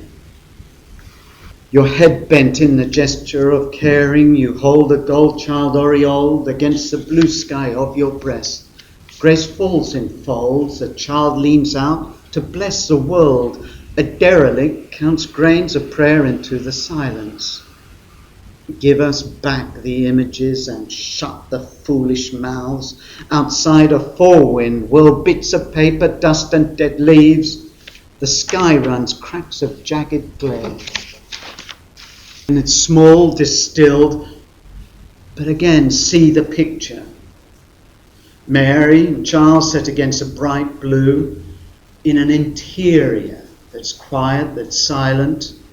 The Christ child leaning out, and it's that leaning out of the Christ child that then points us to the derelict who is there counting grains of prayer. Then a kind of angry cry, give us back our images.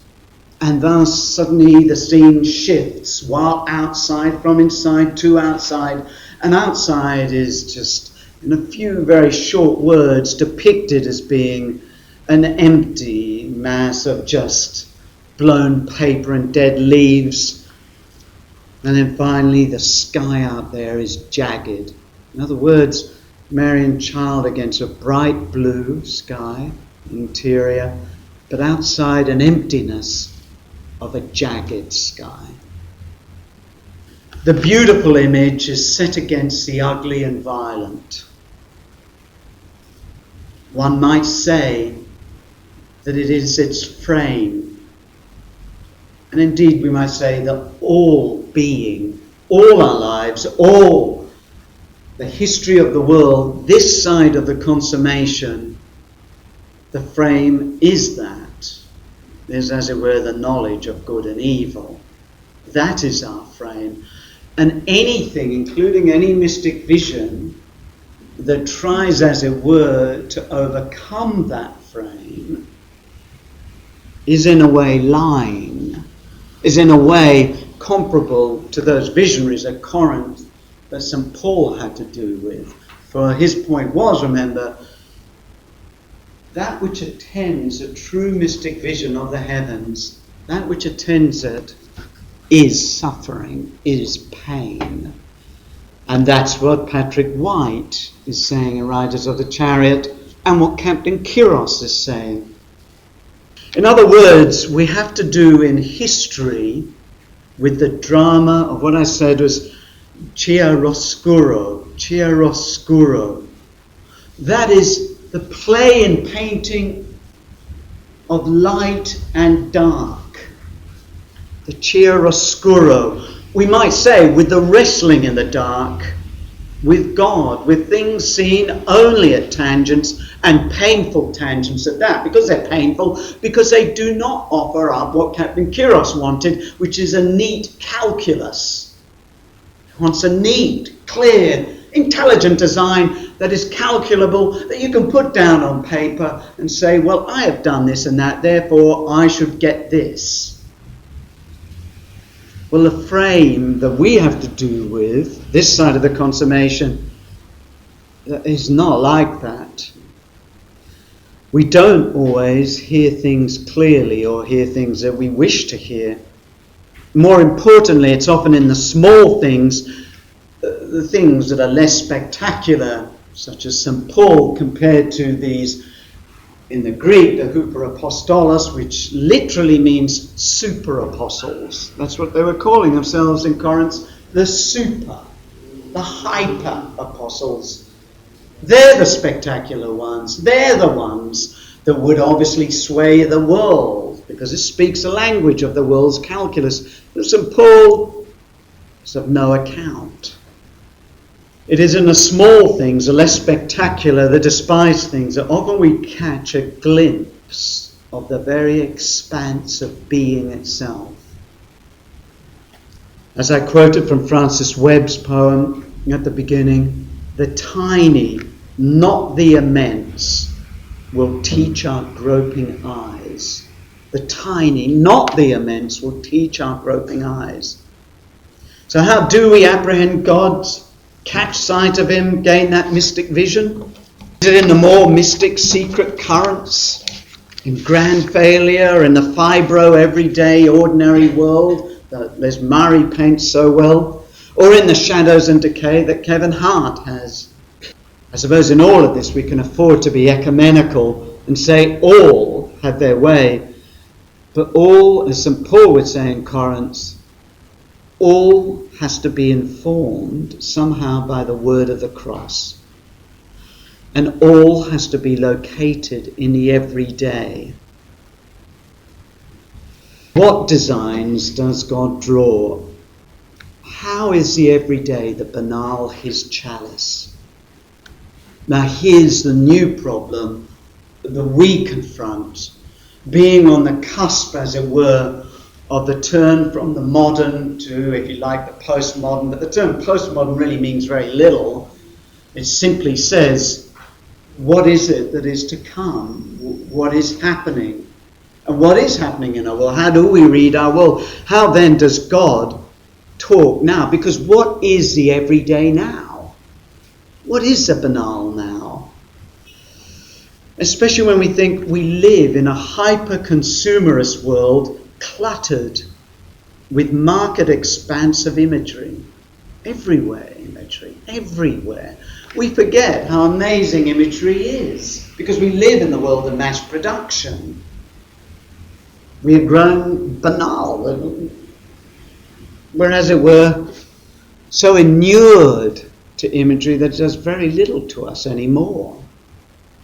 What do we do? How does God speak? How does God speak to us or to others in this our banality? What is our banality? I'm just going to end on this hour with a rather odd approach to this. And rather appropriately and conveniently, it has to do very much with the local. There's a Sydney local, indeed just across the harbour. It has to do with a face that looks across the harbour directly at the Opera House, as it were, mocking the pretensions of Sydney, and that is Luna Park. Luna Park is, of course, a repository, as any fun park is, of an incredible amount of collected imagery, to use the Greek term, which is very fashionable, semiotics, which just simply means signs. A fun park is a very odd and strange thing and has a very interesting history because, of course, largely it stems from sacred antecedents, that is, things that we might see in things like what Mardi Gras originally meant, that kind of wild celebration before the period of Lent, the strange carnival, that kind of stuff. Now, one artist, Australian artist, synonymous with pop art, and pop art has often been called from the 60s onwards to be the birth of postmodern art proper, because it takes imageries from all areas and combines them. And the major Australian pop artist, who's been very influential, not in just Australian art and graphics, but overseas, America and English, is Martin Sharp. Now, Martin Sharp was very much involved with Oz magazine in the 60s here and then in America, had a lot to do with the rise of poster and graphic art in England and America. And indeed, when he came back in the early 70s to Australia, was instrumental in setting up the Yellow House with Brett Whiteley and George Gittos and others. And then, because he had international fame, was conscripted and hired to do up Luna Park from about 73 onwards, with another local Australian artist, Peter Kingston, and a number of others. Now, why I'm bringing this up is because of events on June the 9th, 1979. That is when the ghost train fire happened and 7 people died. And I'm not going to go right into this, but just to say that Martin has quite, one could say, a postmodern pop Christianity. That's not to sort of in any way cast aspersions on the sincerity. I'm not saying anything about that. I think it's very sincere. But he has a strange amalgamation in his religiosity of things like a Jungian-like synchronicity. He will read the events of the fire as being, as it were, the surfacing of these Jungian-type archetypes of the combat between the Son of God and the devil. He locks it into the idea of God overcoming the devil in the fiery furnace of the train. And space doesn't really permit me to go into the things he charts and the strange coincidences, omens and so forth that he finds. Some are very, very strange indeed. Some are very strange. Some, well, I think sort of one is taking a bit of a dubious stretch, but be that as it may. Martin ties all these things together, and he calls Luna Park pop art in the landscape, ties them all together, and he says they all lock into the book of Revelation. He said things, quote, at Luna Park the beast was surfacing. Now Martin ties in Luna Park not just with the book of Revelation, but ties in a lot of what occurred at Luna Park and around Luna Park to Australian literature as well. Noticeably, Patrick White's writings. Martin was a friend of Patrick White's, and Martin was one of Patrick White's favourite artists, and indeed Martin did a number of posters for Patrick White's plays. The way in which he interweaves the very strange imagery of Book of Revelations, the cross, pop imagery, synchronicity, Patrick White, and James Macaulay, he's very taken by Captain Kiros, Bernard O'Dowd's poetry, and a host of others, all mixed in with the garish figure of Tiny Tim. All of this, you could say, is a very strange postmodern collocation, a grouping of almost the everyday yet spectacular. For in a way, that is where we live now, where the spectacular is every day and banal. It seems every night there are fireworks going off over the harbour or somewhere else, to the degree where it's almost a ho-hum sort of thing. What happens when the spectacular becomes banal? What happens when there's a kind of desperation of a lack or an absence of God that suddenly is filled full of bright, garish, apocalyptic imagery, because that is one of the very interesting aspects in a lot of modern art. And what I mean by contemporary postmodern art is the stuff that is going on in terms not of the major galleries, because they always have to take years to catch up with this, but is actually going on in more avant-garde subcultural areas. Since the 1960s, and American artists, many of them have cited Martin as one of their influences, there's a strange explosion of what is called comic surrealism or comic realism, a very strange, almost garish kitsch explosion of spectacular. And what is even more interesting is how the Book of Revelation recurs in a lot of that art and literature. What does it mean in our world? What is going on, as it were, in all of this? This strange canvas of weirdness, replete with bursting, flashing, disparate images.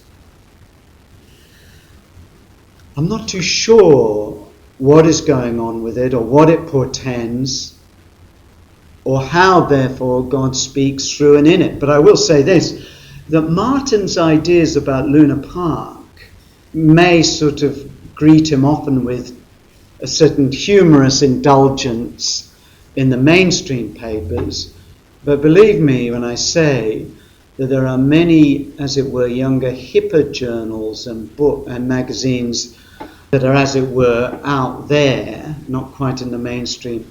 There are many of those journals that have done articles on Martin because they find something in it that speaks to them. Whether or not that's good or bad is another matter, but it does mean that where we're confronted with, is a change in a way that I'm not too sure that many or any really know what is happening. But then the question, I think, for Australian letters or any letters is, how do you write to that? How do you intimate the mystic vision of God? And that's why I brought up that writer, the American writer George Saunders, writes often for the New Yorker, because he tries to capture that riot of consumer apocalyptic imagery, but to indicate something truly human yet broken beneath all of that. In a way, you could say that the world, Sydney, the world is catching up with Luna Park.